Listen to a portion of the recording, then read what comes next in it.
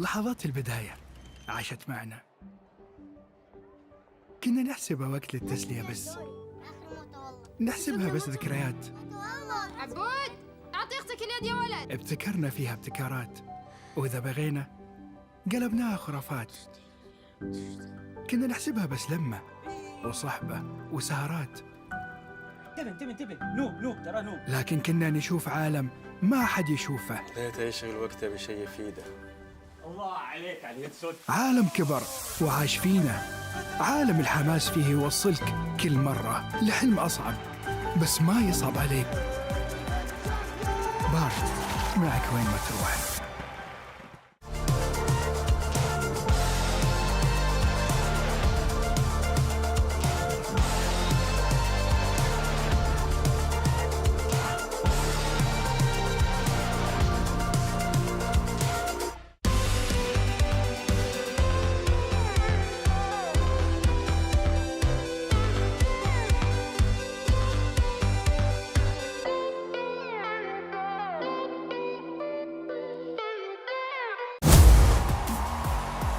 Introducing the Club Championship. Here's how it works. Each club will have the opportunity to field its rosters across multiple titles. The clubs finishing in the top 8 across each of the 21 titles will receive points based on their placement. For a chance to qualify for the Club Championship, a club needs to place in the top 8 in at least 2 competitions. For a chance to win, a club must finish first in at least 1 competition. Once the tournament has concluded, the top 16 clubs will take a share of the $20 million prize pool, with the first place team claiming the title of the first ever Esports World Cup club champion, as well as receiving a staggering $7 million in prize money. We just finished day one of the Esports World Cup here, Call of Duty Warzone. I got competitors, I got my fellow host Dandro, I'm Goj. We had a blast, but I gotta say, that stadium, crazy. STC Arena was nuts, but Riyadh in general, man, I mean, look around at this place. First question, pretty easy. What do we think about all of this? 'Cause it is insane. I'm loving Riyadh. I mean, this looks pretty sick. It's insane, and we're here for a good time. Let's go. Yeah, everything here is absolutely amazing. I gotta say, it's like we're in the future, just incredible. Yeah, hospitality's been amazing all around, and like Alman said, it's just the greatest esports setup I've ever seen. So. Speaking of esports, you just got off the game. We got to talk about the games before we go check out some really cool spots. Talk to me, Jay, about the win, man. You sub in for Destroy. He's sick. He's in the hospital watching, wishing you all the best, and then you win a map for your team. So we took home game 2. The win was insane. I was feeling pretty gnarly. I just had to take it home for Brody. I know he wasn't feeling good, but I knew he was watching. So I had to do it for the family, had to do it for the Destroy fam, and had to take it home. Let's go. Well done, man. Alman, you guys obviously played well. You're kind of looking to be a hyped up team. You know, you didn't do so well in the NA finals, but I know you guys have hit a regain. You're here, you're confident, you're feeling energized. How was sort of day one for you guys? Oh yeah, I mean, we're just kind of getting our bearings, I'd say, just kind of getting used to LAN as a team, but I think I can confidently say, like, all three of us have the same mindset, like, we expect to win. I love that. Yeah, and Husk, I think the big note I have for you is, like, what do you think about solos, man? I mean, it's Resurgence, solos, snipers galore, one-shot snipes and solos. Like, how did it all go for you and the overall team? Yeah, it was all right. I'm not too good at Resurgence solos myself personally. Me neither. I will say I really did enjoy the one-shot snipers. I got a pretty sick quick scope headshot on King Maddie. Okay. Game, so I was kind of having fun with that. Production's got to put that in a reel somewhere. Where's the replay of that? We put that into that. Do. We'll check that out for sure. But we got a lot more places to see. We're going to take a walk and check out some more of what Riyadh has to offer.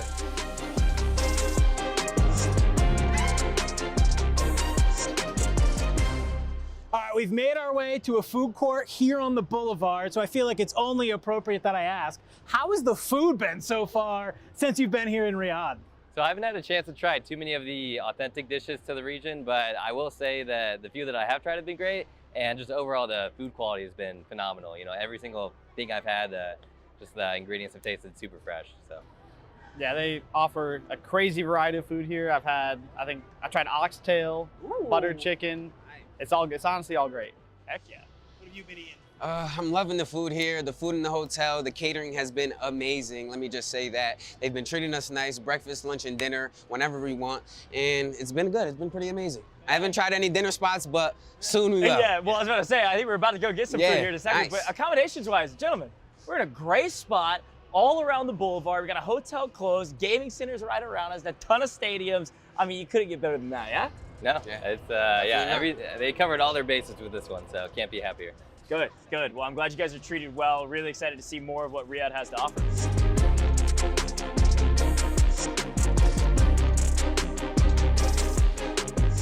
I'm telling you, everything here is branded. Esports World Cup is everywhere here in Riyadh, especially in the Boulevard.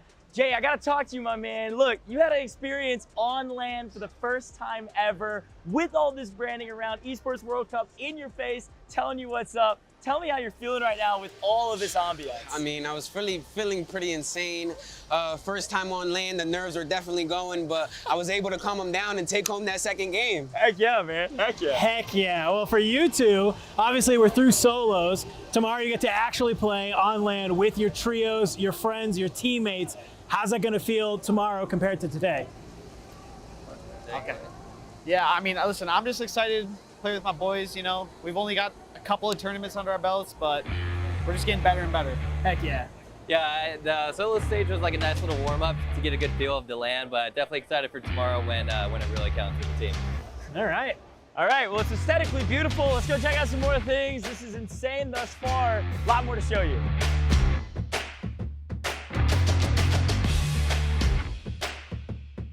All right, as we walked around the boulevard, we've seen a ton of versions of the amazing club championship trophy. I mean, we've got a version here. It's a more aesthetic version. We got massive ones around us. So I gotta ask you two gentlemen, you're working for your orgs, right? You're working for your clubs. Let's start with you, Fnatic. What does it mean to you to potentially be able to bring over 1,000 points and get your club closer to that $7 million top prize? Yeah, well, Fnatic, of course, is a household name. They're the oldest org at EWC, and they've just truly gone above and beyond for us as players. So it's up to us now to just go out there and perform for them. Yeah, and same thing to the Gladiators, like first, second, third, wherever you line up, you're earning points for your org. Like, what does that mean to you?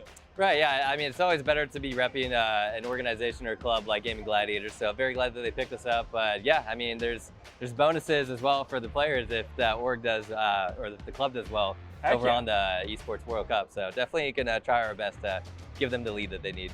Heck yeah, I love that. All right, well, Jay, unfortunately, you're not on an org, my guy. So we have a fun game for you. All right, let's go. You have to guess how many keys are in this case. Wow. Let me see. Can I get a little walk around? Real quick? Hold on.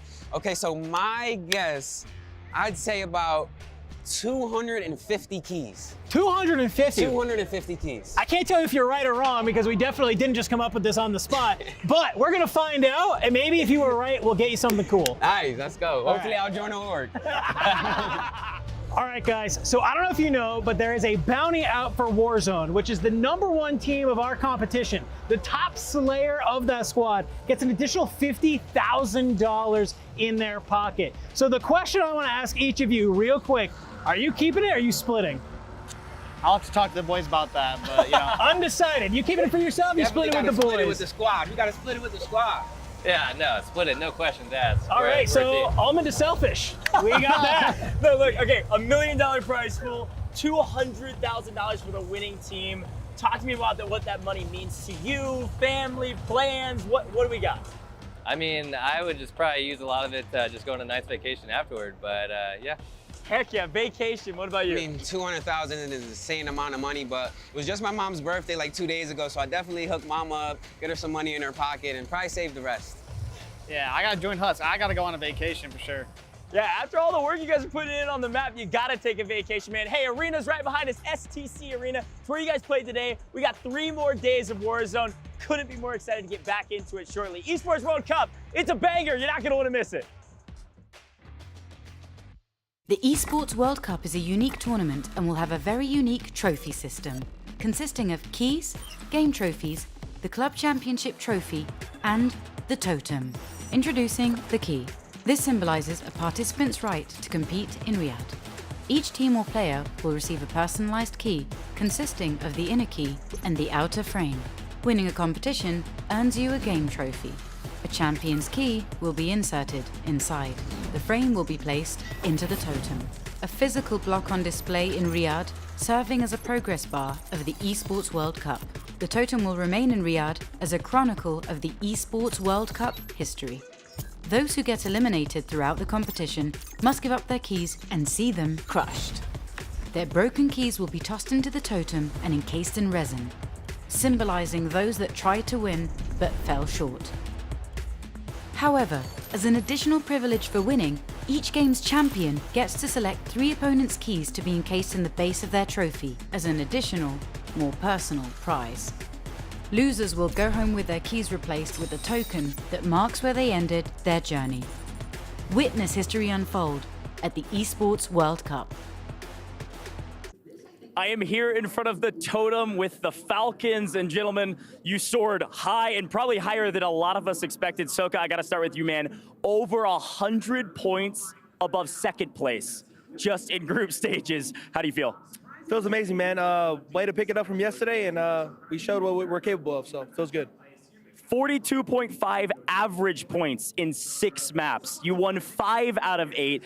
Dominant performance, but job's not done. Biffle, I gotta talk to you, my friend. Let's turn around really quick. COD Warzone, the first one that could be placed into the totem. What do you think your job is tomorrow to be able to do that? I mean, I just think we do the same thing we did today. You know what I'm saying? We won 4 games. You said we're up 100 on second place. Let's do the same thing. We win.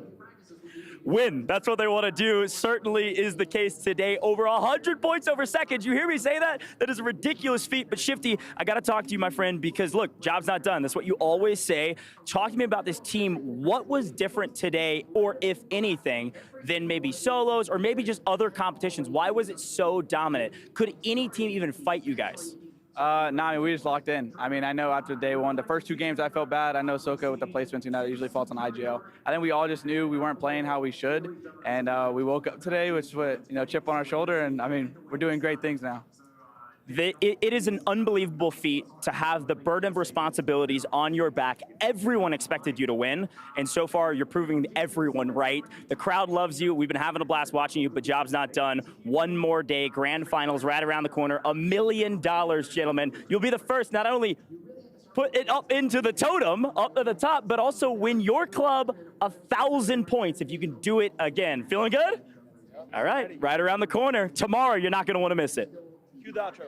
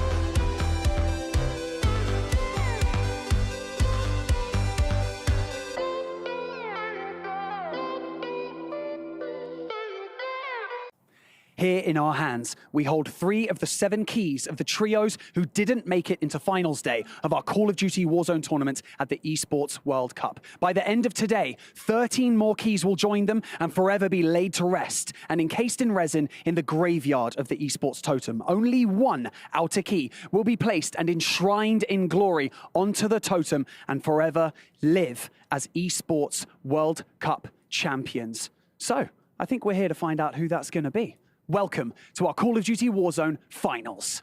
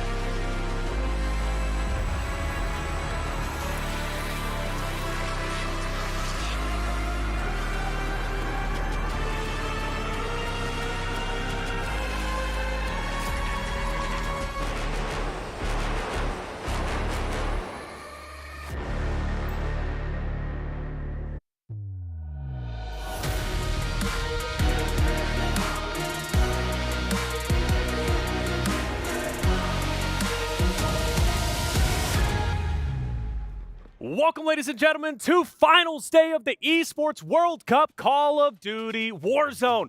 Over the past 3 days, players from around the world have been competing to prove that they are once and for all the greatest trio when it comes to Warzone resurgence.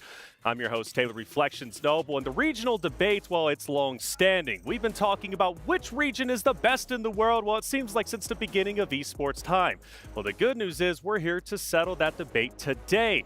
I've got two wonderful talents from both sides of the world joining me on the stage. To my right, we have North America with Dandro. To my left, whoa, we've got Enigma with EU, and they are ready to go because this segment, we are going to welcome you to the Gulag. Boys, it's great to have you on this stage, and I know you're going to be going big for your respective regions. Now, this is how it's going to work, right? This is the Gulag after all. It's a 1v1, and both of you have to give me your best arguments within 60 seconds of why your region is the best region in the world, okay? So can we play nice a little bit? Sure, why not? Not a chance. I'm ready for this one. Okay, well, check it out. I'm only 5'9", so I can't really hold you 2 units back, okay? But I'll absolutely do my best. Now, I'm thinking we go with the most good-looking person first to start the debate, okay? So I'm going to actually start us off. I'm joking. Come on. I got to give you the reins, man. You're the best-looking guy here. Well, look, if we're going to start talking about regions, I've been dealing with this guy for years. I know exactly what he's going to try and bring, talking about NA on top. But I'm here to tell you facts, and that is that NA are on the bottom. Whoa. Gladiators in last place. Cloud9, second last place. Those are some of your biggest icons, my friend. Joe, Breadman, Huskers all bombing out on the main stage. Not letting that happen over here. In fact, what we have is a retired Spaniard by the name of Method Sick going absolutely huge. And not just that, Prodigy, Oki, and Wiz are going absolutely massive. And that's why I think EU on top today. Cute little mantra you got there, my man, but there's one thing Dandro doesn't lose, it's his ones, okay? So, hey, listen to this, all right? You might have made all these cool stats, whatever, but we have SGP Syndicate. We got Doggy himself, all right? Second in kills yesterday. Might I also remind you, we have Team Omit crawling from the brink of death to be able to be here today. That shows some tenacity. But that's not even the best part of it. NA, we're the home of dynasties, baby. That's okay? true. Let's That is remind true. you, Tommy Allman and Noobs, the mainstays of Warzone. And maybe you've heard of a little team that's trying to crawl their way also to that dynasty conversation. Shifty, Biffle, and Hisoka. There was a question at the end of the... Hold on. Was Shifty, Biffle, Ahsoka, they're Team Falcons. That's Saudi Arabia. It is indeed, my friend. Saudi Arabia, you're going for NA. You don't even know your regions. You got to take the L on this one. NA on Enigma, top, baby. you are the champion, baby. You love to see it, and check it out. For the taste of sweet victory, you got to have it. Go ahead and take yourself a nice little Pepsi and take a sip right in his face. Oh, my friend, it's been a long time coming. But this is something I have been looking forward to for a long time. Victory tastes sweet, my boy. Victory tastes sweet. Oh, Enigma, the big debater, making it happen. And I'm actually disappointed in you, Dandro. That Pepsi could have been yours, but it's not. Hey, check it out. They may have been playing around in the Gulag, and we may have decided who the best region in the world is. Let us know in chat what you actually think. Get involved in the debate. But the players themselves who are competing today, well, they have the chance to, well, make history and be the first teams to earn points for the club championship. Let's get you caught up to speed with what that's all about. Every match matters, okay? Buckle in. It's about to get crazy. Welcome to Match of the Day. Esports World Cup Call of Duty Warzone Grand Finals is almost here. And in Warzone, matches are incredibly important, but truthfully, we have 8 total matches we're playing in the Grand Finals. So I want to break down the entirety of how Grand Finals works and really where you want to edge your points up the leaderboard early. Let's start with the early game. First 2 maps, that's the beginning of the tournament. The early parts of that tournament are incredibly important as a litmus test. Acidic, basic, heat check, temp check. There's a ton of different words people use for it, but this is where you gauge your opponents. An incredibly important part of this tournament, and if you come away with low points in the early game, you've got a lot of ground to make up in the mid game. Early game is where you really test your opponent's chops, especially in Grand Finals here. This is the first time these 14 teams all together have dropped in together. So there's an opportunity here to maybe be contested on some of your drops, maybe fight against some new teams. This is where you have to understand what this early game looks like. This is where you learn for the rest of the grand finals. It'll go quick though, so you gotta move quick and you've got to get some points on the board. The mid game though, that's your foundation. This is where you're gonna build up your points and make sure you're at least inside the top 10, ideally top 5 going into the end game. That middle game is all about rotations and it's all about placement. You've figured out how to get kills. You've figured out what teams are gonna drop on you. This is where you continue to push those teams and try to find an edge against your opponents, especially nearby you on the map. If you can get kills with our kill multiplier system and you can get high placement, this is where you can earn a ton of points for your team and set your org up for success. That mid game, incredibly crucial, but the end game is where it gets dicey. This is where the top teams have to defend their honor at the top of the leaderboard, looking to earn as many points as possible, warding off of all of their opponents that are pushing up behind them on the leaderboard. This is where some of our top teams might even start targeting some of the teams that are edging up right behind them on the leaderboard, actually intending to push for those squads. But down at the bottom of the leaderboard, if you only have 2 games left and you're in the end game of the tournament in grand finals, you gotta make a move and you gotta make a move now. In Resurgence, oftentimes we have anchors on a team that stay back and play slow. You can't do that anymore. It's high risk, high reward in the end game. You swing on as many teams as you can and take down as many opponents as you can, even if it's strategically not as sound of a goal, because you've gotta move up the leaderboard. $1 million on the line here in the grand finals. Make a move. $250,000 of that is going to our top team, $200,000 on the line, and the MVP bonus of $50,000. You're not gonna wanna miss the grand finals. It's almost here. You gotta tune in. 7 keys were crushed yesterday. More will be shattered today as the hopes and dreams of some earning the money, well, it's not going to happen for at least several of them. But I will say this, at least when it comes to the club championship, the first brick in the long and winding road to the club championship trophy will be earned after Warzone Finals is done today.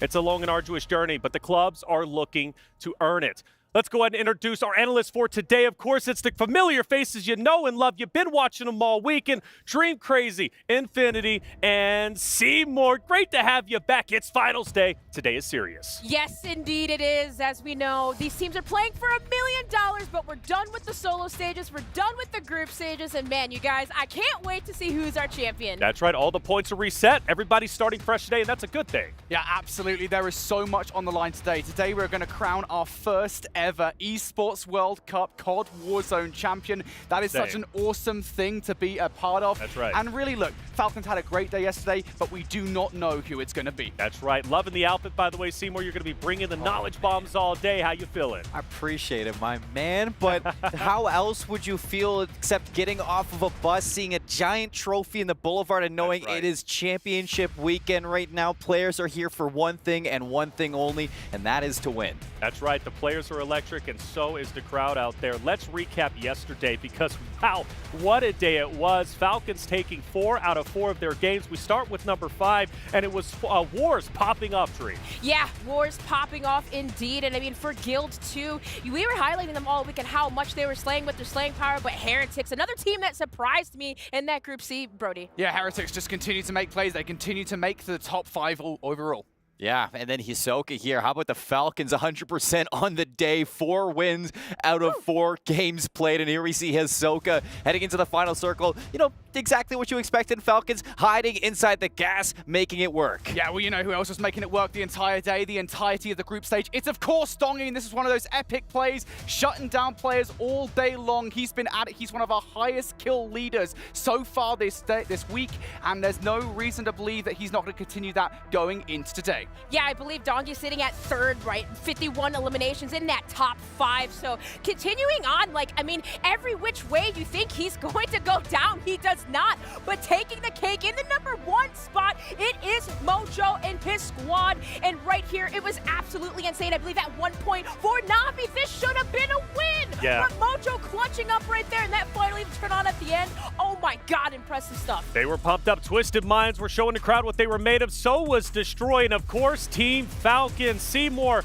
they were getting the crowd rallied up. Everybody was getting the crowd rallied up, but how do you not rally behind a team that just doesn't lose? It's a Saudi Arabia event, and that is a Saudi Arabia org. And now the Falcons getting the heat under their wings. They're rising, and it is incredible to see. That's right. They started off maybe a little bit slow in the first day group play, but come day 2, they were absolutely flawless. Hisoka asking, can you guys hear me? Because we're loud. Mojo. By the way, that win over Na'Vi was incredible. I was not expecting Mojo to clutch up, and Aiden even making some faces when he got some W's too. Yeah, Twisted Minds got their second victory yesterday. For them today, it's a matter of consistency, and it's also worth saying they have the crowd behind them as well. Twisted Minds, another Saudi Arabian org that are competing in the tournament. They've also got a pretty good team. You know what Dandro said, this is the home of the NA players, all right? Dynasties are created. That's right. And look at this. This is impressive by far, even from Falcons to take every single drop with that. But the keys reflect. I know. The keys were crushed, and they were proud to be holding them because they were pretty much the ones who shut down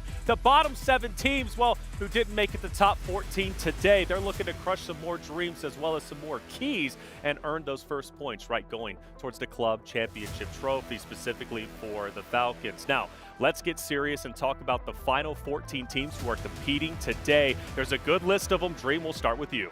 Yeah, well, I mean, looking in this already, right, you guys, Team Destroy, impressive stuff again with him swapping out with his little brother, who again was able to secure that second drop win, but also to Team Izund, right? How many times they were to impress us on those prison showers, landings, and just completely disrupting top teams.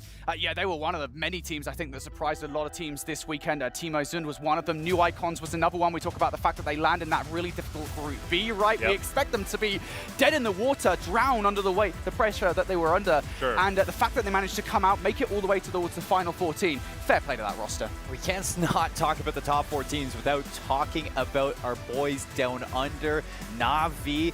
Right now, Levi's having one hell of a tournament. The number 3 overall player after solos and trios heading in towards the playoffs. And, you know, although we did see Na'Vi get turned on, Onyx Ravens did take that win away from them. It's something to mention that this team definitely has something going their way heading into today. That's right. Well, there's a lot of teams to look out for, and I want to get a little bit specific about some that might be having some contestants. We'll start with you. Who are we looking for? Yeah, I've been talking about them all week long, and for good reason. I got to talk about my boys Guild, the European squad coming into this week. We had high hopes for them, and they have delivered. They did well in the solo seeding stage. A couple of players all the way towards the top 6. They did even better during the group stage. A relatively slow start, but once they started to figure things out, this Guild Esports roster, they were awesome to watch. Of course, they got that massive win at the end of day number 1 with King AJ going huge, and they carried that momentum into day number 2 with a 2nd place and 7th place start to the day. Big reason for that, Vision, currently the lead slayer on the squad with 41 kills. That is 15 more than anybody else on the team, and of course, it probably helps that they've got Bubble on the coaching side. He is helping them right now figure out what their game plan is, and part of that game plan is pushing a lot of teams out of that prison area. Yeah, and I mean, talking about prison, the contention from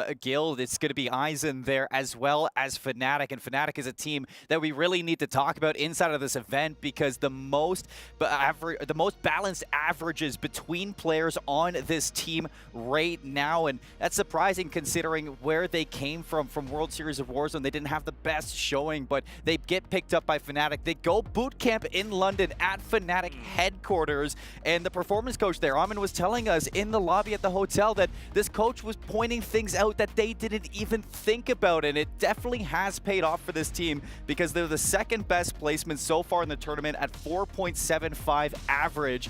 And like Brody was saying, that contention at prison, it has been owned as the home of Fnatic.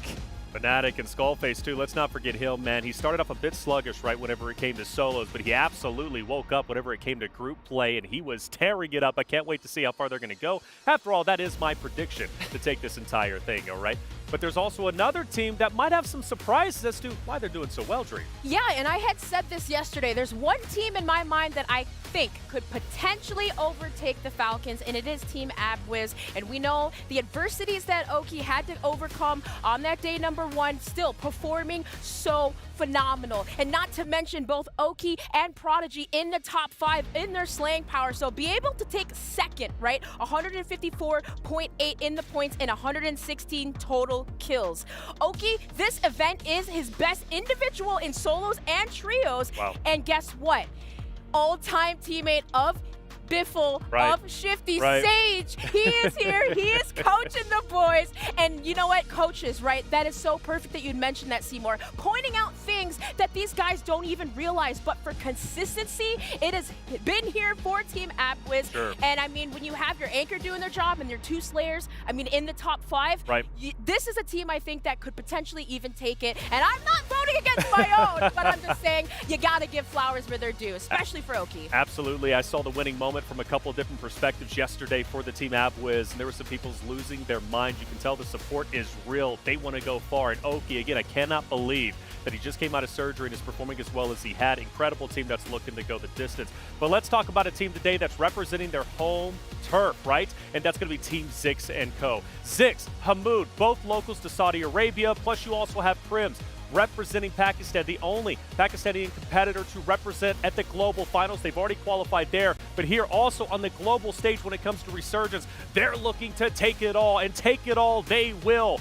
They were in 11th going from day 2 to day 3 group play, but then they ended up finishing even further up. And the biggest thing is they were challenging the Falcons, and they were looking incredibly well doing so. Falcons, Team Zix will be landing at Stronghold. They will be challenging each other, and Team Zix is a roster that can absolutely annihilate them. And let's not forget, even though the Falcons won 4 out of their 4 games yesterday, there was a point where the Falcons could have lost. And if Biffle didn't stay alive, hovering in the air, Team Zix would have took them down. They would have been finished off, and Team Zix would have been on top. They represent the Falcons when it comes to the World Series of Warzone Global Finals. They may be Team Zix here, but you better believe they've got a lot of pride for that organization as well as their home turf, and they're looking to take it all. So let's talk to you, though, in the chat, right? In terms of player predictions, we gave our own day number 1. You should have been involved throughout all 4 days. Today is the final day. Who will you be supporting as your team to take home the first ever Warzone World Cup trophy? Let us know. Follow the link down below. We would love to hear what you have to say. We're getting close to gameplay. It's just right around the corner. Today's going to be incredible. But again, we reset the points. Seymour, real quick. What should be on the minds of the players? What are they looking to do today? Is it just to dominate, or what else? I mean, it's just the change in tactics for some of these teams. They're looking at the first couple of days. They're thinking what went wrong. And, you know, some teams were starting to notice that using an anchor wasn't working as well as, you know, playing together. Right. I think it was Gladiators was talking to us about how towards the end couple of games, they realized that sticking together was getting them more points than playing separated. And I think a lot of teams are going to be looking at that today, playing together, playing in sync, and not leaving your anchor behind to get jumped by other teams. It gives you prone to third parties. So I think a lot of teams today are going to be looking at sticking together and using that death ball tactic throughout the map. Death ball tactic, right? Well, the learning curve, or the learning stages, let's just say, they're completed. Now it's all business. There's only 8 games to play through, only 8 chances to make your destiny come true. Who's it going to be? Who is going to end up on top? Well, we are about to find out. Let's get this entire thing started. We go to the STC Arena as we intro the teams.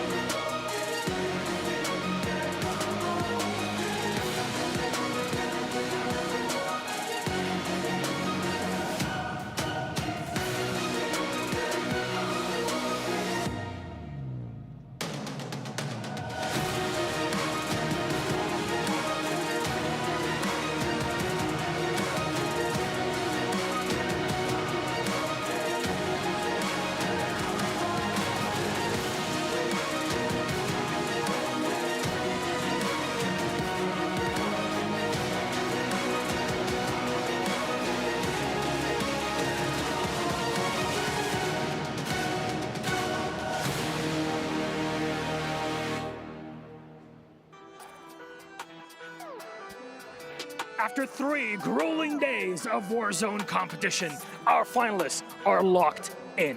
Only 8 maps separate the 42 players and 14 teams remaining from the $1 million prize pool and our magnificent trophy. My name is Barney Banks and I am your host alongside Milosh, and we are coming to you live from the STC Arena in Boulevard City in the heart of Riyadh. And as we enter our final day of competition here in Call of Duty Warzone, remember that every setback is a setup for a comeback. Keep striving and maintain focus until the bitter end, because as we have all seen, this leaderboard can change in an instant. So, with that being said, it's time to meet our Esports World Cup finalists for Call of Duty Warzone. Kicking it off with our first squad, it's O-Men! And walking in will be Elolam, JTech, and Tenux. They came 14th, the 3 Puerto Ricans representing the North American org, surviving by just 3.8 points. And they're going to be looking to Elolam in particular to carry them on through today, picking up 32 kills across the groups. But it is going to be kills where they need to step on up today, and they're looking to him to lead that way.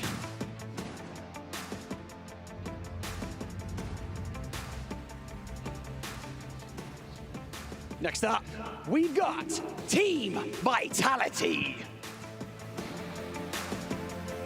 Duo, Exian, and Patsuka entering the stage right now. A rough group stages for them, coming in second to last, but that does not matter here. It is a reset. Looking to come alive, a lot of eyes on this squad to perform here today. One of the longest standing Call of Duty Warzone trios look to make a buzz here in the arena.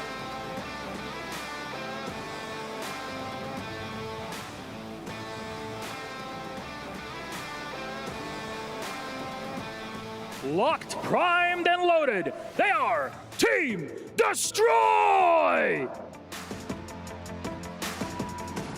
Destroy, Nate Dogg, Raul. A true team effort to get to this point. Destroy and his Goonies need to find some more kills through some consistent playstyles to keep up with some of the top teams. But if there is any team that could surprise the world and turn the seeding on its head, it's Team Destroy with its passion and high-octane energy.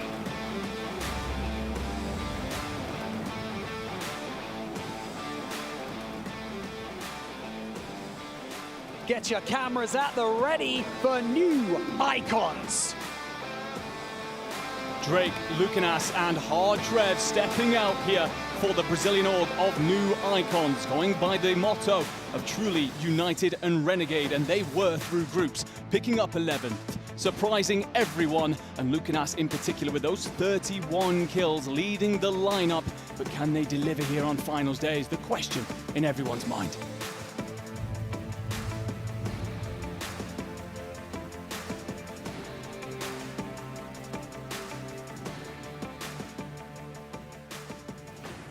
From LATAM North, and definitely proud of it, it's Eisen! Team Eisen, King Matty, and Rodrigo coming on in. This trio is joining together yet again here at the Esports World Cup. They took a game in the group stages. They're looking to do that again here today. Coming out, getting aggressive, and slaying on the map. I think that this team can definitely come alive here today. Up next into the STC Arena, we've got Team Heretics. Method Sick, Daga, Cams, 9th in groups. The Spaniards have shocked everyone besides themselves. Captained by a no longer retired Method Sick, they came in with a ton of confidence, and it has paid off. Continually slaying out with aggressive point swings. If they can be more consistent through 8 games, they can certainly win it all.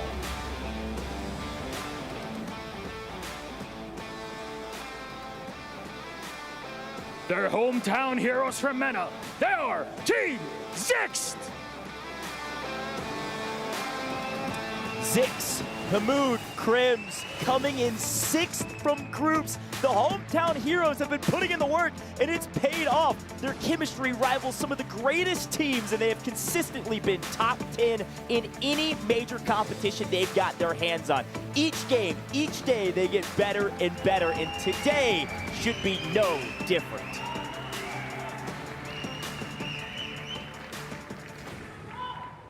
Looking sharp and ready to go, it is SGP Syndicate. Intex, Believe, and Dongi came 8th across the groups, and the whole conversation with these guys was whether or not Dongi, being their 4th choice, was actually their best choice, and it turns out it well and truly was. Dongi with 51 kills, more than his 2 teammates combined, and 3rd overall. He will be their X Factor and their destiny decider today.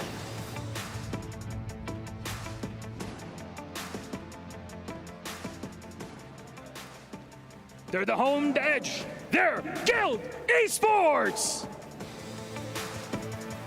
Wars, King AJ, and Vision, a trio rife with controversy when the Esports World Cup was announced, but that is no more. Have come on in and have proven that this was the correct team to bring here, led by Warzone veteran Wars. King AJ and Vision look to slay out on the map today and show that EU is on top.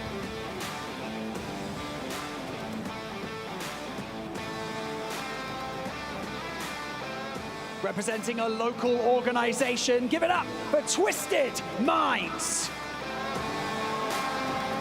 Aiden, Knight, and Z Smith stepping out here after finishing 5th in group stages. There's a little bit of a question about their consistency, but no such thing about their energy and their ability to get kills around the map. A lot of question marks around whether or not Knight coming into this lineup would work, and he picked up 35 kills, delivering big for your Twisted Minds organization.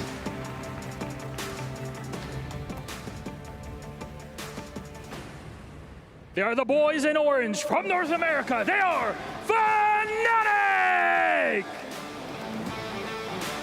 Almond, Noobs, and Skullface mainstays of Call of Duty Warzone. They had a gigantic question mark on this team coming into this event, but I think it's safe to say that they are here and ready to play. Your 4th seed coming out of the group stages. They want to win it all. They want to prove everybody wrong.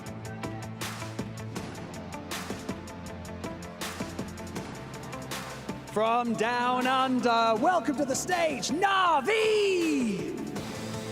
Zeppa, Levi, Limax, 3rd seed from groups. Top 3, the Aussies take on their new org in style, representing Ukraine, and have nearly been the most consistent team to make in-game in this competition. This team embodies the phrase, anything worth having is worth working for. They have certainly worked for this one. It's time for this team to shake the title of underdog and earn the title of a top team in the game. They might be missing a C, but they definitely know their alphabets. It's A, B, Wiz! Prodigy, Wiz, and Oki stepping up after finishing 2nd in groups. It's only 6th as average placing, but they're putting up massive kill numbers. Prodigy rocking 43, Oki with 52, second only to Shifty in groups. No longer the Prodigies, these boys are destined to be superstars.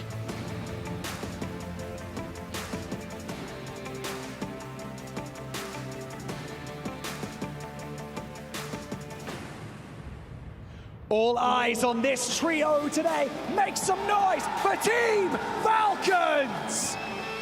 Biffle, Shifty, and Hisoka. They are the team to beat here at the Esports World Cup. Coming on in, winning 4 straight games yesterday, marching towards the Dynasty title. They are looking to make today theirs, and I think they have a very solid shot at doing so.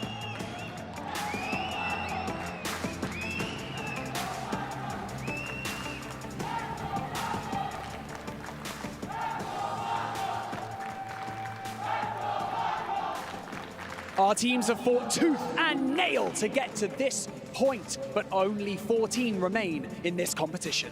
Barney, we've had an incredible week of competition here in Warzone. I mean, that includes a 4-time back-to-back win streak by these players right here, Falcons never seen before in Warzone. And that can only happen here at the Esports World Cup. But we've introduced our teams, our players are set, our game is ready. Let's get this show on the road. Game number 1, on to our casters.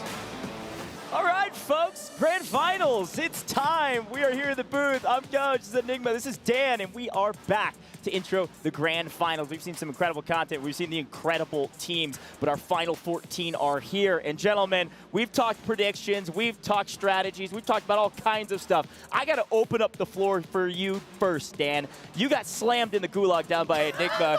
Talk to me about some North American teams, or at least some players that are representing some new regions. Yeah, I mean, I think when I look at this of players representing new regions, there's really a kind of one, you know, we kind of talked about them in the open. It's Team Izund. I think I really like. They're one of the few teams that's really landing at that prison showers area. I know Dream really hyped them up and talked about them, and I think they can actually cause a lot of chaos. It's not an area of the map that we see a lot of people going to. I'll be excited to see them kind of come online here in this drop number 1. Yeah, it's a great shout. This team has really surprised a lot of folks. I mean, we had a really fun kind of solo seeding round where some of these teams that made finals were the bottom team in solo seeding, and everything came together as a team. Chemistry, incredibly important. You talked about it with that Inxian squad, right? They've had chemistry for years now, so talk to me a little bit more about that. My prediction at the top of the show, for a reason, Inxian, Patsuka, Stuo, they've been together since Verdansk. They took a gamble on each other back then and have simply believed in each other thus far. Yes, okay, it hasn't necessarily been the best group performance, but they always seem to deliver and step up on the big stage. And I think that chemistry gets them through all of the trials and tribulations that come with Warzone gameplay, especially here on Resurgence. They feel a little bit uncomfortable on the map here in Rebirth, but I think that they come together as a group today. Yeah, can we swing over to AB Wiz? I mean, this team is blowing me away. Obviously, second coming out of group stages. The Falcons, of course, on top by over 100 points, but AB Wiz right there in second, right? Now, what's fun about this team, Dan, is also their coach. Yeah. This team is incredibly strong at kills. Placement multipliers, they've been averaging like a 1.33. They've been like not doing great on the placement side. Talk to me about what that coach could bring to the table here. Yeah, I mean, if you don't know, their coach is Sage, 1/3 of that World Series of Warzone trio that won last year. So a proven veteran in the Call of Duty Warzone space. I had a chance to kind of watch him in action backstage. He's helping them kind of get their brain together. They were kind of arguing a little bit, I'll be honest, about a failed play that was made. He was able to kind of facilitate that conversation, come on in and get them going together. There's nothing better than a coach who you know understands the game, and Sage is really that guy. Yeah, he is that guy. I mean, frankly, if the top 3 players right now in the game are Team Falcons, he might be the 4th. Okay? Yeah. So him being used as a coach here is such a huge value add, and obviously seeing AB Wiz at second place at the top, aside from the Falcons, it makes sense that Sage has been a key part in that. But we got to talk about some more hometown heroes here. This Zix team, if you don't watch a lot of competitive Warzone outside of maybe some North America regions or only that EU region, you may have not heard of this team until recently. They have come out of nowhere, put in the work, and been grinding, Enigma. Well, one of the things about this lineup is when we spoke to them coming into EMEA regional finals, they said that they had barely done competitive as of last year. So it's terrifying to watch them just get better and better every single time we see them. They've qualified from ME last year. They've now qualified from MEA this year. We were a little bit worried about them looking at the first day of groups, but the improvement from 9th average placing to a 5th average placing on day 2 in groups just shows the level at which they can improve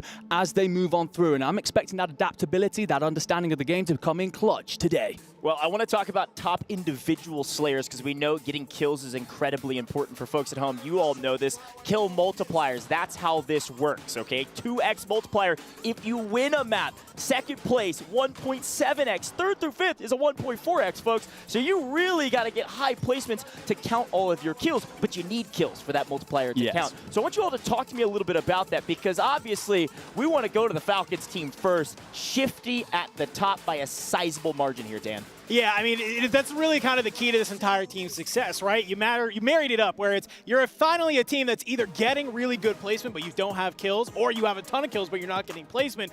You ever wonder why this team is at the top? Because they're doing both. They are the best, literally at both. I believe they had an average of a 1.7 on the placement over the group stages, which is just absolutely insane. Pair that up when they're dropping games with 25 kills on top of it. Yeah, it's no surprise when we look at that leaderboard that there's such such a gap. It's a ridiculous stat line. They average multiplier they achieved throughout the stages of all 8 games, 1.77. Yeah. That is higher than the second place multiplier, and for good reason. They won 5 out of their 8 group stages, went perfect yesterday. These are the favorites. And Enigma, when you have the onus responsibility of being the favorite, sometimes it's hard to execute. This team made it look easy. They did, and I think, again, it just becomes terrifying to look at when you consider, you know, okay, we thought, oh, maybe we've got a different conversation here because they struggled in solos and they're a little bit slow coming into group stages, and then they take that break midway between games in day 1, and then they all of a sudden come back and have just figured out the recipe for success, and it just sums up who they are. If there is a slight weakness to their game at all, they snuff it out. They find the root cause, they assess that situation, then they execute the perfect remedy, and it's just terrifying for everyone else on the map because as soon as you think you have them against the wall, as soon as you think you have them cornered, they come out and put 4 maps together. Yeah, and frankly, we talked a little bit about them being a point sponge. Yeah. I mean, teams like Omit, literally the threshold team, 14th place on our leaderboard. They came in at much lower than the threshold we assumed because this team soaked up all the points, but they made it here. I saw on Twitter they may have changed up their strategy a little bit, maybe looking to get Teenix maybe a bit more in the mix. Dan, I want you to talk to me about this squad and what they could bring to the table. Yeah, I feel like a lot of teams kind of learned over the course of yesterday that maybe this sort of play style of having 2 Slayers and 1 Anchor is a little bit outdated because some of our top teams, what they're doing, they're rolling as a death ball. They are just racking through the lobby. I had a chance to kind of talk with some of the gaming gladiators. Unfortunately, one of our teams sent home, and they said, yeah, it took us until our last 2 maps to realize we just needed to all stack together. And so I have to imagine this Omit squad, they were one of those teams, we saw Tenix a lot, sitting in a lighthouse trying to snipe while the 2 other players kind of roam around the map. I think they're going to play together. They're getting aggressive. Tenix, I know he loves bringing something new to the meta, loves bringing something fresh. Maybe we can see that here today on the map. It's grand finals, high risk, high reward. Yeah. You gotta do it. Tenix had 11 kills through 8 games. Yes, an Anchor. Yes, a roll. That's just frankly not enough. Same with that Vitality squad. 13 kills for their Anchor, which was Stevo. So watch out for those 2 teams to shift things up. But speaking of a team that was doing very well, at least by 1 player, we gotta talk about the X Factors playing today.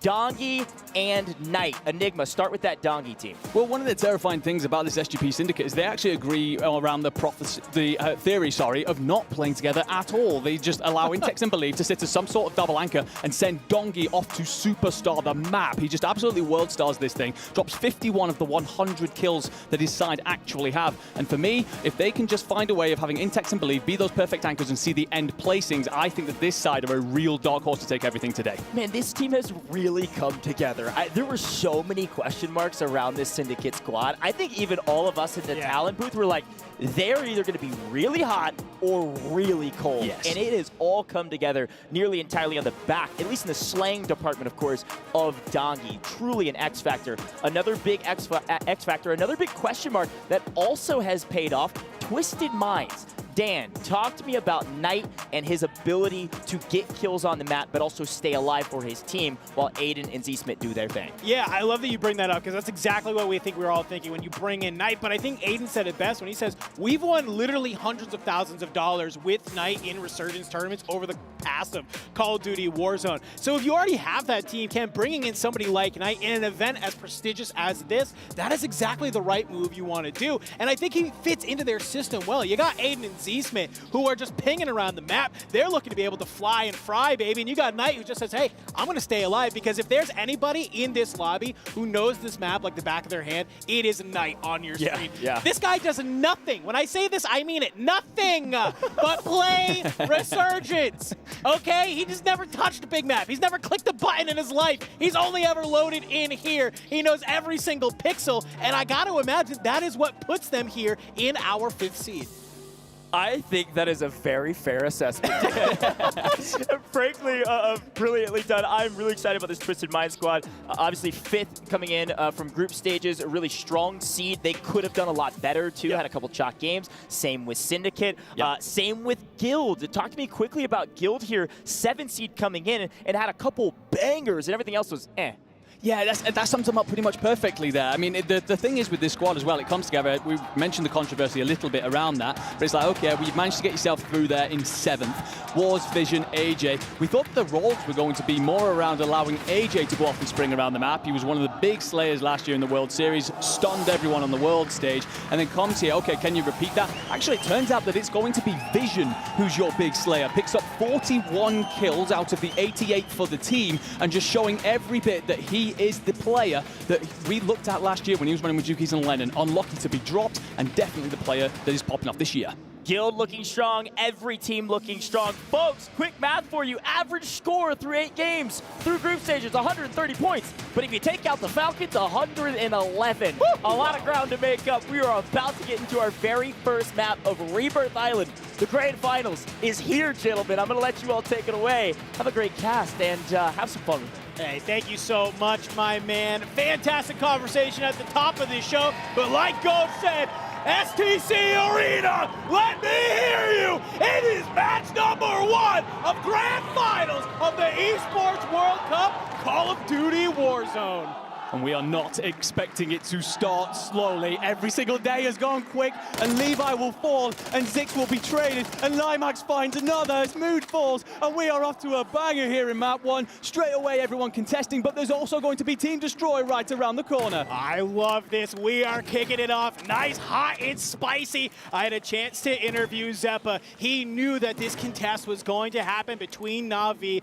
and Team Zix, but maybe you were not expecting Team Destroy to enter this mix, because look at this, Enigma. They've already gained control, top of that control center, and are sitting here. You got Limax down below, trying to stay alive, trying to play their life. And we got a note here. This is a kind of shift for Team Destroy. They're normally landing top prison. Hey, they come finals, they're bringing something a little different. Well, absolutely. I mean, this is one of the things, right? If you've gone away and assessed who has actually made it on through, and you think, actually, we can smoke that squad, or you're just aware that control center's hotly contested, and you intend to third-party the situation, you can prosper. And that's exactly the theory that Team Destroy are coming in with. And JTech here on our screens just under a little bit of pressure. It's just the two of them still up for now as Tennox has fallen, still has 5 seconds on his resurgence time. Spaniards trying to apply pressure. You can see them trying to set up the kill box here, and JTech's lying in wait.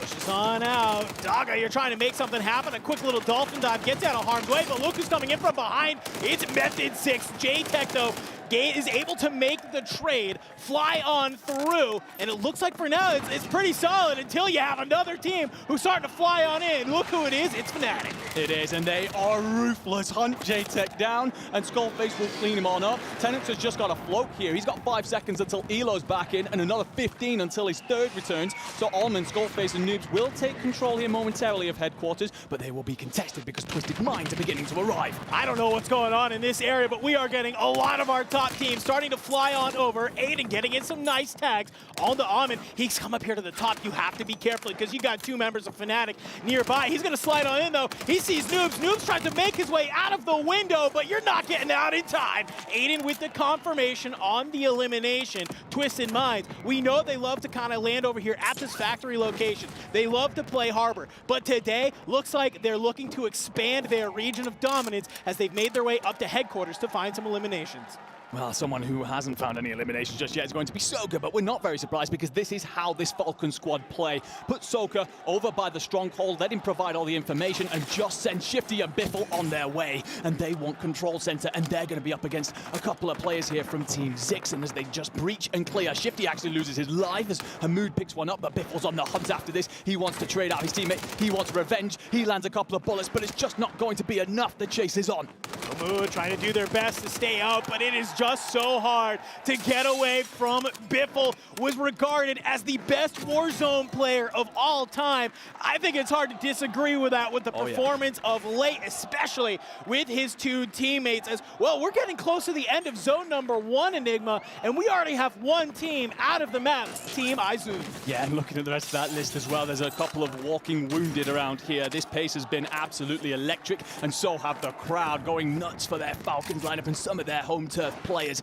Na'Vi on our screens right now, and this is a side that keep getting themselves to that end game. They keep putting themselves in the correct position, but it's whether or not you could close that out. But a couple of players who haven't struggled closing a few things out, Oki, Wiz, Prodigy, they have been going nuts throughout groups. We've seen, obviously, SGP kind of run this bio area before, but it looks like we're out of groups now, Enigma. We are into finals. It is a whole brand new group of teams that are playing different, and maybe they thought they had the opportunity to kind of hold down this area, but Abwiz not gonna let it happen. They are playing as a unit. They are playing together, maneuvering around the map. You can see they're split up a little bit, right? You have Oki and their teammate along here at this industry side. Last player over there at that ammo shack by the buy station. Either of them go on down, you're absolutely going to be able to get them back in the mix very quickly. And it feels like we are quietening down for just a moment. Finally, a second to breathe. I say that. Skullface wants to get aggressive and find Climax and absolutely snaps. Finds him and cleans him on up. Just going to take a quick look at our kill leaders here. Fnatic leading the way on 8, but who's just behind them? It is, of course, the Falcons on 7. They were worried. I was kind of talking to them yesterday. They said, you know, even if we land kind of that stronghold area, are there going to be even any teams near us to find those eliminations? Looks like they found them here today to start it. Almond from Fnatic has made their way up to the lighthouse. Team Destroy, though, over here in the living quarters, trying to make their way around. Potential for a little bit of engagement around some of the teams near them, because look, Twisted Minds, they're right below them. If you are able to look down at this building, you may be able to take them on out. But for now, the Twisted Minds kind of going on through, maybe deciding the next path. And they love to play up through this factory harbor side to the Twisted Minds, but as they push on up, they're actually going to have company from Drake.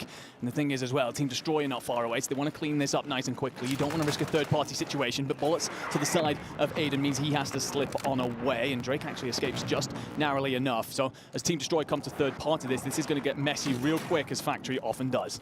Yeah, so many levels in this building. It's kind of hard to figure out where you want to play. A nice suppression mine from Knight will hopefully give them maybe some info if somebody pushes down those stairs. But this is sort of a nice little area. Goji likes to use this word, and I'm going to steal it for now. It's a quagmire on the map. Okay. It's just this area of quicksand that it's so easy to get stuck in at Factory just due to all of the different nooks and crannies teams can kind of hide out in. So you have to kind of make this decision. Do we want to sit here? Do we want to try and take team fights? Or are we going to use this as a position that we can start moving around the map?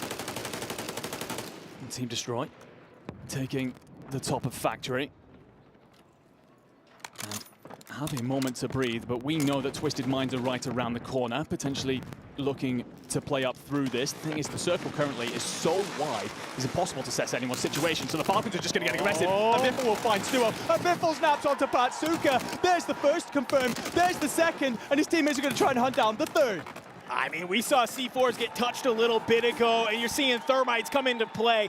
Biffle showing us exactly how you're supposed to use those. Catches 2 of them, cleans on up, and that is a full wipe for Vitality. Taken on out, and I'm also seeing Omit has exited the lobby as well. In our group stages yesterday, we were sometimes seeing all of the teams stay up until Resurgence closed. Map number 1 here, Enigma. That is not the case. As look at the flying on in. Destroy looking to be aggressive. And that's going to be another team off the board. We are bleeding down. 4 teams already out. You're completely correct. It's been a much slower process throughout the other days, but I think that a couple of teams are feeling comfortable about themselves and are beginning to just get a little bit ruthless around the map. A squad that's actually got a bit of a quieter region of the map is going to be your team Abwiz. They're just going to tuck themselves on over towards Dock, lay low, and consider endgame rotations because the zone is pulling off towards this northeastern side. Yeah, they're sitting on 5 eliminations currently. The Falcons still over here at Control Center on 12 right now, tied with SGP Syndicate for the top kills in the lobby as Shifty just hits some insane shots from across the map onto Hamoud. Looking down below here, can they manage to find any more? I'm looking at Twisted Minds and Destroy right now. I feel like every time we come back on over here, they're still at Factory, which is only the very edge still in zone. So I don't know what your kind of game plan here is as this gas is going to start encroaching. Well, the thing is, one of them has got to engage the other quickly and get rid of them because whoever doesn't spot the opposing team is going to be in big trouble. You're likely going to get shots in the back. And the thing is, we also have Team Heretics not far away, and Team Fnatic are considering rotating off from headquarters towards Factory. So all of a sudden, this could turn into a 3-4 team battle, and Na'Vi actually want a piece of it as well. We have 5 teams potentially squeezing all around that. You can see on over to the Falcons. They're continuing to kind of make their way around the map on this left side. They could potentially get gate kits by AB Wiz if they're not careful, though. So you kind of want to take a little bit of opportunity. Shifty will be able to hit this loadout, get his gun, start feeling a little bit confident. Has an idea that Oki's around here. Maybe flies down below. Can you find the shots? You can. Oki getting taken out. Biffle there for the assist. Prodigy maybe can try and come on help out, but Oki will get full confirmed as the Falcons look to push on forward. You might be able to split them. You see Prodigy in the smoke. The shots from Biffle connect. The armor crack is there, but it's just not enough. They'll be able to get away just in time. Prodigy, on the other hand, has to make their way down to the tunnel. AB Wiz have to make their way over to Industry. They are split right now, Enigma. The Falcons are looking to hunt. One of the things we were asking about Team Abwiz is that you largely were avoiding the big sides early on in the game. How would you cope if Falcons decided to change their route, and change their route they have? Instead of playing out through Factory, they decided to push Dock and Industries, and they're on the hunt, and Hisoka will find Abwiz and actually going to interrogate as well to pour more salt into the wound. However, a huge circle pull up next, ladies and gentlemen. We are going to be rotating on off towards Harbour, and we are not very far away from seeing a lot more of these sides bleed on down. Resurgence is, of course, closed at this point, so every death here is like a dagger to the heart. Yeah, I mean, this is where we are going to start seeing just the game kind of come to a crawl. Everybody wanting to get, of course, those very, very solid placement points. You can see the crowd, they're excited. They want to see some of these teams finish up towards the end, especially if you are Team Zix, your Team Falcons. You're feeling good about this team. We can see Crims in the kill feed going big, but on your screen, it's Twisted Minds, who is starting to eliminate Na'Vi. Interrogation will come on in, give them the information they need on where potentially the rest of that squad is. Well, there's not much left of them, to be honest. They've been absolutely run on over. We're going to get a look on over Chem, and we have our Team Falcons beginning to assess the next rotation towards Harbour, where we have 2 or 3 different sides all set up. But let's actually flick back towards Prism, because Fnatic have a lot of company. It's actually going to be Gil. Skullface will find the knock. It's actually Crims as well coming on in. This is Team Zix. It's a 3-team party, and Skullface wants all of it. Skullface actually going to be backed on off, so can Allman provide a little bit of coverage? He's trying to finish off Crims as well. That is finally confirmed, but how do you play this out from here? Because you've just lost your teammate.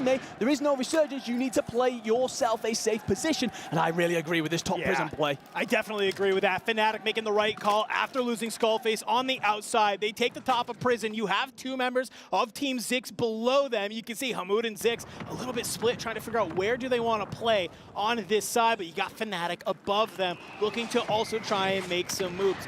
But SGP Syndicate, Enigma, they're also laying in wait. If any of these Prison teams move too quickly, you can absolutely get caught in the crossfire. And look who has an angle on Fnatic. It is Hisoka looking down at past teammates, Noobs and Almond. The thing is here as well, as you just said, so many teams have got to rotate now. We've just spotted that there are so many squads outside of the zone. Soka doesn't get the confirm, by the way, but then Biffle will finally get that finish onto Noobs. So you are down to 1 player if you are that Fnatic side, looking a little bit rough. Soka just continues to ring out those core 98k shots. C4 goes out. He doesn't have the range on Hamoud, and everywhere else, those rotating teams are getting cut to bits, and bye-bye Team Zix. Soka's got his 5th.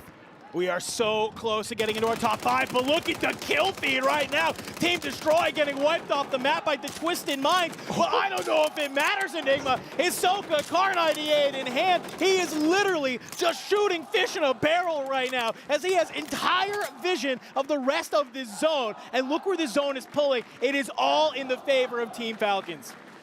It is indeed.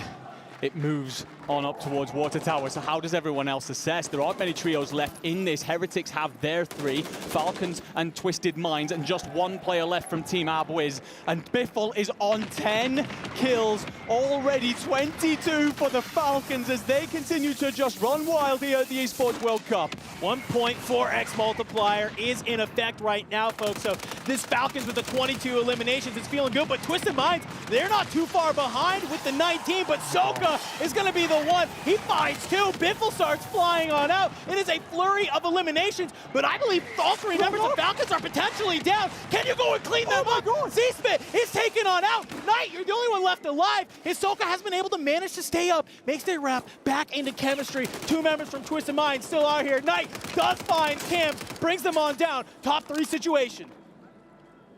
How is Soka still alive? Backs on off, trying to use the Spaniards as bait for the Twisted Minds lineup. And Methods and Darga are just going to get real close on top of this water tower and try and look on out over. Soka has to move because otherwise the gas will bring him down. Again, just trying to play his life. Has the 7, wants the next placing at least, and is begging the other two teams to engage each other.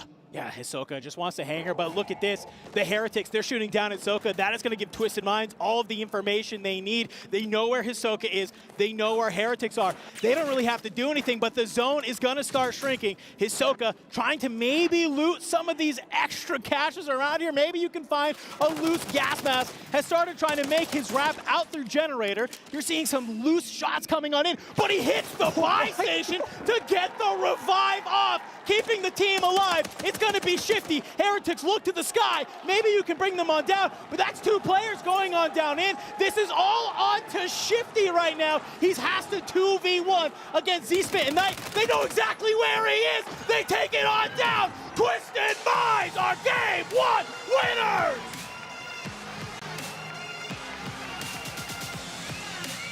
They waited. They assessed. They gained the information. They let everything else unfold out in front of them and then activated at the right moment to clean up the Spaniards, to see things on through. But actually, the play from Hisoka to wrap into the gas will get you that second place for the Falcons and the extra 0.3 on the multiplier of what was a game with over 20 kills. So although Twisted Minds take the victory, Team Falcons will definitely be walking away from that one very, very happy. Well, it's actually Twisted Minds and Falcons had the exact same elimination. So that play is insane because Hisoka being able to buy Shifty on back, yeah, you get the 1.7, but Twisted Minds being able to clutch on up, 2 of them sitting below that water tower and being able to find Shifty as he flies on in, that will net them a solid 50-point banger to the day. I think when we talked about some of these squads, we questioned, could any of them hold a candle to Team Falcons? And while that was a great game from them, Twisted Minds have come to play. They have indeed, and it comes back to their strategy of just liking to play out through that factory side. We saw so many teams trying to collapse in through that region, trying to use it as a safety passage to get them on up through the map, and they were just cutting them to pieces. And honestly, I think as well, there's a play in there where they get very unlucky, where all 3 of the Falcons players fall, and they nearly clean that up even earlier than what happened. All right, well, we're going to head to the stage with Barney as he interviews Twisted Minds.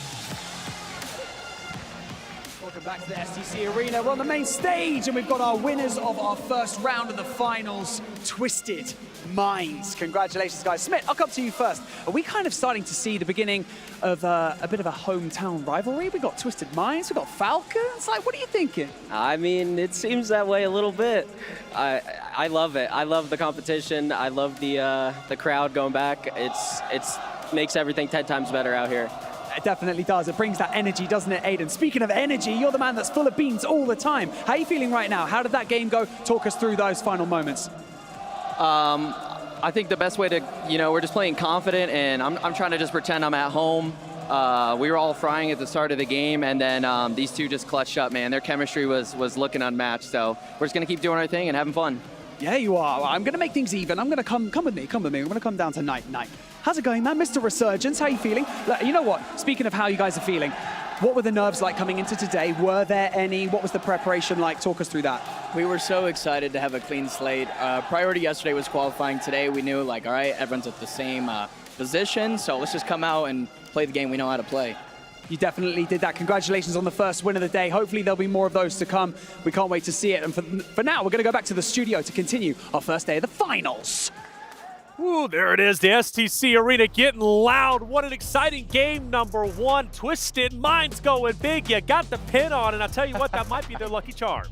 Telling you, you can't sleep on Twisted Minds. They got the fan base behind them as well in the crowd, rivaling those of the Falcons, and that end game was incredible from the side of Twisted Minds. They were struggling to find that high ground for the whole time. They had SGP above them, Guild were fighting against them. Heading into that final circle, they had Heretics above them the whole time. Falcons and a barrage. What the heck was happening there? That Falcons play, man, they're going for gold, right? They're going for everything. That barrage comes down one of the streaks. It was either a mortar, I think it was a mortar if I'm not mistaken, and it took down 2 of them. Right. And I mean, 2 or 3, but somebody, you saw them taking the self-res, but Hisoka getting away. But credits to that, we had pointed out for Team Falcons, they switched up a little strategy, right? They were rotating towards the control side, which we even saw even Team Heretics in that landing. But in these final zone moments, this was absolutely insane for Hisoka to get this res off right here. And I mean, with Z-Smith too, having to fight Heretics from atop,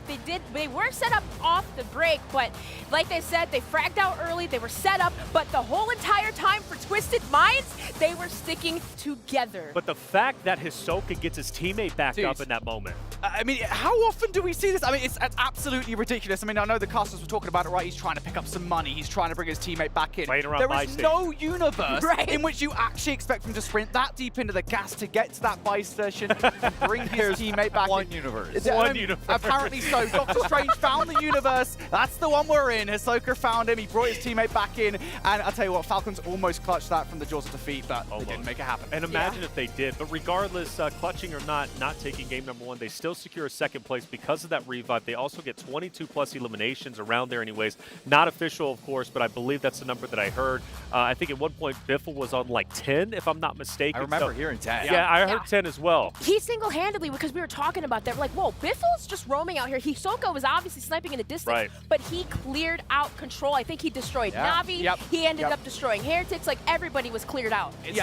Go on, it's the whole thing from the two of, or from Falcons when we talked about it yesterday. Their whole pathing was from Stronghold in towards Living Quarters, maybe even trickling over towards the Living Quarters or Headquarters a little bit in that whole fight. But this time they see the plethora of teams just fighting in there and they move over towards where it's not as busy and they just dominate the teams that are lingering. And I do wonder whether that change in strategy somewhat is because they wanted to take Team Prodigy out of the play. Abwiz out of the play, right? Because we saw that massive fight from them between Falcons and Abwiz. They win that fight, despite the fact that Team Abwiz had the high ground in that situation. And they know that, again, Team Abwiz were a really high-level team during the group stage, so taking them out is super important. Yeah, we did see that engagement between the first and the second place teams from group play. Hisoka was marking and finding out where everyone was, but that engagement was key for them to win. But how clutch was it? We were like, whoa, Wiz, where did he come from? He stayed alive because both Prodigy and Wiz had to disengage after Hisoka had marked them. But I don't know if you caught that, by the way, in the replay. Shooting bodies, right?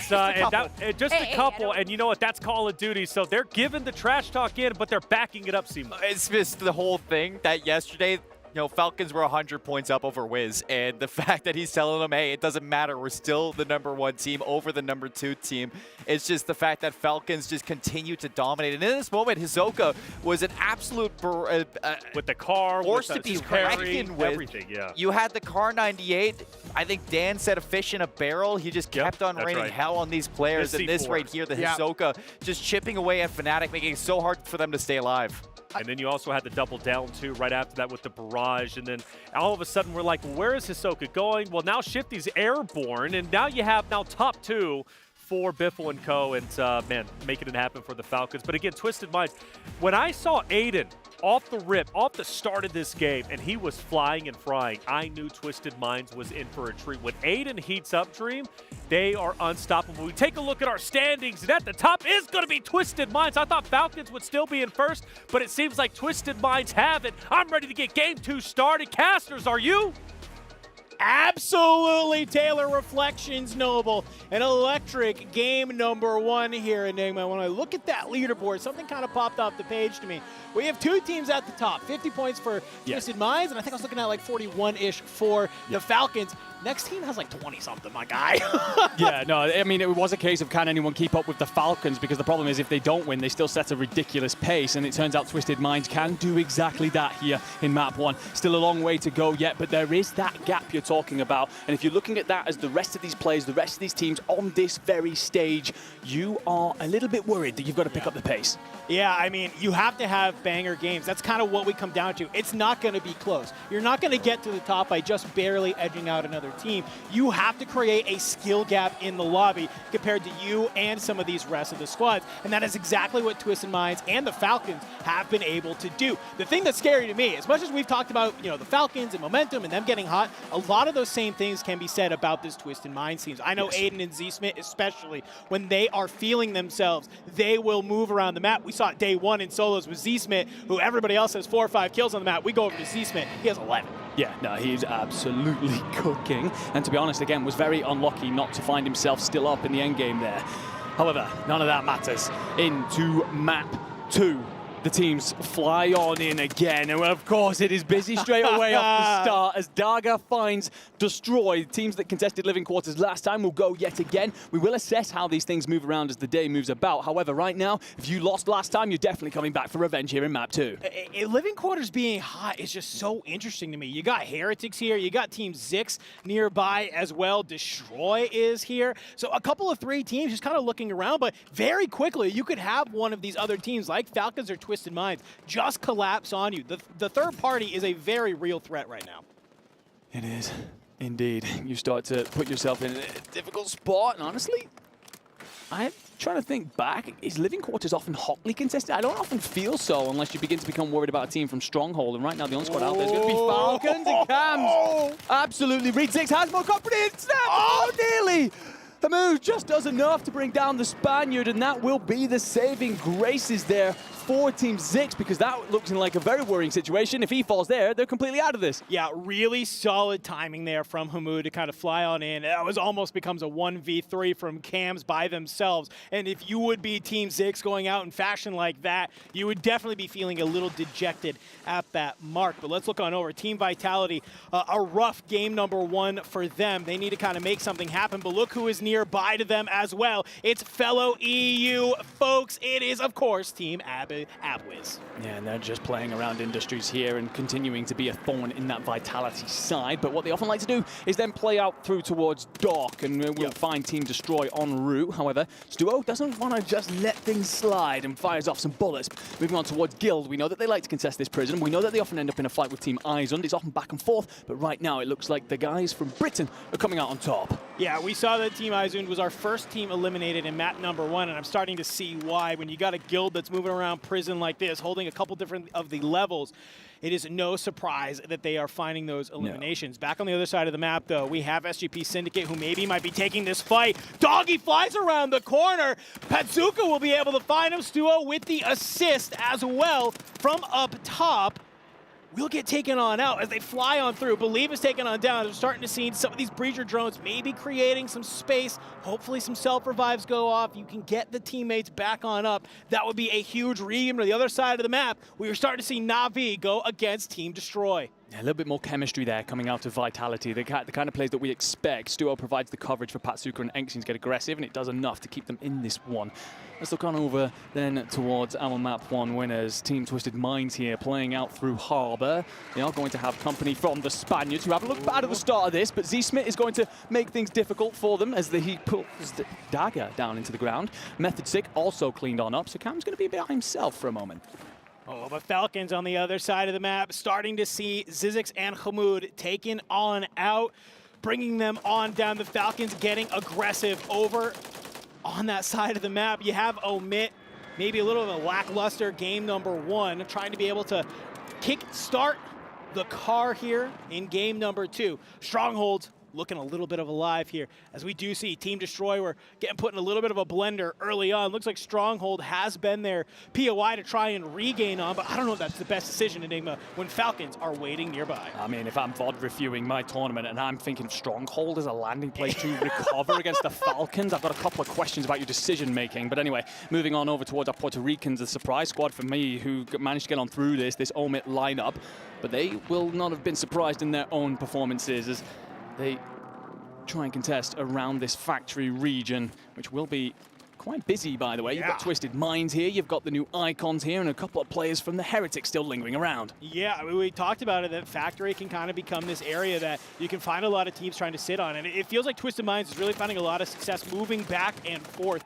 from that POI. SGP Syndicate, though, we do see Donkey get taken on out, barely staying alive, and just at the last moment, Believe we'll be able to stick the res, but you have to do it quickly because Oki is nearby, looking to get a little bit of an aggressive take here, but it looks like a smoke will give them the space they need to wrap back on out. But on the outside, AB Wiz, they were trying to get active in that fight, but it seems like somebody is starting to bring it to them. Well, it's none other than Fnatic. You got Skullface down below. UAV will get popped by Oki. Drops the PA on the roof, maybe to catch another player, but none of the members of Fnatic are up there. You just have Skullface down in the showers. That might have been a bunker buster that comes on down, by the way, and it's going to be causing some grief for Fnatic because not only do you get the initial impact, but you get this gas as well that lingers around and causes all of the aerial denial. The thing is as well, with no friendly fire, apologies, coming into that, you can then push into it yourself. I'm surprised by the lack of aggression there out of Team Abwiz. I expected them to fly at that, but they're just going to let Fnatic escape for now, and Fnatic will only run into more trouble as he tries to put plates in and has company, and he's going to turn, and he's going to try and burn, and he finds one, but he gets landed on as well, and there are multiple players here as Noobs tries to spring on over the top. King AJ's trying to provide the support, but he takes bullets in the back as well. Got to be careful because Wars is in a gunfight, and Vision's out of here.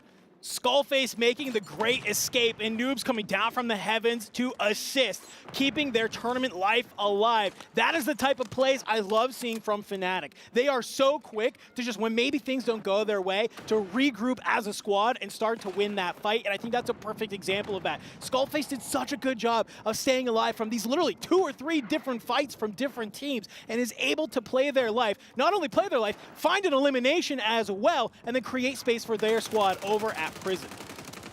Indeed, but well, Levi just decides to punch on through Prison and find King AJ napping in a corner, apparently. Na'Vi looking to take control of the central landmark in the map. It looks like Dawn's actually going to pull slightly off towards the west side, so maybe we're talking somewhere like a headquarters for the end of this, but Biffle will not lose that gunfight because, of course, he doesn't lose his ones. Cleans up, finds his 4th, and you're going to see Cams disappear off in the back there. Heretics in a spiral, and a squad that are definitely not the Twisted Minds. All 3 players on board, and they have company in the new icons. Yeah, currently sitting on 7. The Twisted Minds are off to a hot start here. You can see potentially could find these new icons. Aiden making the play up above, trying to get a little bit aggressive. Semtex go through the window. That could be a beautifully placed grenade. It is, brings them on down. Knight's there to help with the cleanup as they look to fly on forward, find the rest of the squad. Lukinas a little bit on the up. They got to be able to hear that, though. A little bit of a stair glitch coming in from Aiden as he tries to take the fight. Z-Smith's going to be the one to fly on forward, and it's inside. Knight finds Lukinas. Aiden does so well there to play his life, by the way, because if he gets dragged on down early, perhaps overchalling and then giving up one of his lives, then you end up in a situation where you're trying to recover. We know how busy this area can be, but instead stays up, allows his teammates to push, they clear out the new icons, they continue to move, and Fnatic now on our screen, and we've spoken so much about how improved they look from the World Series after that boot camp in London, and just continuing to step on up here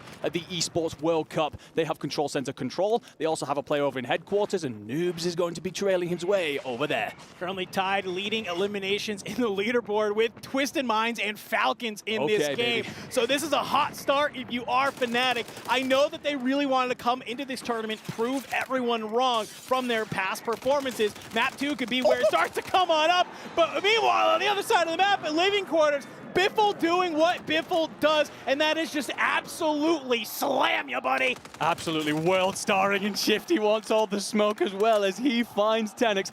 By the way, talking about the kind of pace that these boys are putting on up, they have not slowed down. They still have Soka, by the way, sat in Stronghold, still playing that anchor, but Shifty and Biffle continuing to just roam around the map and tear everything to pieces. They want Factory next. There's going to be a couple Twisted Minds players in the vicinity, and then some Omit players as well, but Fnatic are cleaning out the prison, and they find 2 players. A Guardian will slow them down momentarily, but Skullface is on the hunt, and that will be Guild out of here. They are cleaned out, and that will be Fnatic taking control of our central landmark. Well, Guild, you might have been able to hold Prison at the start of the game, but it's Fnatic's playground now as they take down Guild at the top. You still have Team Zizix not too far away, so they can potentially find some even more eliminations or start looking down towards that factory where we see Twisted Minds starting to hang on out. Biffle, just yet again, living in his living quarters, making the POI have a namesake as he is just camping on out, finding the eliminations left and right. One thing I want to note here, Enigma, Shifty with 2,600 damage, and we're only through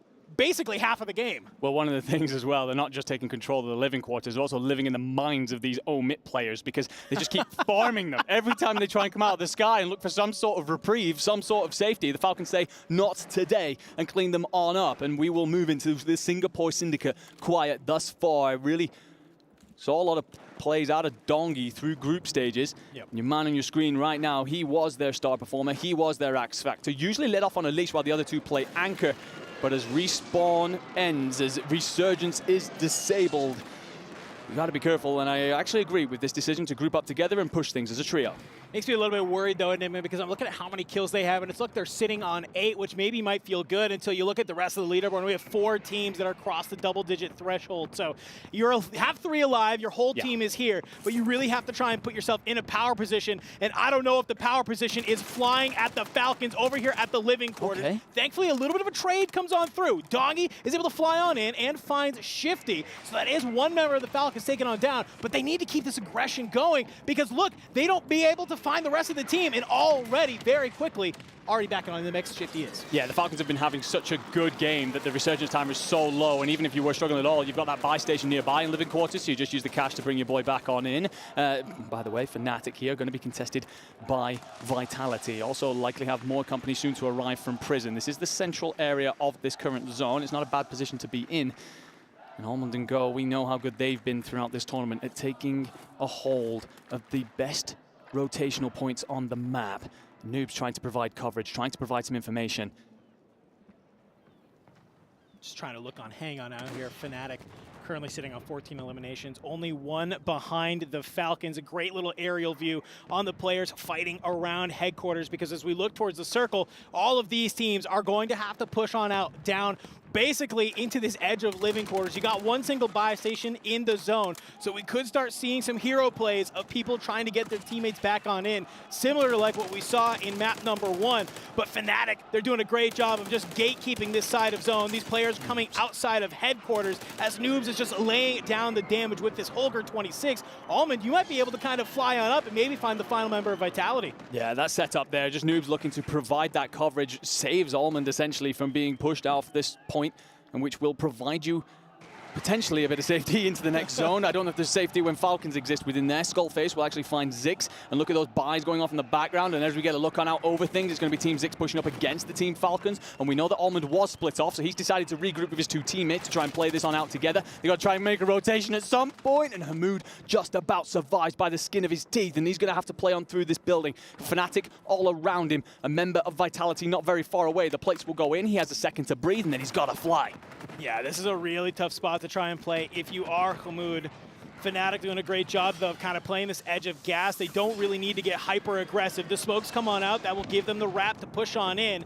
Dongy nearby alongside Intex and Believe. Looks like you had Omit taken down. Maybe you found one. A little bit of a standoff between these 2 teams across the building. The remaining teams, as you can look at the mini-map here, everybody trying to vie for some sort of building, including Fnatic, who are just hanging out in headquarters right now. And that might be the play of them, because as the zone starts pulling back towards the north, they might be able just to look on down and find a lot of elimination. Yeah, the zone pull benefits Fnatic massively. We do have the Falcons trying to rotate, but just what you have here is Fnatic hoping to stay alive. Maybe some PDSs come on out, burn through those gases, use the stim, stay alive, give yourself the best positioning, and look at our Falcons trying to claim it as they move on up through the smoke coverage. Falcons looking to rotate early. Omit not too far behind, though, but you do have SGP Syndicate kind of playing from behind. So if you're not careful, you could start getting shot in your back, as everybody is trying to vie for this headquarters. Falcons flying up through. Oh, hello. Soka flies on in, finds all 3 members of Fnatic, says a little bit of a hello. Shifty with the pre-fire is not going to be able to find them as they are below. Hisoka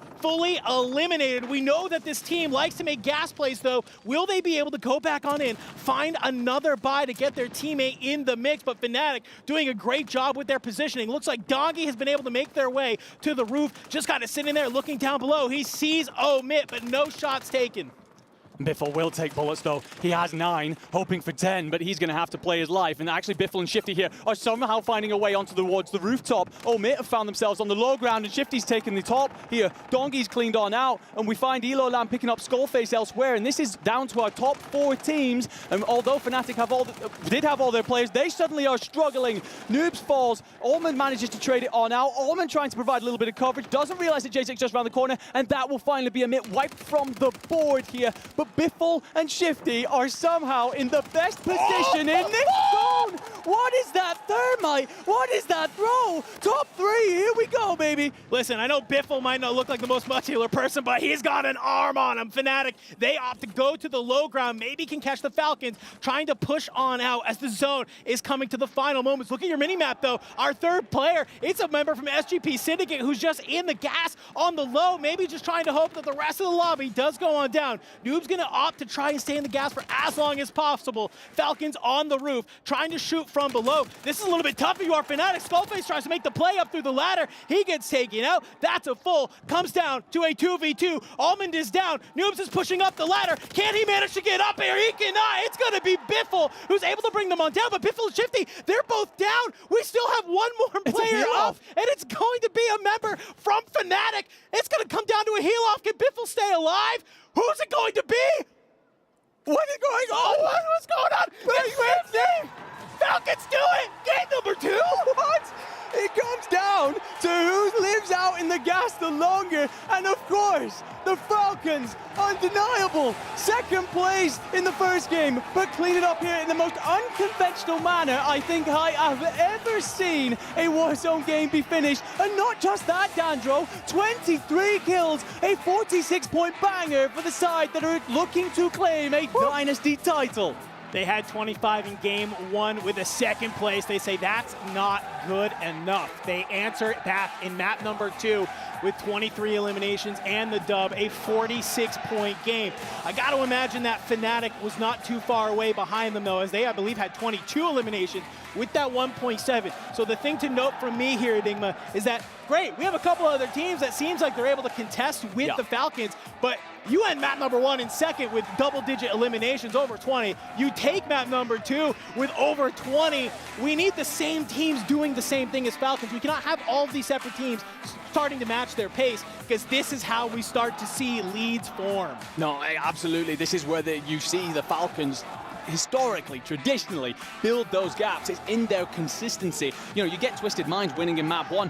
Where were they in map 2? I mean, they're just not going to be able to pick up anywhere near the same amount of points. That lead's been completely eviscerated. Fnatic go big in map 2, but they were just kind of like in there when it comes to map 1. But Falcons continue to just be a brick in the wall every step of the way. Wow, I mean, we saw a great game 1 from them. Game number 2, they come on back, and it's not all about the slays for that team. It's about the brains as well, showing that when you get into these unconventional scenarios, like you said, maybe one of the most awkward sort of end games we've ever seen in competitive Warzone, they're still able to clutch it on up. So friends, we are through our first 2 games here of Grand Finals of the Esports World Cup, Call of Duty Warzone. We're going to go to a quick break, and when we come back, we're going to be hopping in to drop number 3.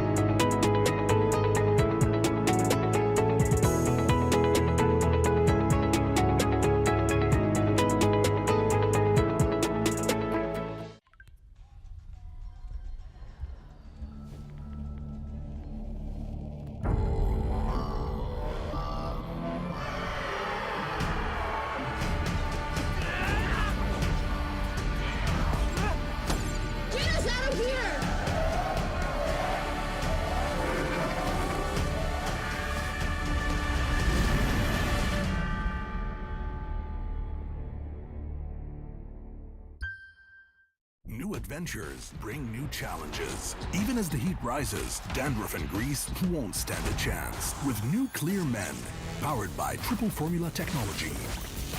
To eliminate dandruff, itch, and grease, gives you 8 hours of freshness and 100% dandruff-free hair. New Clear Men, 0% dandruff, 100% confidence.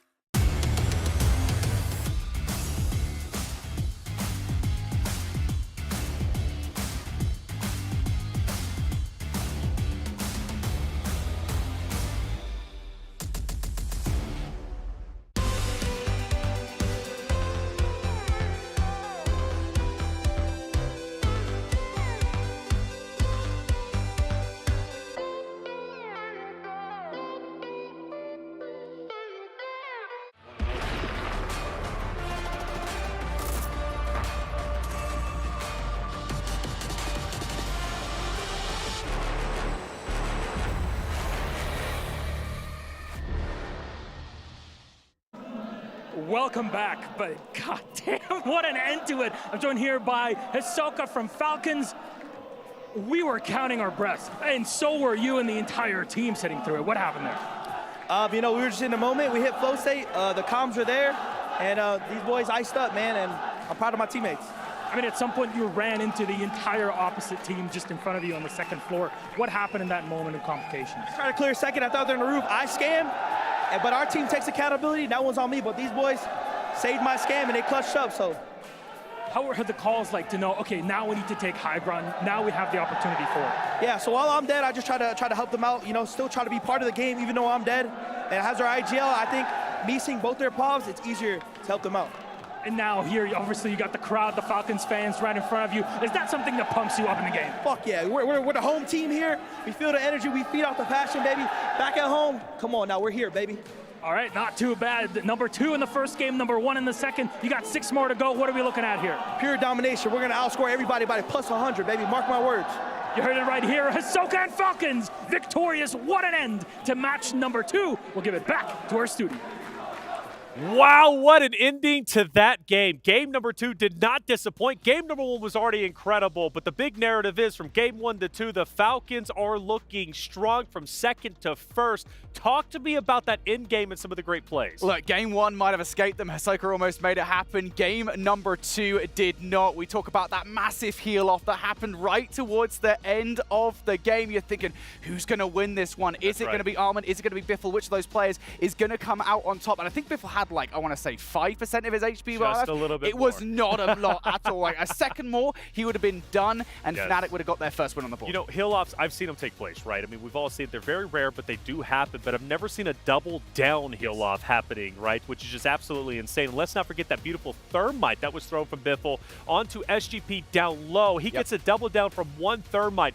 Falcons, they're firing on all cylinders, and it's absolutely insane. We take a look at the highlights, and through these, you start to see some teams changing up their play styles. Yeah, we were looking at some of the squads, right? Like Headquarters, Omit, they were talking about, you know what, we're feeling confident, we're going to change up our strategies. And drop number 1, we didn't really see them. You know, we were kind of like, who was that 4th team that dropped? But right here at the end game, seemed like they were that 4th team that placed, right?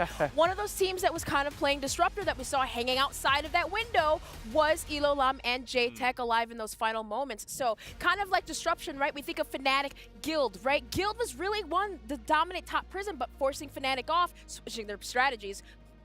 We saw them in those endgame moments. Yeah, we did, and I think Omit creating that disruption onto Fnatic is a real reason why, you know, Falcons really come away with that win, because Fnatic were dominating from building to building, just forcing Falcons into a bad spot. Falcons had to make that quick decision to go up, but it leaves Fnatic in a spot where they don't really know where to go. They're stuck on the second floor. They can't go to the first floor. They can't go towards the roof, and Omit do a good job at keeping them in that building, and that kind of battle of resources between the end bleeds Fnatic dry towards that last little bit, and you know, you really see that it comes down to Biffle and Almin in that heal off, and I think that realistically Fnatic, they could have won that if not for Omit. Yeah, that was the double down with the Thermite, which was just nutty. That ladder play, by the way, could have been the heroic play there, Infinity. It doesn't work out, though. And fact is, one other player went up that ladder, and I think he forgot to shoot his gun, because I'm like, just shoot your gunman. You got to play her down. Maybe he connects on the second. I still don't think he cleans up the last Falcons member, but still, those are plays that are just magical to see whenever they're happening live. And overall, Falcons looking great. Twisted Minds, I was like, oh, well, they're a little bit more quiet than they were in game number 1. They do secure like a top 7 around there, but not as dominant as game 1. Did they have to change up their playstyle? Are they being challenged, I believe, by the Falcons, if I'm not mistaken? Right, yeah, we saw this massive change of playstyle that Ellen was talking about already, right? I mean, the fact of the matter is, Falcons back in game number 1, I think we were kind of theorizing they were pushing towards that left side, towards control. For Abwiz this time around, they pushed for Twisted Mind. Didn't have to go all the way, though. Didn't have to go all the way. Well, some teams are trying to go all the way, and in fact, game number 3 is ready to go. Casters, let's kick it off and keep the action going. Woo! We are going to keep it rolling indeed, my friend. Oh my gosh. Let's take a little bit of a look at the standings, Enigma, for where we are currently sitting, because I got to imagine after that game, it's looking a little bit closer. And by closer, I mean one team has a 22-point lead. Oh, what is that? Oh, what are you seeing here, my man? I mean, of course, I'm seeing the Falcons run away with things, but let's pivot away from that conversation for just a moment because we knew that that wasn't going to be a surprise there. Twisted Mind sitting in second, Fnatic in third. They're the two other teams that are trying to contest the Falcons in the end stages of games. And just to remind you guys that, yes, first place breaks home $200,000, but second will do 150K, third takes home 100K as well. So it's a lot of bread if you are still contesting the big dogs and the Falcons. Yeah, I mean, 50K per player, even if you're coming in second. I mean, I know we're all about the first place, but that is nothing to look at. I do want to kind of focus a little bit, though, because, you know, we said the Falcons are on top, and I want to take just a hot moment as we drop in to game number 3, but maybe why that is, because Milosh brought up a great point in that interview that, you know, it says, Soka, how are you guys able to make those comments? That is a classic Hisoka trait that really, all the way back in Caldera, that he's brought with him through his career, and that is even when he's dead, that guy does not shut up. He is continuously calming. He is helping his team to maneuver on through, and in a weird end game like that, you got to imagine it was helpful. Oh yeah, 100%. The fact that he says that he scams, by the way, and that the Falcons still come out on top is just ridiculous at this point. But oh my lord, look at this. His Team Destroy trying full send Team Zix. Zix gets damage on absolutely everybody, and then his two teammates help with the trade out. And who's going to actually fall here? Because Raul goes massive and pulls down two of the Team Zix players. A huge trade that keeps the Team Destroy in it and leaves Team Zix absolutely scrambling. And oh, look at that! Off of the first drop out of the plane, we're getting mixed-y, we're seeing contests. Game number 3, Team Zix, I believe, is fully eliminated. They are indeed. I mean, I'll be honest, I thought Team Zix had Team Destroy there. I thought that they pushed a little bit too aggressively. Nate Dogg in particular gets caught, gets damaged. Zix picks up quite a bit of damage himself, but then the fact that that's all traded out by Raul just puts Team Zix in the blender, and they are out of here, ladies and gentlemen, in map 3. We move on over Chemical Engineering, our next spot, as we've got the new Icons looking to contest the Singapore Syndicate. New Icons sitting there, but hey, Team Falcons coming back off of that win, feeling great. They spot Miami Heretics over at these tents area. Some very solid shots. Over in the prison, though, it's Guild. We saw them kind of hold down this area until Fnatic usurped the throne, looking to continue that, but I don't know, you got Izun not too far away. Rodrigo finds 2 and the confirmation, being able to fly on in, but it looks like maybe for now, Guild is still alive. Actually, no, I'm mistaken. Guild has been eliminated. I'm not sure what goes in there, but it is a complete breakdown. The 2 players from Guild that we get to see on our screens get dropped. AJ's in the back. He's trying to just stay alive, even though he's on the deck, and the timer eventually ticks on through. Guild Esports out of here, 2 teams already. We spoke about this in the earlier maps. The pace at which we are moving in these finals is absolutely unprecedented, seeing these sides be ruthless across the board. Man, we saw some contests in those first 2 games, but I feel like it took game number 3. People are winning these contests now. Yeah. We're seeing them completely wipe teams, not just put 2 of them into the dirt, as we see yet again, Squad 8, that's Team Destroy. They started off hot. They were feeling good. They are also eliminated out of the map. Blink of an eye here to start map number 3, and we are already losing teams left and right. The Falcons have moved on up from Stronghold to that living quarters. We know they like to stay here. Fnatic on the other side at Factory, and a little bit of a tussle. They are indeed. Here's the Twisted Mind, second against third, fighting for control here over this Factory landmark, and just trying to anti-air gun Smith out of the sky. He will get himself down, and Aiden's actually going to provide coverage over the back, because I was worried for a second there. Noobs manages to land some shots. Aiden actually finds Skullface and Noobs as well. So Omen trying to just play his anchor, but also trying to clean on up. And this is exactly why, ladies and gentlemen, your anchor role is so important. We've already seen 3 squads wiped off the map, and it's just because of Omen sitting off there towards the tower, over by headquarters, that Fnatic stay in this one. And you even see it in those player cams. Skullface gets ripped. Aiden just is able to line it on up with that Holger, and just rips the bullets on through. He's a little bit in disbelief that that happens. Oh, yeah. And Omen, is left alone up here. You have to wait for the 2 players to get back on in. Thankfully, Resurgence very much still active as we're in zone 1, but still a little bit of a regain for 2/3 of Fnatic. Oh, and Omen, though, hits a beauty. Skullface will trade that out. Essentially a 3-2-1 if you've ever seen one. Can you get the elbow? Yes, you can. Limax out of here. Feels like Na'Vi have been in a bit of a blender every single time we see them. And Omen proving his worth up on the top. And Twisted Mind's continuing to move. Aiden finds his 3rd. Actually takes a bit of damage, so he's just going to have to take a moment here, but Go Knight looking to get aggressive in Factory. Yeah, I mean, when we look at the kills across the board, Twisted Mind currently sitting on 6, Fnatic on 7, so maybe even it's been aggro, you're going down. You're still finding those early eliminations, and I know that's what they love to have. Still over here at Industry, though, it is AB Wiz. They are known for holding down this area, and so far, it's looking maybe like they're able to stay alive, but you got a team underneath you in the Icons that are trying to maybe create some space. A little bit of a moment right now if you are AB Wiz. Well, the thing is, the Icons have decided to hold Bio because Stuo's up there by himself. Vitality continue to be in just a complete blender, and Icons actually don't want to leave this to chance. Icons want to get very aggressive. They find Stuo, they remove him from the board, and as Vitality members try and come back on in, landing around Industry, they are in a shambles right now, trying to find their way into this finals. But new Icons, another squad that continue to impress. By the way, kill feed, I'm seeing Falcons picking up kills on Fnatic. Wow, that is what we like to see. Maybe a little bit of a revenge there from that last game coming online. We lose another squad into the mix of that, though. Vitality taken on out. So, man, I can't believe it. We're already here into the top 10, Enigma, and it is looking so spicy to kick us on out. We are looking for number 8. That's the next place we would like to get to. That is our 1.2 multiplier. That's where finally some of your eliminations start to kind of mean a little bit more. Yeah, it's when it becomes everything a bit more valuable. Intex looking to push on through Chem here. You will have the new Icons underneath him, and those loadouts might well be baited out if he so wishes. And Skullface, by the way, in the kill feed, picking up Hisoka. Believe here fighting with Trevs. Believe loses that. Dongi and Intex trying to look on out over this.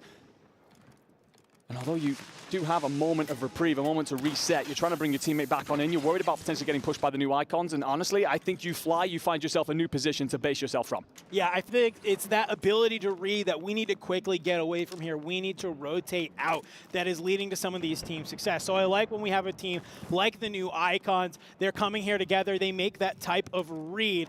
Now let's take a look at an event that we had happen on earlier in the map because it was really intense. As we see Hard Trevs finding Intex, we see Believe get taken up by another. Yeah, here's this replay that we're going to talk about. Yeah, that was Guild down in the showers trying to fly on through to find Vitality. A really crucial moment in the game. Yeah, seeing exactly why Vitality are struggling. Guild doing a better job of holding on to the prison, something that they've struggled with in earlier rounds. We saw them go out very early last map, in fact, so it's a better start from them. And, well, they need to pop off, quite frankly, because we're seeing 3 teams in particular run away with this one. You don't want to be chasing the pack too long. You don't want to be making it a situation where you're under a lot of pressure to pick up the pace. Knight takes a sniper bullet from somewhere. You got to assume that's Almond still sat in his tower away in headquarters. But for now, a moment to breathe, and that's nice for once, Dandro. Yeah, I mean, it feels like we've been nonstop action. I spoke way too soon. Biffle lurking down in the bottom of Factory, but you got 2 members of Twisted Minds who fly on through, take the 2v1, make it a nice, clean elimination. A-okay, though, we still have Resurgence up for just a moment here. Biffle will be able to get back on in. Falcons, you know, we haven't seen a lot of them this map, but as I say that, they have 6 eliminations, so it's not too bad. You know, it's not like they're having a stinker map. They definitely are trying to set themselves up for that end game. That's exactly what they do. We'll come back to that in just a moment because JTech here has company in the name of Team Eisund, and he's just trying to stay alive. Has done a fantastic job, actually, and will potentially have some support here. JTech looking to look on over this. Eisund, they'll both crack each other, and JTech, the fact that he stays alive and makes that play is huge because it will give them control of Harbor, and they also have a massive region here to loot on out, set themselves for the coming end game because the next team anywhere near them is actually going to be Factory, and that is Twisted Minds. And one kind of little low-key thing to note about that fight, you're able to win that. You saw that other player from Omit flying back on in. We kind of talk about the regain sometimes when that has to happen. Taking down a player and then being able to immediately grab their loot to get that third teammate right back into the game to let you keep moving around the map is so crucial, especially when you have teams like Twisted Minds who are looking to start getting aggressive. Aiden opens the door, was looking through that. Knight playing on the outside, good armor break, will be able to bring down Tenix and has the opportunity to drop down behind the staircase, provide him some cover. Aiden is there, we'll drop the smokes, that way they can go on down, maybe decide, do we want to push this or are we just going to kind of continue to hold this red roof building? I mean, we spoke a little bit before the show, Dandro, about Omit talking about how they feel confident about the game plan. I love the decision-making after that. They lose their player, they back on off towards the Harbor side, making themselves safe, giving themselves an opportunity to reset before Twisted Minds come again. Na'Vi, who it feels like every time we see them are in trouble, lose Levi and Limax. They're two superstars through this tournament thus far. They're getting squeezed by the Falcons, and just as Levi and Limax get themselves back up, Biffle and Soka clean things out. And yes, it feels like it's been like a not big pop-off performance thus far in this map from the Falcons. They're on 9 kills, Dandro. They're just behind our leaders.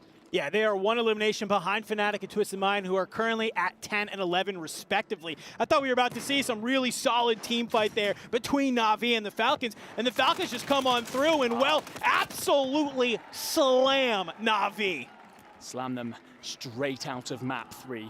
We will see you in 4, gentlemen, as we continue our reign of terror. Stronghold isn't available to them anymore, so they've decided they want Control Center. And you can hear the fans in the STC arena getting behind their boys, and I believe that we are going to get to watch a little replay here of Biffle going absolutely massive in Control. Yeah, Biffle's been a real key player today, and yeah, you can see that Levi was trying to go for the self. He's able to pop it off, but just Biffle is there. We'll be able to bring him on down after that self-revive does get popped, so no opportunity for Na'Vi to stay alive. And as Hard Trebs flies on in, Twisted Minds, they'll get gifted elimination and take another squad out of the lobby. And we're into our top 8, so we are onto our 1.2 multiplier. Resurgence obviously disabled at this point, so this is where every single kill becomes that little bit more important, a little bit more ace brick in your path to success. Oki trying to pick up cams, and Team Abwiz finally seeing a bit of success here, trying to control that dock region, but now they've got to figure out their rotation towards prison. You're hoping no one's on the rooftop, and they might well have a window, but look who's not very far away. Team Falcons will have to get through the Singapore Syndicate first, though, and they actually have Team Fnatic shooting at them from top prison. This is just wild, some of the positioning we're seeing from some of our top teams. You know, sometimes we won't see them have to go at it till the end game, but for right now, it could be a clash of the Titans. Falcons, the smokes are out, trying to be able to give them the opportunity to go through the rotation, but they're taking a lot of damage while it's happening. Have to back on up. Team AB Wiz, they're in prime position to really, really gatekeep right now. We see the mobile buy station get flown on in. Might be able to give them an opportunity to kind of grab some of that gear that they need. You can kind of snake the mobile buy a little bit, but SGP goes huge. We see a lot of the members of the Falcons go down. Only 1 player from the Falcons left alive, trying to stay there, trying to hang on hope. But meanwhile, on the other side of the map, we have Twisted Minds going huge, taking out Team Omit. Yeah, and Biffle here just wants to play for top 5. He wants to get themselves that next multiplier onto the 1.4, but he has Team Abwiz looking back at him, and they know that they can get him off the board here. Biffle makes a play for the gas, and we've seen this squad pull off so many gas plays, but you have got a lot to do at this point. But you do have the cash if you can make the rotation. You also have the PDS in pocket. Biffle looking to go huge and bring his side back into the fight. This is just such a classic Falcons play. They know this map. They know where the buy stations are. And you can see Biffle is trying to fly around. There you go. Finally finds the buy station on the boat. So he'll be able to have enough cash to, looks like he invests in a gas mask potentially, and only 1 player. He did have the 7400. Could got both teammates back, but it seems like, hey, he wanted to kind of get some gear, wanted to be able to at least get 1 player back on in. Zone does go ahead and pull, and it is going to see a lot of players try and fight for this space. We've got so many squads trying to rotate in through prison, and we will finally see our Falcons fall before our end circle. They are out of here, cleaned up by Fnatic, looking to claim themselves closer to that top spot. Zone's actually pulling off favorably for Fnatic, who have prison rooftop control. Everyone else is going to have to fight in the layer cake, the quagmire as we called it, of prison. Twisted Minds, they did fantastic game number 1. Fnatic in game number 2, and it feels like it's going to be up to either one of them to clutch this one on out, but it's not over yet because you got AB Wiz, you got Izun, and SGP Syndicate to get through before you can get to that end game. A little bit of a top team on top team violence as Twisted Mind tries to rotate on out. Skullface will find Smith, and actually also AB Wiz, as we're starting to see a flurry of eliminations come on through as SGP Syndicate will be able to take down Aiden on rotation. Fnatic have been able to move themselves themselves into zone. They are waiting here. They are going to be the gatekeepers of this final circle. I actually love this play. I think this is absolutely massive from Team AB Wiz. They've managed to find themselves the rooftop. It will give them a lookout over everyone else as the rest of the lobby bleeds. We're into our top 5, and Prodigy picks himself up a kill. Knight gets the confirm on another, and we are just seeing Fnatic try and hold the low ground. The PDS is coming on out there up at top. However, zone continuing to shrink. We have Team Eisen still fighting in this. Fnatic holding on just about, and Twisted Minds have one player, but all 3 of Team Abwiz fall. Prodigy and Abwiz just about staying up, and they have another PDS to play out from. Oh, but unfortunately, Prodigy did fly back on down below, so he will go down. Only 1 player remaining from Team AB Wiz as Z-Smith tries to make the play into the gas. And Noobs and Almond, they're kind of reaping the rest of this lobby. Rodrigo will go down to the gas as we're starting to see AB Wiz start to try and get the self-off on the roof. I don't know if it matters. I don't think it does. And wow, we see Falcons go down early, and yeah, it's Fnatic. They are feeling good in that game. Yeah, I mean, we get a glance at them there. They might be a muted response from these 3, but they're just trying to stay locked in. They know job's not finished. They know there's a lot to do just yet. It's to try and continue to hunt down the tails of the Falcons. But it's a great play for Top Prison that gives them that win. They just set themselves up there, let everyone else scramble on out of prison as the zone rotates and cut them down on the path. They time the rotation into the low ground beautifully and just hold everyone else off as they're scrambling, they're walking wounded, and they're walking straight into Fnatic. Yeah, I mean, Falcons did a great job. You found the eliminations. They go a little bit early, and that's going to really open up the rest of the map for some of these other top teams to really come out clutch. Coach mentioned it at the top of the show. Sometimes this Team Falcons can be a basically point sponge where they're getting so many eliminations on the map. There just aren't the points for the rest of these squads to get. So with them going down early, Fnatic, they're like, hey, we're going to play positioning. We are going to start flying through the rest of this lobby. It's great that they rotate on early. They hold out the rest of those players. And you can see, Almond, he's having a little bit of some hype there. I love it. He's not usually a very emotional person, but he's telling them, I can see, he's saying, let's get locked in. Let's go, boys. Let's go, boys. They're feeling good. They are feeling fine there after that match number 3. It's insane to me how much better this Fnatic lineup looked than in the World Series. And we spoke about how they joined this Fnatic org, and they've provided them with a boot camp, an opportunity to get together and figure things out and communicate. And then they've also provided them that sports psychologist. And part of that is, I know the guy who does that stuff. And he's really good at just helping you stay locked in, work on your communication, work on your problems, and it is clearly reaping reward for this lineup. Yeah, I kind of had a chance to talk with Almond a little bit. We were doing some content, and you know, he was just saying, hey, it gave us the opportunity to just really have some structure. So it's obviously looking good. Let's go to the stage for an interview with Fnatic. I'm not going to lie. I think that we've been due a Fnatic win so far in the past few days of competition, and now we got it. Skullface, I'm going to come to you first. We're almost at the midpoint of the finals day. How are you feeling? Talk me through that, the final kind of moments of that map. First 3 games so far, I thought we played pretty well. First game, not that as good placement, but hopefully just keep the momentum going and just keep on playing strong.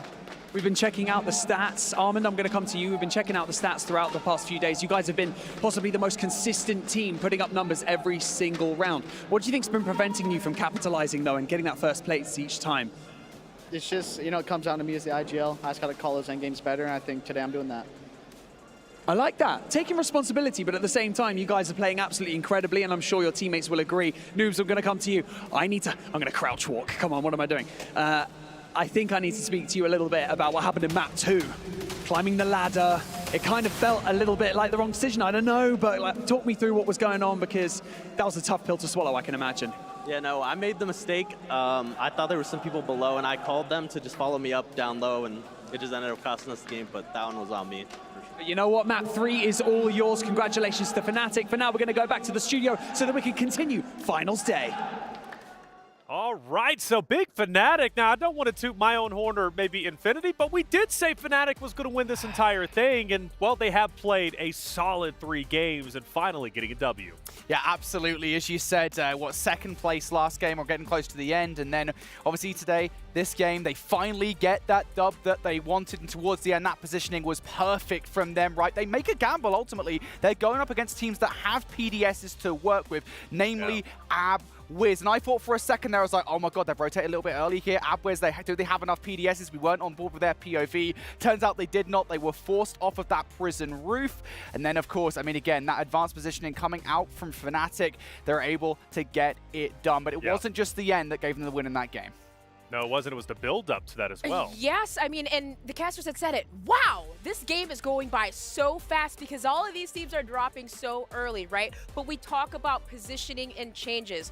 Guild was the key team that was pushed by Ezund, that they were able to take him down, and I believe it was Abwiz that had to push up, right? We're looking at teams and like no one landed living quarters, which again then forced Falcons, right? They couldn't find any eliminations, so it forced Falcons to have to push over to control side. What happens? Abwiz pushes over to prison. But with all these changes, Guild being out allowed Fnatic to have the high ground of prison and control through and through. Yeah, Fnatic has been a team that's been really pushing for the prison control, right? Leaving Almond up top to be that anchor on top of Watchtower overlooking prison. He has been pushed off before. I know 10X has been one of them. Omid's been challenging them consistently. Guild obviously has been a conversation over in prison, but Fnatic is doing a wonderful job now readjusting to that pressure and then readjusting their play style to ultimately end up on top. Again, consistency is key here, right? Falcons by far have been the most consistent. I want to say this was probably their lowest placement, but they still finished close to the top. This is that final blow, Infinity. Talk me through it. Yeah, again, so you can see the positioning here from Abwiz, and I think this is that PDS play from Abwiz that keeps them alive up top for long enough. However, Prodigy goes a little bit early there. Maybe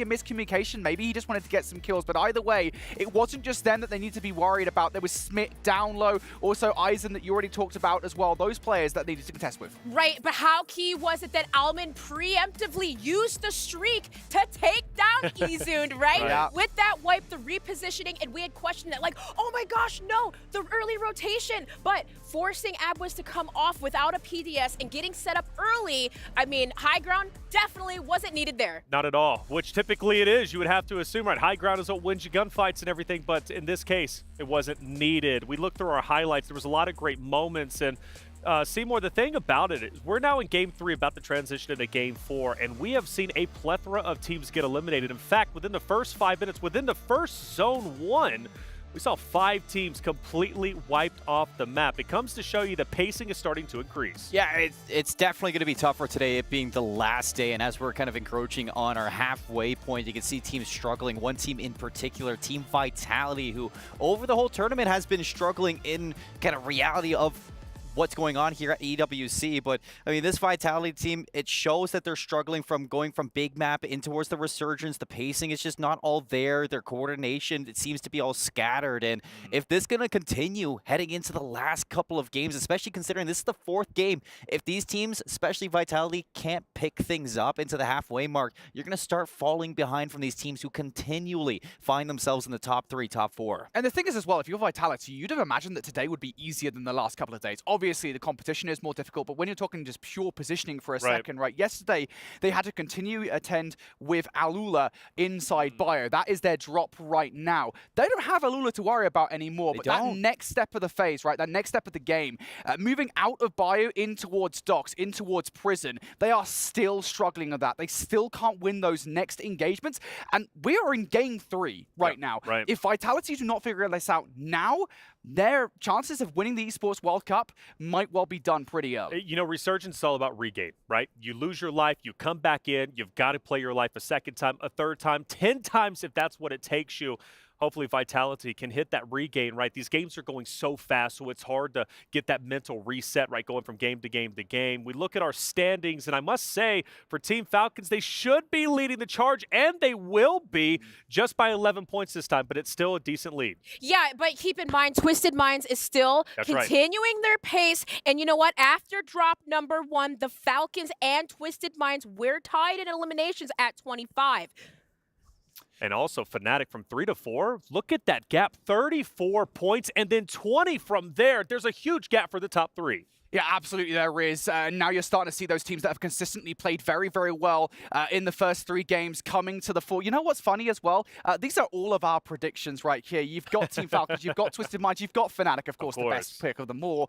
Top 3, these are the teams that we expected. We talked a lot about Skullface for Fnatic. We talked a lot about Knight for Twisted Minds. These are the teams that specifically look like they're built for Resurgence. They're coming into play extremely well. Not a surprise, they're top 3. Not a surprise indeed. Those are the top 3. 3. Again, that gap is severe, and that gap is going to continue to grow. But the good thing when it comes to Resurgence Stream, all it takes is one good game to elevate you up the leaderboard. One good game and some type of consistency. That's right. But for these teams, too, I got to give a shout out to SGP. They're still hanging on. Dongi is still slaying. I mean, Seymour, you already know your team. You're rooting. I know you had your pin on somewhere, but I know, Taylor, this game it could be anyone's game, and these strategies, your IGLs, as Allman said, he has been picking it up. That's right. Those end game moments are key. Well, we're about to hop into Game 4, our halfway point of the day. Only 4 more games after that. It's going to be intense. You better believe the players are ready to go. Casters, I hope you are. Let's get it started.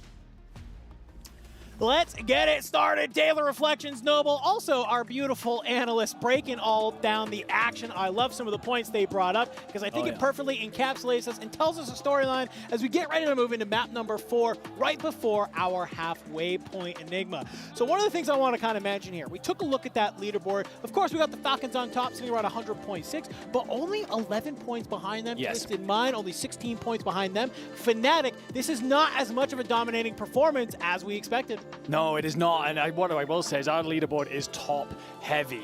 We have the Falcons just running away with 100, we thought. And then Twisted Minds and Fnatic said, well, not so quickly, son. It's not happening again. We are going to try and keep pace here. So we do indeed have those 3 just chasing up the pack, running through the leaderboard here. But SGP Syndicate not far away. Big fan of the point made there by Ellen as well, around how Fnatic saw that end game. Use their streaks to isolate off various teams and see out their end situation to keep themselves in the hunt. And we start with Skullface, Almond, and Noobs, and we know where Almond's going to want to play, and Noobs and Skullface want control of Grandma's. God, I'm not feeling too good about this. I've seen Hamoud already come up in the kill feed. We saw them go down extremely fast into that game number 3. Will it be a similar story, or can they stay alive a little bit longer? Guild, they've made Prison their home against, of course, this team Izund every single game. Looking like in that last game, Izund was able to kind of win out over Prison, but for now, I think they are getting scared away just a tad bit. Yeah, it's a 2-to-1 trade in favor of Guild that will give them control of Prison, send Team Izund packing. This battle between them has been pretty back and forth, but if you look at the leaderboard there, you will see that Izund have been struggling mostly, and AJ finds Rodrigo. There would have been support for a potential trade, but AJ says, no, I'm good enough to handle this myself, gentlemen. Don't worry all about it. Looking on over then, Chemical. We have ourselves here, the SGP Syndicate team currently in 4th, and, well, they were in contention with the new Icons, Na'Vi, who are currently in 5th. I've actually found Method sick. Lads on Heretics and Control Centers looking very busy. Limax will clean up his kill. Actually wants to chase after Raul as well. Gets a couple of shots in. Ooh. And it's nice and clean from Limax. I was about to say that. He's taking bullets from Biffle over by Stronghold. Looks like the Falcons are trying to get a big part of this as well. Omit want to get involved in whatever's going on up top. And you've got the boys from Puerto Rico sprinting up the stairs. This is just an absolute fiesta going on here at Control Center. They push on out. Omit trying to gain control of this roof. They will be able to take down Levi. At least the trade is there, but it doesn't really matter because the self-revive will be able to come on through. J-Tech trying to find a move over, but Daga is laying in wait. We'll be able to try and get in some solid damage, but yet again from the rooftops, Omit just having a great job of holding positioning, take down Daga. So Daga, you kind of make yourself known, you're out in the open. Sure, you find one player kind of pushing out of control, but it doesn't matter. No, it doesn't.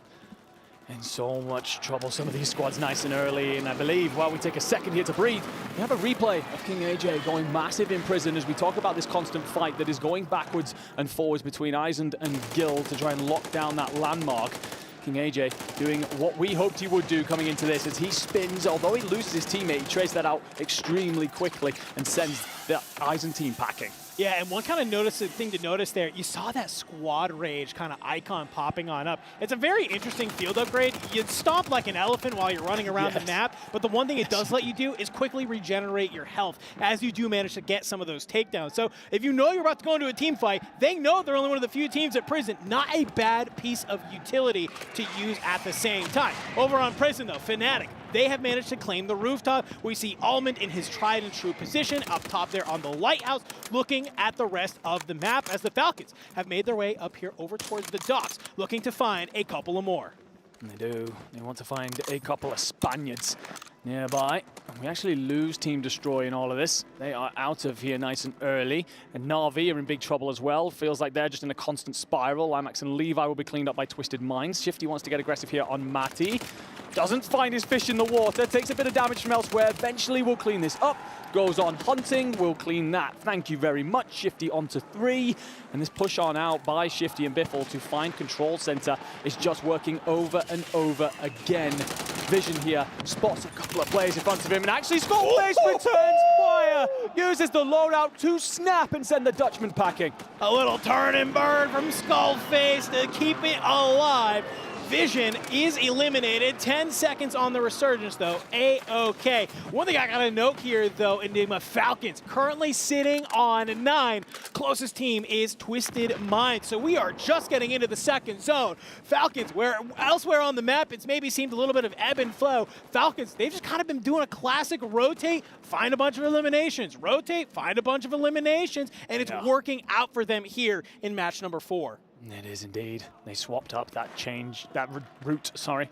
They were originally playing out through living quarters, and although they were finding some success, it was relatively mixed. It seems to have been much better for them instead playing through control center. They just keep hunting down teams that are trying to regain. Both Shifty and Biffle finding the Spaniard on his way down to the ground. Rodrigo nearly snaps onto Drake, and that will actually be Team Eisen out of here. Their struggles continue. Yeah, really tough first 4 maps. If you are Team Izun, you're getting contested. You have to fight Team Guild here at the prison. It just seems like you can't make it happen. Maybe when we get ready to move to the back half, you change up the drop location, you do something different, because what you did here in the first 4 maps is not really cooking.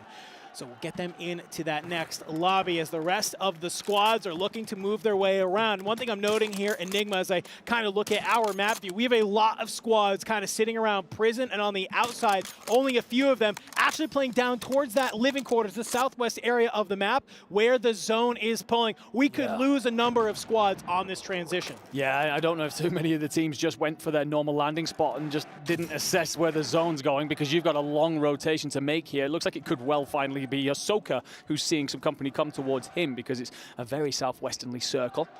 J-Tech will be brought back in a second to provide Elo Lamb with a moment of respite, but the Omit squad struggling, and we're actually going to see Vision, and he will not win that fight against Skullface, taken down yet again by the Fnatic man.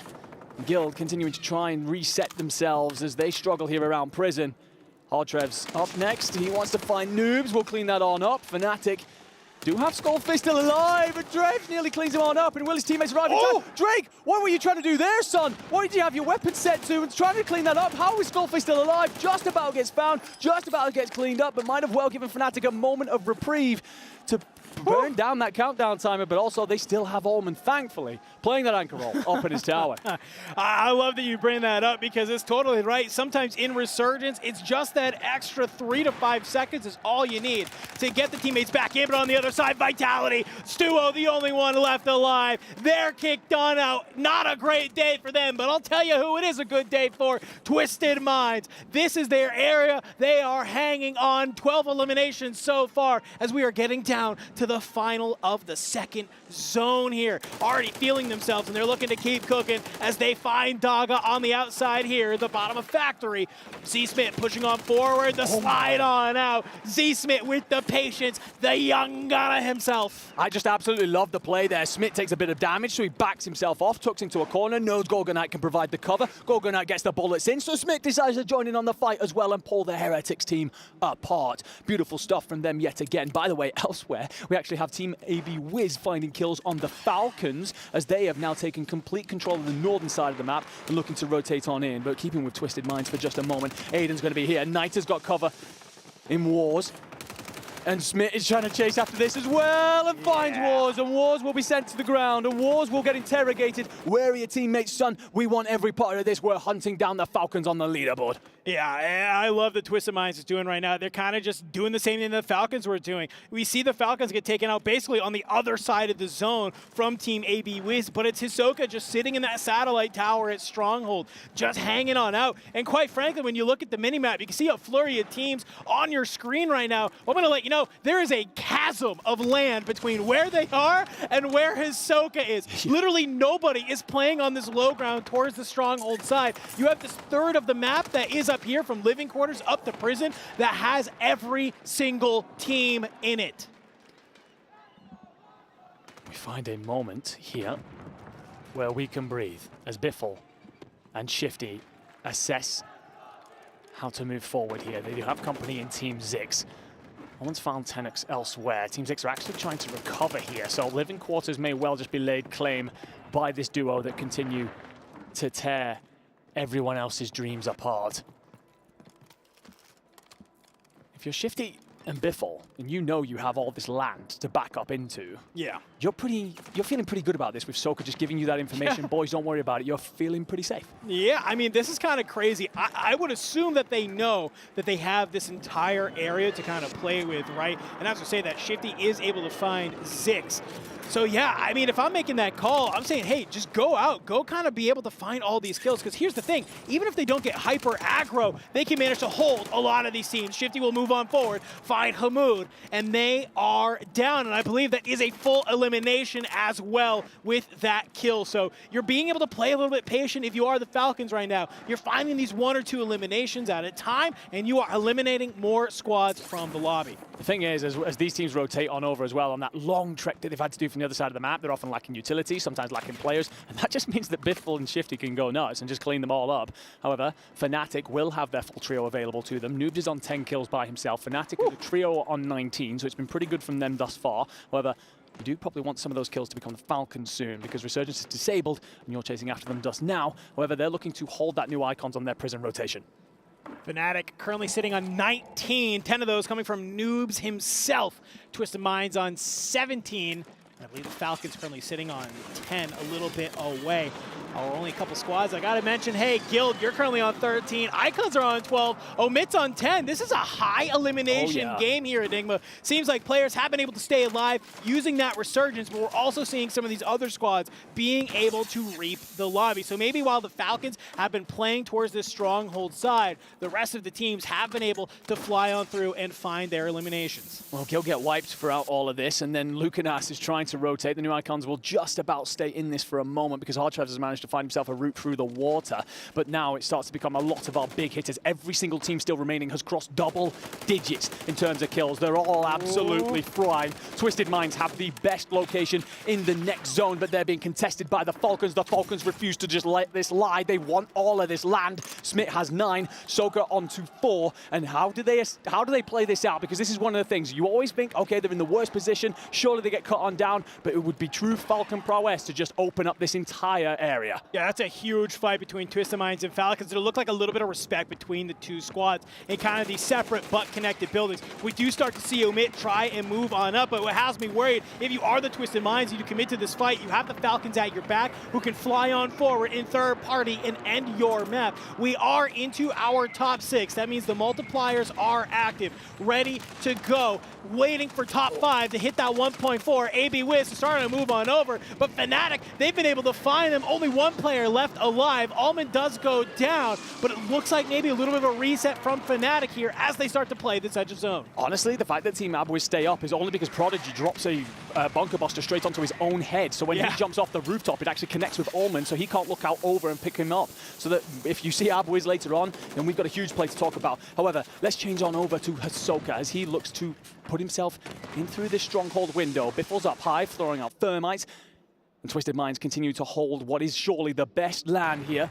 But there will be a huge rotation next, Andrew. We're going back towards the living quarters, and Fnatic have high ground. What's scary about this, though, this is not just a simple rotation. You have to try and make your way up through the high ground, and that's exactly what Falcons were trying to do, not realizing you have the gatekeepers of Fnatic looking to spoil your rotation and spoil your game. Aiden's going to be able to find Shifty on that movement as they are just kind of laying in wait, but Fnatic is looking down on over the Twisted Minds. Skullface will be able to bring down Knight. There's no confirmation there at all, but but you're at least able to start burning some of that. Oki will get taken out by Aiden. That is AB Wiz eliminated out of the lobby. We are into our top 4 now here, folks. And as I say that, top 3, 1.4 multiplier is here. You're trying to stay alive if you're any of these teams. Z-Spit gets taken on out. Fnatic with the ultimate height right now. Aiden is trying to do his best to laser the remaining members of Fnatic to try and stay alive. And there's still an Omit player alive in the background of all this, by the way. Just not giving Aiden the extra multiplier that he so desperately wants, that he probably so desperately deserves. Knight's involved in the thick of this, and we are actually still having Fnatic just hold this whole next circle. Aiden will fall. Knight is out of here, and surely whoever is left for Omit doesn't have a chance in hell, because it's gonna be a 1v3. I mean, Fnatic doing insane. They do find J-Tech, so that'll mean Twisted Minds on 18. They'll at least be in second. Aiden somehow a sliver of health, a mere pixel that we see, trying to stay alive. It's not enough. Fnatic take game number 4. They go back-to-back here, Enigma. They go absolutely huge. I'm just trying to quick 30 kills! 30 kills for Fnatic! Oh my god! 60 points for the boys! We finally see them get animated on main stage, and I can understand why. They were trailing by what? About 16 points, something like that?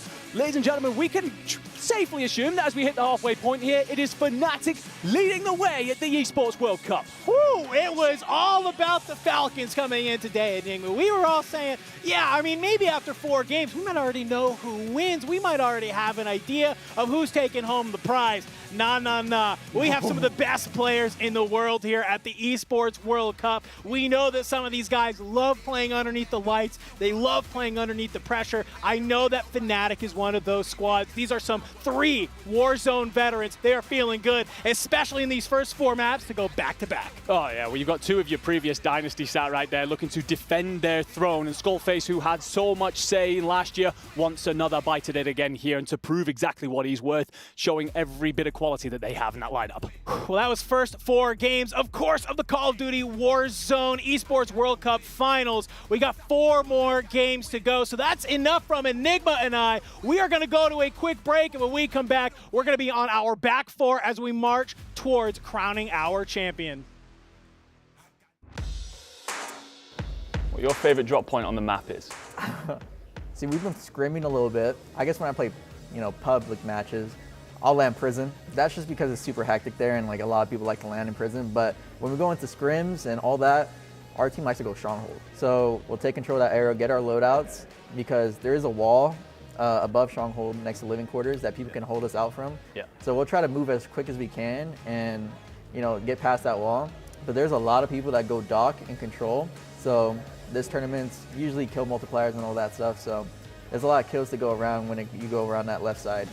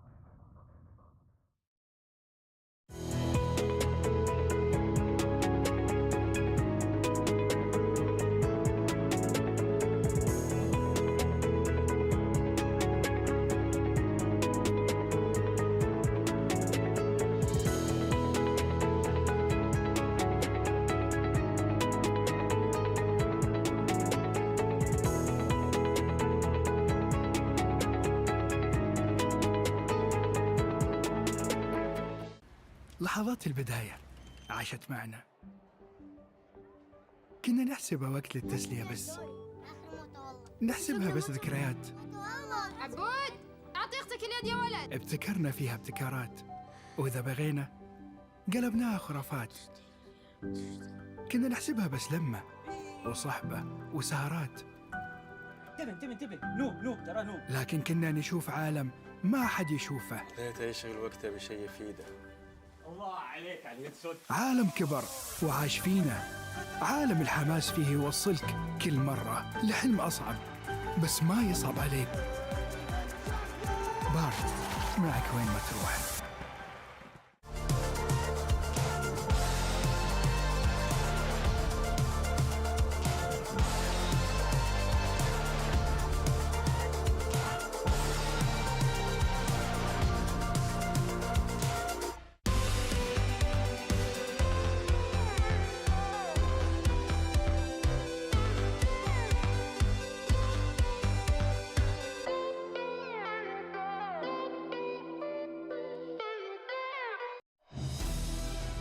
Okay, so we've got our threat-o-meter. All right, now we're going to talk about some of these teams because you've already been yapping about them. So let's put them on like literally a scale. Is this a cold 0 team, or is this a hot, like no questions asked, they're going to be one of the best teams out here? Okay. Pretty much on any given day is a 10. Anywhere in between, you guys are right. To start, you're actually going to work together on this. Okay. Now, if you disagree, we can kind of take an average if that works for you. Cool? Yeah. Okay, Cool. We're going to start out with Twisted Minds. This is Aiden, Knight, and Z-Smith.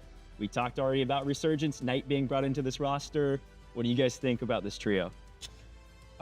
We down here, we up here. I'll let Skull, like... You're gonna start us off, Skull? What do you think? I would say we give that a 6. A 6. Lynn, what do you think? I was gonna go a bit higher. Bit higher? I was gonna go about like 7 or 8. 7, 8, so maybe a 7 is where we'll land? Yeah, around a 7. Well, quick explanation. What do we think? I mean, do you guys think? I think the big question is Knight going to be a difference maker? Yeah, yes. You think I think so? he'll be a difference maker, but I don't think it's going to be a massive difference maker. Yeah, just like knowledge. And... He just plays a lot of Rebirth, but who were they playing with before, DJ Mass? Yeah, they dropped DJ Mass. Yeah. Yeah. Value that? So yeah, I think it's 6, yeah, but not for the big one. Yeah, I think it's 6. 6, 7, 6.5. Yeah, 6.5. I'd say. Yeah, 6.5. Okay, all right. I think. I can see it in your eyes, but you just want to put everybody below 5. I can just see it. Okay, let's keep going. We're gonna go to just had him in here. We're gonna go to Guild. All right, now this one's another controversial one. This is Wars' team with AJ.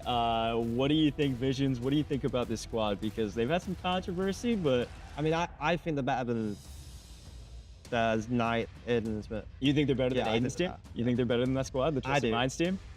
I don't. I think score. Okay, well, let's start with you. You're the EU aficionado, my man. Where do you put them? I play against them a lot, so I know they're good. Yeah. I'd put them like 7.5. 7.5. So a little bit better. Okay. Skull? I was going to say a 5. A 5. Really? What's your reasoning? You think they just can't play Resurgence? We don't fight with them a lot, but when we do, I usually make the play on them and do get the kills. That's fair enough. That's the only reason. Yeah. Like, and I think some teams are just better against other teams, like based on playstyle. So maybe that's your team thing, or maybe they're just not good. Who knows? All right, let's keep going. We're gonna go to the Gaming Gladiators, GG. This is Husker Squad, Brolic, Jackal. This is a team that frankly, a lot of people in the scene just didn't expect to be all that good, but they have been doing really well in Big Map. What do you think about a Resurgence for that squad, though, especially on land? I think. I mean, I don't think I'd put them quite low. Not low, but quite low. Like a 1? Nah, not that low. Like maybe like a 3 or a 4, like lowish, but not low. I kind of agree with that. Yeah. Because like really? it's Rebirth. Yeah, okay. Huskers is on Mouse and Key. Huskers on it. Yeah. He's on Mouse and Key and Rebirth. Here's the question: 3-4. Does that mean they're not qualifying for finals? I mean, we got 21 teams, 14 making it. I think they're just about qualifying. That's in my opinion. I think they'll come like. Yeah, I can see. Yeah, I see them qualifying for sure, but it's just the Mouse and Key on Rebirth is rough. Yeah, it's rough. Okay. So I know he's probably gonna be playing Anchor, but push. You see GG, you're pushing. Yeah. Okay. Yeah. Okay, I like it.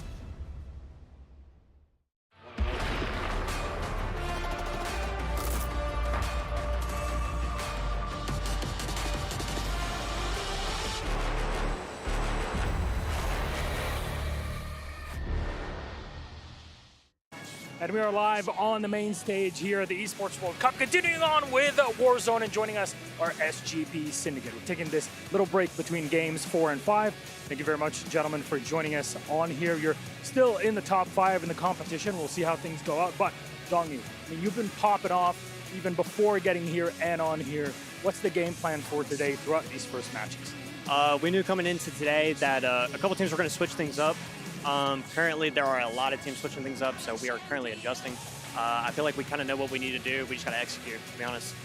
Fair enough. And now, Tex, to you, it seems like this is, maybe you would agree with it or not, but a lot of people have been seeing SGP Syndicate as like a sleeper pick. Nobody expects you to kind of come in from below and do damage to top teams, but you've been doing it. I mean, you're placing incredibly through these games. What do you have to say to that?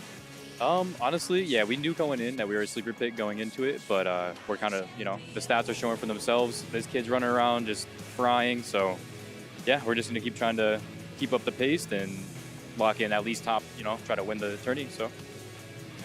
Fair enough. And now moving on, of course, down the line to now, you guys placed first, or sorry, we'll see. Maybe you'll get to place first throughout the games. But, top 5 in games 1 and 3, third in game 2, 10th, fortunately, in game 4. Now you have some time to kind of rest up, relax, reset. How do you feel yourself going into the next 4 games? Like Dongy said, we kind of have to just adjust our game plan because teams are switching it up. Obviously, if we can get flowing off the rip at the start of the game, get our loadout, get our kills up, and then keep playing placement like we did the first 3 maps, I think we could boost our score a lot. Is there a team you fear at this point? Nobody. You got that face of death on you. I love to see it. There you go. Give it up for SGP Syndicate. They're fighting their way, and maybe we'll seeing them deeper and deeper into the next 4 games. That's all that is left until the tournament is done. But a quick recap for Arabic viewers. All right, there it is. Fnatic looking like the champions already, especially after 2 back-to-back wins, a second place in game number 2. They only finish outside of top 3 in game 1. Fnatic are on fire. Yeah, it is crazy, isn't it? The Fnatic yesterday, they had one of the highest average placings of the entire day, and of course, including the day before that as well. They were one of the most consistent teams coming out of group play, but they weren't able to take a single win away. Today, now we're here in finals day. They show up with 2 back-to-back victories, and it is worth saying, to be fair, maybe the only reason they didn't win the first couple of maps of the day is because those struggles against Guild were still there in those first 2. And it's not even like they're just coming out with back-to-back wins. That's 4 games in a row where they're in the top 4 topics, or at least in the final circle of every single game that we've seen. So Fnatic, they're not only coming out with wins, but it's the placement, it's the kills, it's just being involved with this game. It is night and day from Fnatic that we saw yesterday. Well, let's take a look at some of the highlights and see some teams that maybe had an early exit, as well as those who made it to the top. There were some early exits, I believe, if I'm not mistaken. Team Destroy was one of them. Yes, Team Destroy was indeed one of them. But, we talk about some of these teams and changing their rotations, their play styles, their strategies.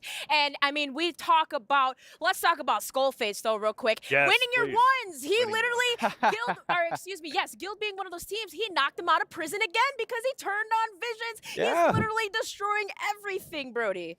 Yeah, Skullface is just that guy right now. Again, we talk about Fnatic as a composition of players, right? I mean, Skullface, technically speaking, hasn't been with Fnatic for that long in the grand scheme of things. Like, all those roster changes to the back of Hisoka, joining the Falcons, but it feels like this Fnatic roster in its current iteration is finally hitting the form that we wanted to see. Again, a reminder, Fnatic did not do well in NA Regionals for World Series of Warzone. And I will be talking about that, and you're right, they didn't do well, so it gives me great hope that they're going to be moving forward through that LCQ to the Global Finals. More on that later next week, but for this week, though, it seems like they are looking to go for gold, and while they're getting very close to it, Seymour, at this point. So good stuff coming out from them. Fanatics can't be stopped. Twisted Mind's also looking to be at the top 2. Yeah, Twisted Minds in the topic right now for winning the whole tournament. I feel like we're all right now having a great day because of all of our predictions are involved. I think the only person who's really not involved right now, today at least, is Dandro with that C9 pick. So, really losing that NA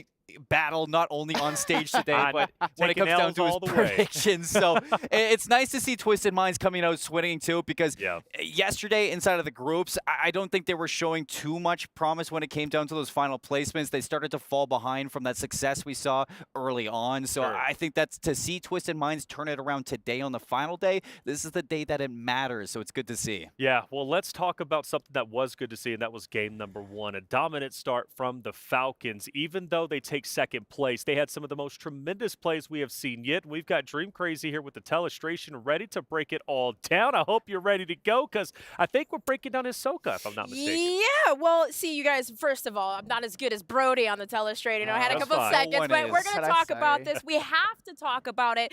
How important it was. First, let's just pause it right here, because you see on top, Hisoka, multiplier, right? We're thinking about the multiplier. Him staying alive here at Chem was so key. And you see, as teams are fighting in the distance, he's going to wait. And what he's waiting for is exactly that, to resurrect his teammates. Because, again, placement, you may have picked up a lot of kills in the early game, but placement is key. So for Hisoka, he gets a couple of shots on, maybe trying to play spoiler alert, onto Guild, onto, as you see, Twisted Minds. And what's crazy is he was able to pick up a couple of that. But, excuse me, at this point, Biffle is still, and Co are still, in fact, alive, because I actually did rewind further back than I realized. But yes, right here in this confuffle, in this mix of things, there are still teams alive, but Hisoka staying alive up there and his teammates down below, which that was when the streaks came out, right? We're talking about this huge heal off, but Wiz in the distance over here, as you see, and Brody, see what I'm saying? You had it, mate. Yeah, I had it. There it is. Yeah, Wiz in the distance, as you see, is Biffle doing everything they can to rotate in, but staying alive for that multiplier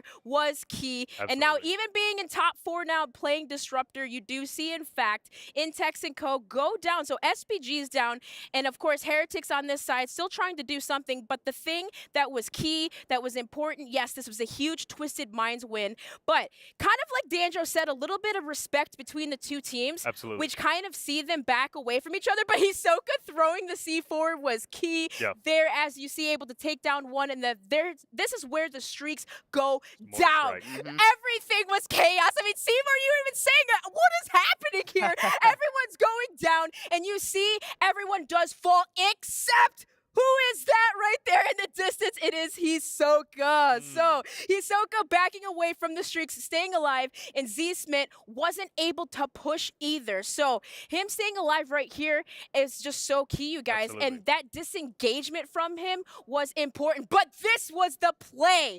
This was the play where everyone was screaming. You have Heretics up top, and you think, oh no, Hisoka might go down. But no, Heretics do get eyes on him, and see Hisoka somehow, you guys, as we're going to let this play through, I don't know how he does it every single time. So he stays alive, right? That's the big thing. He stays alive, goes through gas, and then gets the revive, I believe, onto Shifty, if I'm not mistaken, who comes back into play. Yeah. He's coming down. The important thing about that is they secure second place, right? That was kind of what all that was about.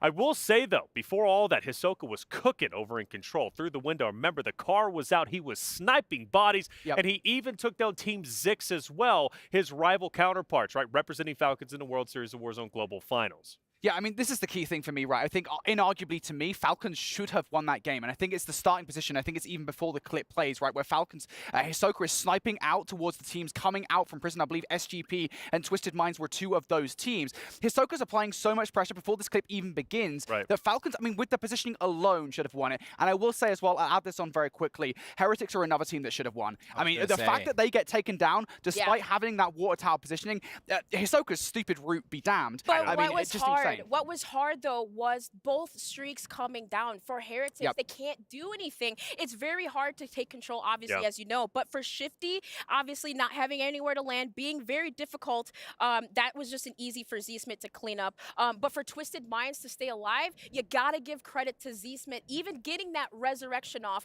Because if he falls right there, that might have been a different story for the Falcons. It could have really been. And I think that for the Heretics, one thing that you really have to show some respect to is that they really made it a matter of luck for the Falcons, because Heretics made a huge play during that whole thing where you're starting at the bottom, you're kind of in the not in the topic of winning really at that whole fight until You saw Method Sick and his teammate make the play to take top water tower. They went from the bottom of the hill to the top of the water tower, avoiding those streaks and really kind of setting themselves up. They might not come away with the win, but they made it really difficult for Falcons to really find that placement. And I think that really comes down to what Warzone kind of is at the end of the day. It is a little bit of luck mixed in towards it, and I think the fact that Hisoka stayed alive, he's making that luck into his own wins there. So it's cool. It is cool, and it comes to show you how far, the Falcons are willing to go to get their teammates back in. They really value teamwork, and it shows in just about every play they make and their rotation when it comes down to the shops as well. We take a look at our standings. Fnatic will take the lead over Team Falcons. Twisted Minds just below them. Those are your top 3 at the moment. Yeah, and you start to get an idea now here. We're halfway through today's final games of the Esports World Cup Call of Duty Warzone, and you can see a massive disparity between Twisted Minds and the teams above and SGP Syndicate in 4th place. 119.8 compared to 54. You're starting to get an idea here of 3 teams that could well walk away as the Esports World Cup champions. And it's really confusing, too, to think that SGP, Abwiz, Guild, and Na'Vi are really falling behind after the days that we saw yesterday and prior to that. I think that you still can't really count these teams out because you still have 4 more games. You saw how many points those 3 were able to get in the last 4. So if they can turn it around, we know that those 4 still have what it takes. But for Na'Vi, I mean, you're looking at this team to really get things going like we saw yesterday. Their zone placement hasn't been the same today.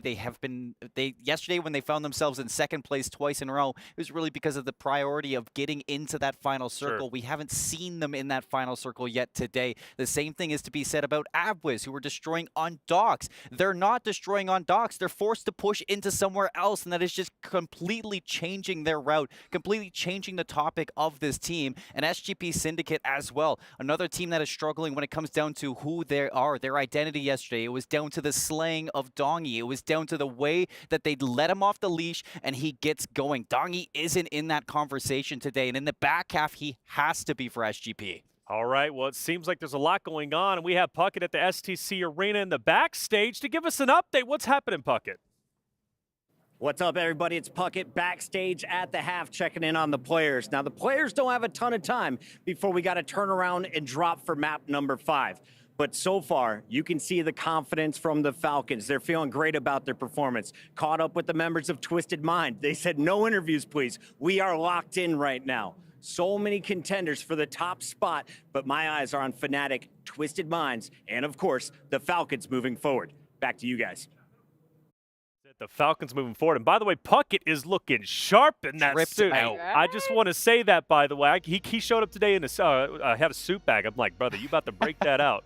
Hey, you looking good. He even offered to have me wear it. I said, dude, you're too tall for me, man. I look like a little kid wearing that draped over me. But good stuff coming out so far for the top 3. That gap, though, 60 points. That means one massive game, even bigger than the games we were seeing from Falcons during group stage yesterday. 50 plus? They weren't even able to reach 60. So SGP, countless others are having to have those big moments, but it's so hard to shut them down. The only caveat, again, going from games 1 through 4 was incredibly quick. Very, very fast pace. Now we've had this bit of a break for the halftime, right? About to hop into game 5. Teams, hopefully, they're going to now, reassess what they have to do, what they have to change, and some changes need to be made, whether it be landing spots, whether it be adjustments on your teams, who's anchoring. I don't know. They're going to have to figure that out. But right now, it seems like Fnatic, they've got everybody's number. And let's actually talk about what they're playing for. Not only are they playing for the money, not only to be the Warzone World Cup champion, the first ever, by the way, in history, they're also playing for the trophies. If you don't know what I'm talking about, let's get you caught up. The Esports World Cup is a unique tournament and will have a very unique trophy system, consisting of keys, game trophies, the club championship trophy, and the totem. Introducing the key. This symbolizes a participant's right to compete in Riyadh. Each team or player will receive a personalized key consisting of the inner key and the outer frame. Winning a competition earns you a game trophy. A champion's key will be inserted inside. The frame will be placed into the totem. A physical block on display in Riyadh, serving as a progress bar of the Esports World Cup. The totem will remain in Riyadh as a chronicle of the Esports World Cup history. Those who get eliminated throughout the competition must give up their keys and see them crushed. Their broken keys will be tossed into the totem and encased in resin, symbolizing those that tried to win but fell short. However, as an additional privilege for winning, each game's champion gets to select 3 opponents' keys to be encased in the base of their trophy as an additional, more personal prize. Losers will go home with their keys replaced with a token that marks where they ended their journey. Witness history unfold at the Esports World Cup. Such a cool concept. You get those keys, they get shattered, you can use them, right? Dip them in resin, put them around your trophy. It's absolutely brutal, to be quite honest with you, but I love it. I mean, it increases the stakes, and it really comes to show you how personal it can be for some of these competitors and clubs out there.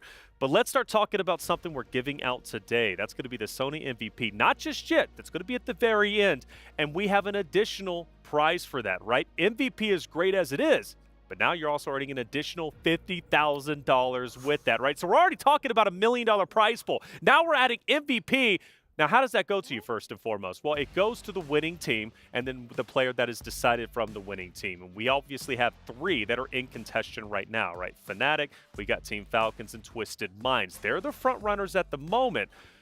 As far as individuals go, though, who are we looking at who could be securing MVP? It definitely has to be one of the Slayers, first and foremost, because it does come down to the kills of these teams. For Twisted Minds, you're looking at Aiden and Z-Smith. Those two have been fantastic at getting those high-octane plays towards the end circle. Absolutely. So mount them, especially that win all the way back in game number 1. But then you look over towards Fnatic, who's been the game changer. Skullface has really turned up on the day. Longside Noobs, they're making really big plays, kind of punching things forward for this Fnatic team. And then for Falcons, I don't think it's more obvious to say it's Biffle and Shifty. It's Biffle and Shifty I need to argue this a little bit. Sure. I need to argue this a little bit because, you know, we got to give a shout out for the support kings. You met Z-Smith. I was going to say, you met Gorgo Knight, right? Right. This duality that some of these players have that they're baiting and trading, what about the support kings that may not pick up the eliminations but set their teammate up for success? I was going to give it to any of the anchors. You have to throw it to Hisoka. That play that he made in the first one, that is game-changing when you're looking at the placements.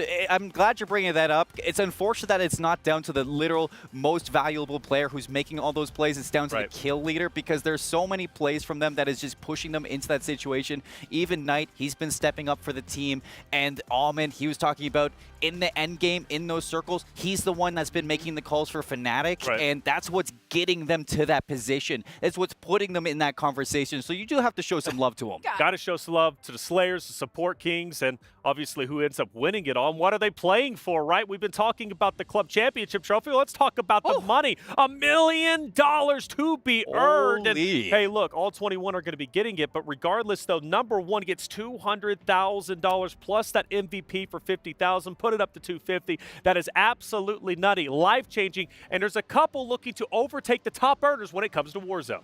Yeah, absolutely. There are. We already talked about it. Tommy, the fact that he's sitting on that Olula roster, the current #1 earner across Warzone history, will not have a chance to earn any more money this week. But Biffle, Shifty again, 2 of those players from Team Falcons that could well overtake. And Falcons, I mean, they looked hot yesterday. Surely they're going to do it here. Well, you would think so. You would hope so anyways, but it's going to be intense. Who will be the top earner? And that's a great question to ask, I think, everybody out there, but also when it comes down to our casters. What's going on? We got Goj, we got Shift looking fresh to death. Shift actually didn't see the top earlier, so it's nice to see it now, man. I'm liking the red. Thanks, man. You know, just want to keep you on your toes down there, Taylor. That's all I'm looking to do out here. Taylor, thanks. I appreciate it. Shift, it's our time to shine here in the final 4 maps, and frankly, it's the team's time to shine. We got 3 teams at the top. We had a chance to look at the leaderboard. Desk broke it all down, and frankly, it's not close. 3 teams at the top, and then a massive drop-off down in 4th and beyond. The thing about it is I don't rule out any team that finds themselves above kind of like the top 8 right now, just due to the fact that we've seen some massive point totals be tallied in a single game. It doesn't even have to be a win. We've seen teams pull together 20-plus points by just finishing in the top 3. So there's definitely are opportunities for those squads, but it does feel like we have some of our favorites right off the get-go. I got a lot we can talk about here. The game's about to get started shortly, and I gotta say Fnatic going wild on the map right now. Something has clicked for this team. I'm excited to see what they do in this next drop here shortly. We're gonna head back to the STC Arena to reintroduce our players. Welcome back to the STC Arena, where we have hit the midway point in our Call of Duty Warzone finals at the Esports World Cup. Today, the first two maps really set the tone for Team Falcons to go ahead. However, Milos, what's happened now? You know what? Fnatic were hot in their tails of Falcons and Twisted Minds also in those first two games. And then Fnatic, what did they do? Back-to-back wins, baby. And now they are #1 on top. Well, we're going to have to see how the rest of the games go, because this means we have no idea who's going to take it at this point in time. We're going to have to go through our next 4 maps to decide. Speaking of which, Barney, can you tell what time it is? It's game time! Yes, indeed it is! Let's then toss it to our casters and get game number 4 on the road. Wow, I love our stage host, Shift. What a great introduction. So excited to get into the latter half of this event. I broke it down at the very beginning of kind of the match of the week. No, this is Grand Finals. Every map counts. We are in the mid-game right now, and a lot of ground to make up to end up building your foundation for the end game of this tournament, which is the final 2 maps. We still have 2 to go before we get to the end game. Absolutely, and I think the thing about this is a lot of time for our players to either say, hey, I know things aren't going well, but trust the process, or, whoa, things aren't going well, we got to change things up. So my eyes are on Na'Vi off the opening drop. They have been battling in the opening first couple of circles because they love to try to get that top prison control. We saw it all day yesterday. They have not been able to find that same success. So will they trust the process or will they bail? On the other side, Team AB Wiz, they have gotten in the top 5 every single game save essentially won, but they have not been able to put together a lot of kills. So can they figure out how they can get more points with these good placements they put together? It's such a great call out. Na'Vi is the squad I'm watching as well. They're down in 7th place right now. And we got to remind everybody, you saw the prizing delineation. It is a massive spread, of course, favoring the top 3 teams, but even just 4th, winning $80,000 versus 8th of $40,000. That's doubling your money, and that spread from 4th to 8th is only like 8 points. Very, very tight race. Omit is even in that still if things can go their way this time around. But Na'Vi focusing on placement now, they really got to find kills, and it's all about that early engagement. They got to survive. That's been the biggest thing, and that has been kind of the moniker across all of the teams that we found dropping out, even before the Resurgence respawn timer closes out. So there are a lot of things that are going to add some extra conversation fuel to what these guys have been talking about over the course of the last 20 minutes. So it'll be really curious, I think, again, do they trust the process? Do they change it up? We're about to find out. Well, Falcons, they're not on top right now. It is Fnatic. The biggest game of the entire tournament has been logged. 60 points, now the new metric. A ridiculous statistic. 30 kills in their last map on a victory, 2 times multiplier. Easy math. 60 points and up by 19 on second. You've got to win to take home the grand prize. $200,000 on the line at the top, plus that 50K top fragger. This can only be an incredible finish to this tournament. Absolutely the case, and I'll just be now curious to see who's going to be able to contest against the pace that Fnatic have now established in these last 2 games. High kills, great placement, everything going their way. Let's get to it. Welcome to the second half. Ladies and gentlemen, match 5 is here, and our players are dropping into Rebirth Island. The battle for prison, the battle for the glory, the battle for your, I guess your enemy's keys as well. So a lot on the line for a lot of our players. But here it is, top of prison. Almond's here first, and it looks like maybe free and clear this time around. Yeah, I'm not seeing Na'Vi in the mix at all. You got to keep an eye out for them. They're number 10.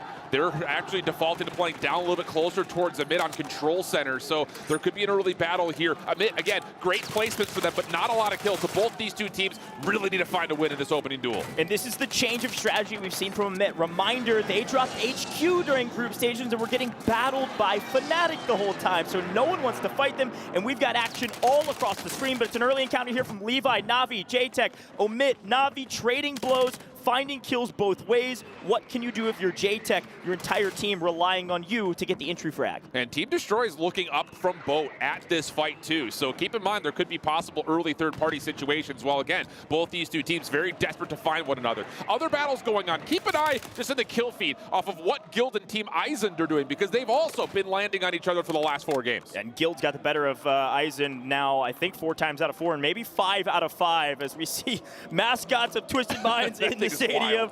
I love our crowd today. They've been so loud for a number of different teams. Excited to see how loud they can get near the end of this event. But we got a long way to go first, and Omit slowly holding on to this POI, not giving up control, not without a fight. As you can see, like you said, Destroy way over there, just hanging out by themselves. Things have not been going their way today. They're way down at the bottom of the leaderboard. And there is a lot of this air of caution right now kind of coming through as we now take a look at a kill feed once again. Aiden and co starting to get into a little bit of trouble, so that's going to completely push them off their drop position. And now as we look over towards the rest of the map, Fnatic looking to finish them off. Fit might be the last player left in this position, so he's going to get finished, and that's going to be Fnatic dominating over one of the drop points for Twisted Minds. This is a huge take. Reminder, your top 3 teams, Twisted Minds, Fnatic, Falcons, those 3 teams, if you see them engage with each other, you'll watch these players back out and move around the map. We've got a wide spread of players all around the map. The new circle favoring the north side, which means Stronghold. Falcons, they've got to move, and they are going to start moving now. Yeah, and Heretics is the only team that's really going to be able to contest them over towards that bottom side at Factory, so really they should feel pretty comfortable to get themselves fully looted up. The only other team nearby is Zizik's team, who really have not played all that well today compared to what they were able to put together yesterday. So keep an eye on that as we get further into it. But again, this battle for Prison has been where a lot of our kind of marquee squads in terms of club championship potentially have been playing. And Eisen squad much better this time through. They're essentially going to cut through the entirety of Skullface and the rest of Fnatic, so they're going to win Prison here. That's the first time we've seen Team Eisen finally come out on top. I'm not sure they changed any strategy. They just finally won it. Now, 1 out of every 5 times, not going to be enough. We'll see if they can continue to do it as Crims does cut down Shifty. Now Biffle trying to get into the action. Hamoud making a flank play here. Biffle on the stairs, though. Hamoud can't connect with anything. Biffle makes it look easy. It's going to clean up Hamoud here if Crims doesn't make a play. Crims is there in time. Hamoud should be able to self-revive. This is looking dire for the Falcons, and all of a sudden, they're readdressing this fight from a different angle. They know if they fall here, it could prove difficult. Now their teammate respawns. There's the take and the PA to help out. That right there is a team play. That was sick, dude. Whoever was on the parachute was just acting as a manned UAV. So not a UAV, just an aerial vehicle, completely manned out, and it's like, hey, they're still above you on the guns. That's enough for a full revive to come out. Plus, of course, like you mentioned, the airstrike. Huge recovery from Falcons as we swap over to Syndicate, who I will say again, even though they haven't been necessarily making noise on the leaderboard overall, they've played particularly well today to their standard, but they are placing better than yesterday. So they're figuring it out. Just comes down to they need a big game. Quick map look here. You can see Falcons number 4 in cyan, a little light blue left-hand side. And you can see their zone shifting up north as Destroy is finally getting the better of a couple of opponents here, putting some more points on the board. Shifty, Hisoka playing slow, but they do have to rotate. This is an unfavorable zone for the Falcons. Could see them fall a bit earlier if they're not careful. They know that, though. They're going to play pretty slow. They're going to play edge of zone. They're going to have to run through Destroy, and they're going to have to run through Omit coming up from the side of Control. Yeah, and on the other front, as I was going to say, can we get Fnatic's POV here? Because they got Guild right below them, but they also have number 3 in Twisted Minds. So this could get really nasty. Skullface just with the pistol dropping in will not be able to catch Wars by surprise. Noobs was trying to get isolated for another pick, but not going to work out. So again, 3 of our top squads battling for position bottom side Prison. Heretics out immediately. First team gone. Heretics have not been playing the same game they played during group stages. Something is going horribly awry. We'll see if they can come back in the final 3. There's the first team out here as we're deeper into the second circle. Things have definitely changed. Last map, I think we saw 7 teams alive as the resurgence timer closed. So definitely different pacing, likely because of this zone pull. A lot more teams up here. They can hide out in zone. They can hide out inside of buildings as needed, play their lives a bit better than some of the open spaces that Stronghold affords. And I think the thing here is going to be the timing of when do you want to rotate in and how deep do you want to rotate to, because going through Prison is not an easy task, especially with squads like Emit that are fully formed and ready to go. And you can see that's kind of the issue right now for Zig's team. They're trying to make their way kind of around the outside through the bottom side of the circle, but this is just being contested by so many different squads. I mean, you've got legitimately 5 different full teams that are looking to play for this spot on the buy station. The Zig's team making a nice rotation here. They are one of the top slayers in this map, but they're way down in 11th place right now. They need a banger and a win to even be in the conversation. We head back to Fnatic on top of Prison, where they love to live. They've been living here since scrims, into solos, into group stages. This is their home, and no one truthfully has been able to contest them there yet, not to any sort of effective measures. And I love this from Falcons, just to kind of take a quick look. They get the top tower so they can scout out who's on the rooftops and how deep under the rooftops they are, so the rest of the teammates can just hop on up, possibly find a way to fight, but not going to happen. Biffle, Shifty, both taken down, and wouldn't you know it, it's the local and Hamoud and Zix to take them out of the picture, so now it's just down to Biffle, last one, or Hizoka, last one left, and he just has to hold this corner away for his teammates to jump on in, while all of a sudden you look at the kill feed, SGP in trouble, Patsuka coming to life. We got to find Guild. Guild is deep underneath Prison right now at already double-digit eliminations. They're your top team right now, and they're getting wiped by Limax off screen as Hisoka slowly but surely gets his team back into the mix. Wars, here they are. Down right now, the team is on top though. Again, 10 eliminations already. They've been farming the bottom Prison, and it's been against Rodrigo. They had a nice early encounter against, I believe it was Fnatic. They had a couple early kills, but all of a sudden they're getting pushed by multiple teams. King AJ goes huge, picks up 2 in the process, and doesn't lose either life while grabbing the eliminations. Very well played in the team fight and securing more elims. Guild is coming alive. And this isn't going to get any cleaner, by the way. You still have so many teams that are trying to make their way into Prison to control the high ground before this next circle gets established. And you can see it's actually going to be on the fast side on the bottom left-hand side. So teams like Twisted Minds going to have to make a decision. Do we rotate up to Prison or out towards Harbor? This is going to get nasty inside the cell block. Yeah, if you're wondering who's gone, by the way, Singapore Syndicate out. They're your second team fully eliminated. That means there's only 12 still on the map as a resurgence timer slowly ticking by. Still plenty of players alive, still plenty of teams. King Matty trying to get some sort of momentum in this map, but constantly over and over again getting pushed by multiple teams. Finally gets the better of one, but it's all in the back. Rodrigo is all by himself. He could lose his life here. 1 second remaining, gets his teammate back. They are still alive.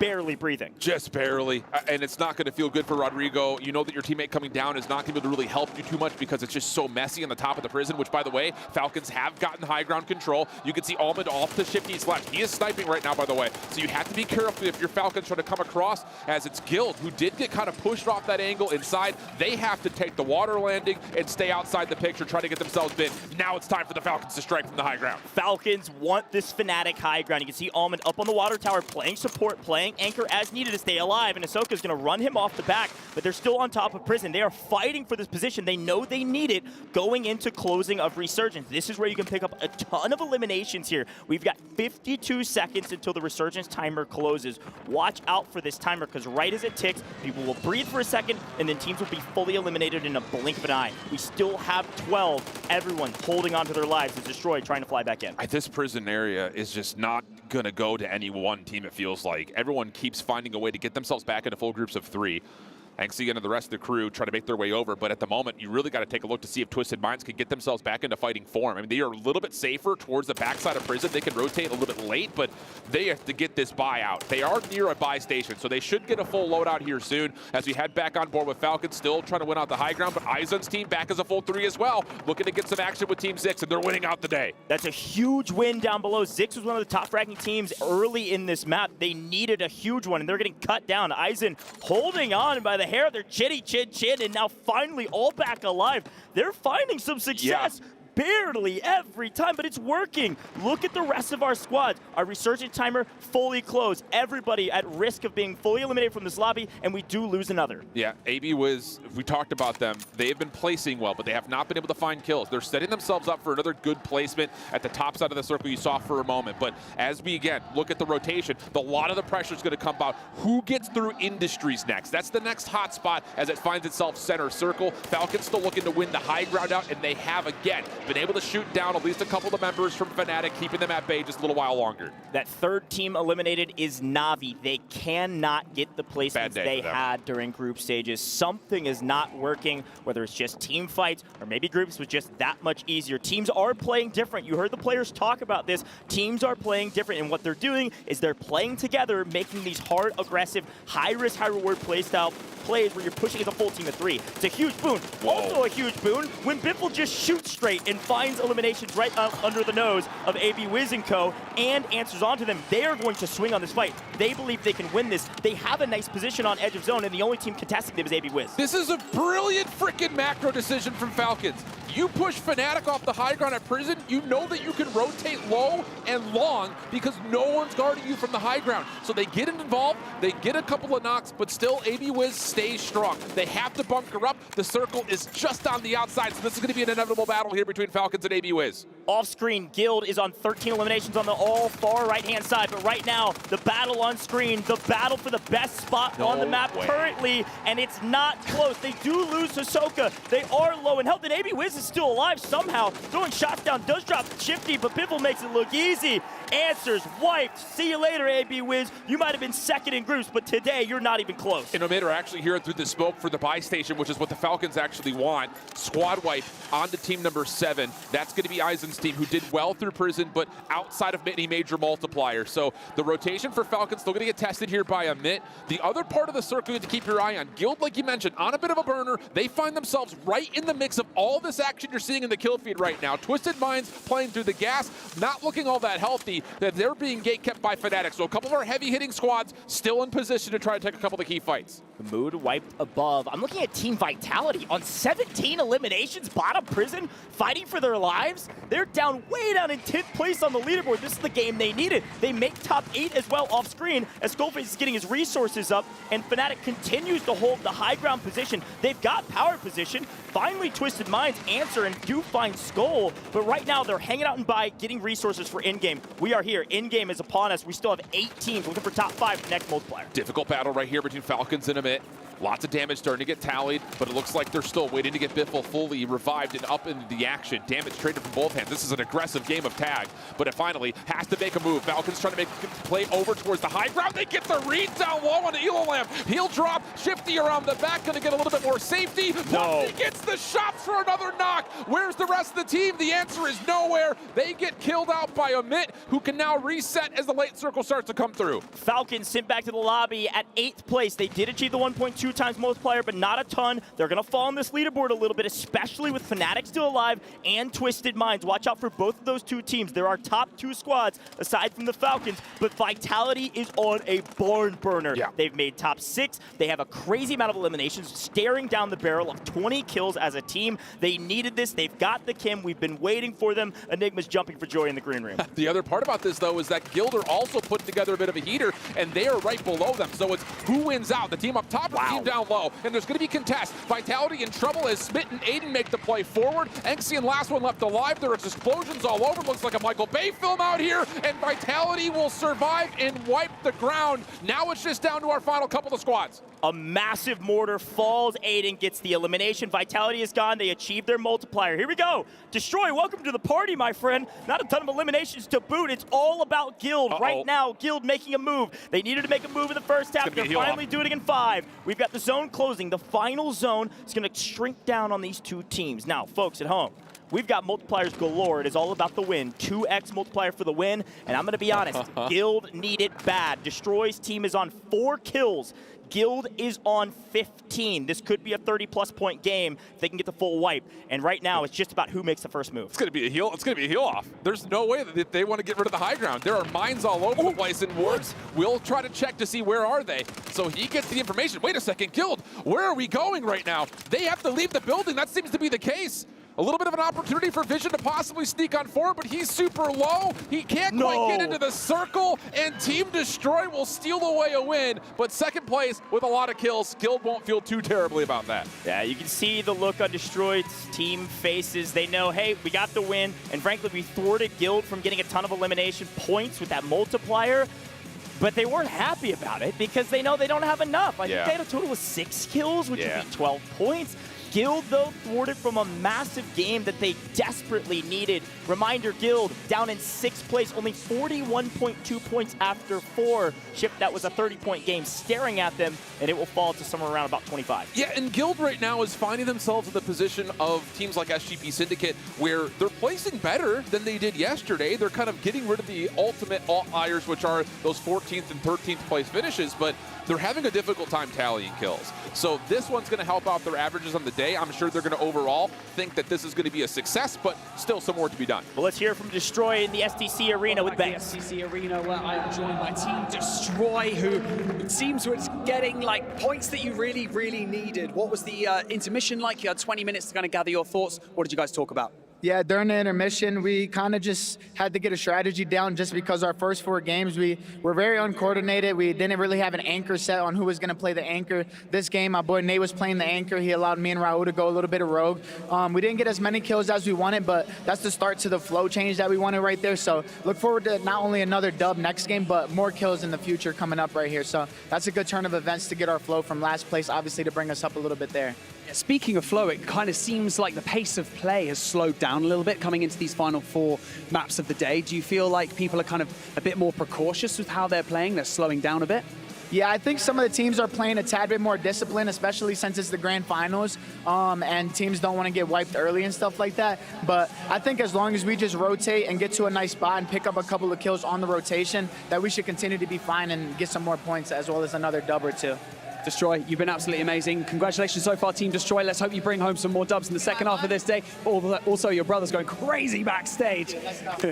Thank you. Shout out to you guys back at home. Just give me my money. Let's go. Woo! Okay. With that being said, we're going to head back into our next map of the day to continue the finals. All right, we are back, man. Hey, check it out. What a good game, and a game for those who needed a regain. We talked about halftime. Those first 4 games blazingly fast, right? Teams needed to settle down a bit, reconvene, figure out what's going on. It's Resurgence after all. It's all about recovering, and I think a couple of teams definitely did. Team Destroy is wonderful. They take the victory. Yeah, my team, baby, Raul.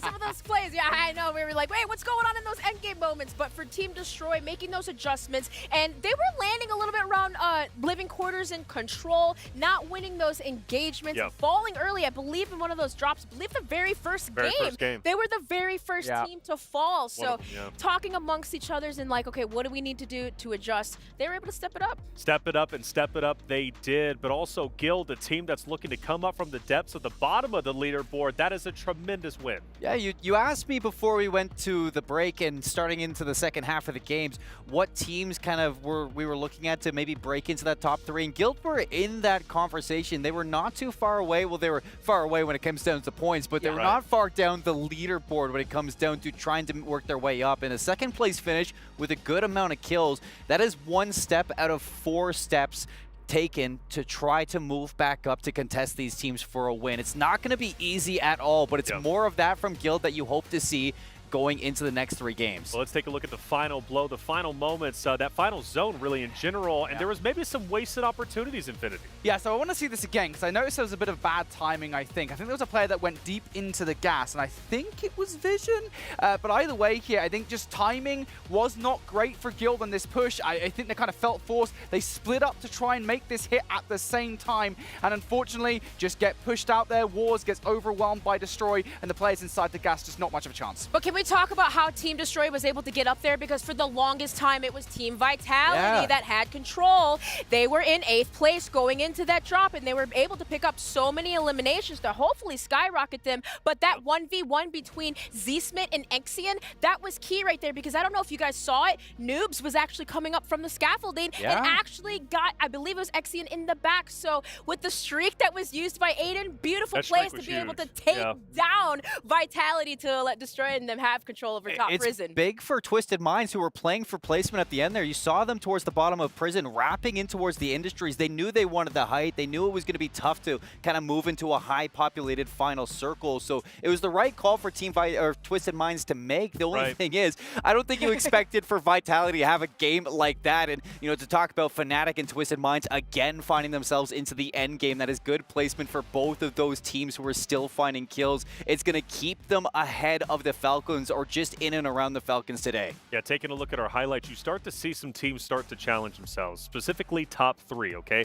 Who are we talking about? Falcons, Fnatic, Twisted Minds, I think in that order if I'm not mistaken. This, though, starting off was a big save. Biffle saving the day. Yeah, Biffle saves the day, but look, can we talk about Team Zix, though, how their strategies have changed Reflections, because they were also on drop number 2, the first team to fall, landing between Control and Living, but deciding to make that play. Biffle did play spoiler alert, even on that rotation that that you liked this play right here. This rotation was brilliant. As far as I'm concerned, when it comes down to the Team Falcons, they understand if they go forward off of Prison Roof, they are going to run into about 3 or 4 different players that are sitting on top of the water tower. That's not a good option, and it gets really scrappy going from there, either over towards control or even a little bit further. It's not easy, so they take the best course of action. They go left, they use the side of the hill as cover, and eventually come to the backside of Abwiz and his crew, who's already in a fight, mind you, I believe with Omid, who's just above them. So for me, that was a great rotation. Seymour, you do see it a bit different, though. I mean, you had top Prison in your control. Nobody was going to be contesting you. You had Fnatic a little bit ahead of you, and you had underneath you was Aizen, but there was so much time to make that rotation. I don't think it was the wrong call to drop off of Prison over and towards that zone. I think it was a little bit too early. I think Falcons got a little bit too hungry seeing those teams fighting. They wanted to jump in on that opportunity. They thought they could take that control, but instead they kind of put themselves in a path where they had to move through so many teams just to get to that final circle. And I didn't think I agreed with it. It didn't really pay off for them. Yeah, and I will say, to be fair, I think their immediate thought was, we have to deal with Abwiz. You knew Abwiz was going to be by the docks. You knew they were going to be a constant problem, because if they do push to Prison at that point from the low ground, you know that Abwiz are going to try and take you down. So getting rid of Abwiz, I think that was just their priority in the moment. Well, Abwiz is actually one of the most perfect at least segues. Abwiz, we had a chance to actually speak to him. Hear what he had to say as he's tearing it up on the battlefield. What did Abwiz say? Hey guys, it's Puckett backstage. AB Wiz just came off the stage, and I wanted to ask you about, so far, your team's performance. Through 4 drops, you seem to be right in the middle of the heap. We almost saw you win a round. How do you feel the team's playing? A little frantic, a bit uncoordinated. Just, we have 2 really slow games, so we're trying to make up for it, and it's kind of costing us now. But it's still not over, so. I was going to say, you still have a second half coming up here, and the comeback is always alive with that multiplier being a 2.0 for a first place. What is it going to take for you guys to take that spot? First place, I don't know if it's even possible anymore, but of course, every single placement is a big gap in the money, so we're still going to go out there and take every point we can. And who's been your toughest opponent so far on your drop spot? Nobody's fighting us. That's the thing. We cleared it out the past 2 days in the group stages, and nobody fights us anymore, so now we're having to row, which we didn't do yesterday. We just took the kills as they came, and then, yeah, we rotated with the loot that we got from those kills, but now we're having to rotate into kills, and it's just a different ballgame. Well, just so you know, the fans are going wild for you guys when you're on the screen in the chat. Best of luck moving forward. Thanks for your time. Thank you. Cheers, bud. There it is. Abwiz saying nobody's challenging them. They want to fight, but nobody wants to fight them. And can you blame the competition? They're on fire. And speaking of which, so are we. Game 4 is done. Let's get into game number 5 and keep the tournament going. Thanks, Taylor Reflections Noble. Hey, I love that we had a great breakdown there of some of the teams. And frankly, I think the best word for it was frantic. You heard it from AB Wiz. I think that's the case for most of the teams. Everybody looks so frantic on the map besides our top 3 teams. I was going to say, and maybe there's some lack of experience, veterancy that's being missed right now. But the good news for the teams that had a great map is the jump that both Guild and Vitality just put together, able to snap up above not just AB Wiz, but also SGP Syndicate. They're still kind of in shouting distance. Yeah, maybe not touching distance in the top 3, but they're at least in the picture now with those good maps. Well, reminder, Vitality with that map just jumped like $40,000, okay? Like a huge jump. I know we're talking about 4th place, and Abwiz even just said, like, I don't even know if first is possible anymore. Don't love the mentality, but maybe mathematically could be somewhat correct. But we got to talk about the top as we're about to hop into this map. A 20-point gap, which means that gap was not lessened, gained, nothing. It's the exact same as it was before. But Shift, my friend, it's time to jump into game. This could be a fun one. Number 6 is here. Ladies and gentlemen, the crowd's going wild. Keep that energy up. Cheer for your favorite teams. I'm sure it's either Twisted Minds or maybe it is the Falcons. Here we go. Fnatic on top, though. We'll see if maybe one of our oldest orgs in the game can grab a victory here in Warzone. Yeah, and I think the interesting thing about, the conversation around our teams in the middle is, again, what landing spots do you want to keep going to? Because we've seen it. This battle for Prison has been pretty huge, and once again, we've got Na'Vi fighting up against Amit. This time, Amit are prepared for it. 10X able to get the high ground, so the pistol works out. A little battle up close and personal, gets the crack, and a little bit of a help for, I believe, what was a knock. So again, Na'Vi in trouble. No, Zeppa just hits the dirt, so he's just trying to play a little bit of survival tactics right now. Yeah, what's crazy about this hot drop, this is just 8th versus 9th, just chalking each other's tournaments. I mean, over and over again, destabilized, trading each other's kills. It looks like Na'Vi getting the short end of the stick on this fight. They were trying to hunt Limax down here just to wipe him off the map and get rid of him, but player has gotten right back into it. So these are great kills for Omit if they can grab all of them, which it looks like they likely will. They've got a nice early lead over most of the competition, winning their early drop with, I think, a total of 3 eliminations. Only the Zix team doing that off screen. Na'Vi has got to be, well, saying words in Australian that are very appropriate, but not for this broadcast. They have to be frustrated. 10th, 11th, and 12th have been their placements so far, which is so different from yesterday. But that's what happens. When you got teams like Guild, teams like Fnatic that want to put a lot of presence topside prison, they're just not comfortable on these drops. Twisted Minds, a top team, a frustrating last map, slowly falling down the leaderboard, about 9 points behind the Falcons. They need another good one. They need it now. Again, we're playing for a lot of money at the top. $200,000 if you win, plus the 50K bounty, plus just the title of an Esports World Cup champion. Yeah, just a lot of things on the line there, brother. It's a whole laundry list of things you could check through, as Falcons actually have a good idea of who's around them. This is the Heretic squad, who often stay very safe and get last circle preference, but has not been the case yet today, and the Falcons look like they're trying to reap the reward of possibly finding some free kills. That will be at least an opportunity for Shifty to get up the ladder, but again, that just feels like Heretics are going to give away that spot. But you know, one team that's not changing up their strategy is the Falcons. They're sending 2 out. They're leaving Hisoka in Stronghold by himself. There's not anyone close to Hisoka in a country mile, as Twisted Minds do clean up a couple kills here on screen here in Factory. Again, these top teams, they're kind of farming some of the squads that are really struggling today, adding insult to injury. If you can mental boom a team, I mean, you're going to catch all of them for free and maybe even more. Well, here's the thing. Keep an eye on this fight, because Heretics think they may be able to find this remote building to get themselves looted up again. That's not the case. Aiden does pre-fire the corner. Trust that Knight can follow up. Good bait and switch coming through. And yeah, Heretics have no drop spot right now. You can see the other member, number 12, is just floating through the backside of the gas, just trying to find something for them to land on. Yeah, and lurking in the corner, the Falcons are here. They've got a nice sight line. That's probably who's shooting at Aiden right now. Shifty and Biffle up on high ground with a nice angle. Couple teams in this area. It looks like Na'Vi trying to regain in Factory as well, which certainly isn't going to go well. You can see Limax over by Shifty, but back to prison we go. We see Fnatic on top. They've got a nice 4 to 5 kills in total as a team, and seemingly all is clear on the Western front. Yeah, and they've cleared the Western front. Now they're going to the Eastern front. They know that, hey, if we're not seeing anything over towards this backside area, there must be someone on the opposite, as once again, here is that little revive trying to come through for Na'Vi, completely denied. They're running into full squads wherever they try to land. Other teams that are doing the same thing right now, Heretics we talked about, but also New Icons. Neither of these teams can find any stable ground to get any loot. Off screen, Omit knows the script. Hisoka by himself. They know if we go Stronghold, we saw Shifty and Biffle way up into living quarters.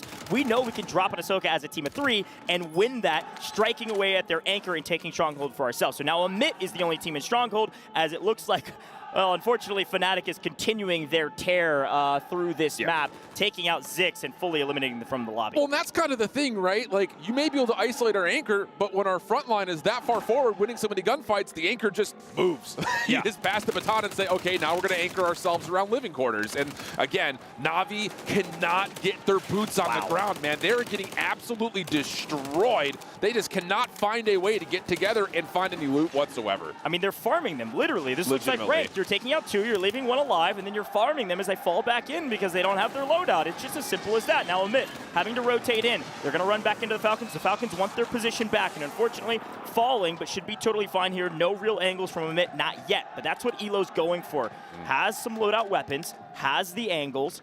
The high ground here is huge because the only way up here is via a ladder, or of course flying back in after you die. So should be feeling pretty comfortable here unless a C4 hits him in the face. Yeah, this is going to be one of those moments where it's breach and clear. There's the C4, there's the smoke, there's the play.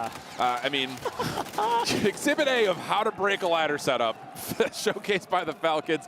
They will, again, anchor up this living quarters position. Omit will have to drop over towards strongholds. And then we now need to take a look to see what else will happen with the other teams trying to regain, because everyone's trying to get to this bottom side of the map, which is where the circle's starting to pull towards. Well, we got to go check in on Guild in the middle of the map in Good prison. call, yeah. Again, a fight for prison. It looks like it's likely Fnatic on top, Guild down below. Guild has won the low ground. Fnatic has won the high ground. Off the offhand side here over by Kim, it looks like, again, Heretics cannot get anything going. Yeah, the other thing about this is not only are new icons pretty much a full squad, but below them is number 9 in that kind of salmon color. That's SGP Syndicate. So again, there's no free ground to land on anywhere. Well, it looks like off screen we've got Skullface fighting Knight. Looks like squad 7's out of here, by the way. Our second squad to fall yet again. Eisen can't get anything going with Guild in the way. Bottom Prison is all Guild's territory right now, especially the last 2 maps. It looks like Twisted Mind's in a bit of a blender as well. It was actually Fnatic that pushed over and cleared them off that POI. But now, back here to Twisted Minds, this is what I'm talking about. Look at this restabilization. They're in a blender, which could open a window of opportunity. And here comes it. You can see it, Team 2, lurking in the shadows. Fnatic want to take down Twisted Minds. That's their main competition right now. The problem is Twisted Minds have a very free and safe loadout drop, plus the ammo drop to get themselves essentially right back to where they finished from when they dropped. So even though it may not feel comfortable in terms of the positions they hold, they do have the full weapons that they want. Also, another scope over towards that backside of ship. They are going to be able to find number 10. That is Na'Vi again, who continue to just get farmed up by every squad bottom side of the map. Oh, that's so free for Falcons. I mean, they're getting free kill after free kill. Na'Vi will not be fully eliminated. They're still alive. The Falcons are on 11 already, and it's almost entirely on the backs of Na'Vi, who's handed them kills. And unfortunate for them, Na'Vi's doing what they can. There's nothing wrong about what they're trying to do. They just can't stabilize. They're getting killed everywhere they try to land. And we're going to head back to last map winners. Raul on 4, still fighting over here with Control, and it's Omit back on Control, taking this position, especially with new zone coming. Yeah, Amit decided they didn't want to fight Falcons anymore. That's right. Yeah, so you rotate up to try to get some positioning around the top side of the circle where Control Center is. And like you said, it is going to be Team Destroy up in that area. But still, Falcons just spreading the map. I mean, they have, and you can see it on this expanded mini-map right now, they have got the entire bottom third of the map. Just because they're playing so spread, they're finding individual kills, and it's putting a lot of stress on all these teams trying to regain right before we get our resurgence close. Yeah, it's really this Falcon squad, south side or southwest side of the map. You've got Factory locked down by Twisted Minds. And frankly, top prison's Fnatic, bottom prison is Guild. And that's how it's been all day today. Those are some of our top teams. Guild just finally making a late resurge here. Could have another good game. They're on 7 off screen, but the Falcons are on 14 right now. It's not close, and we still have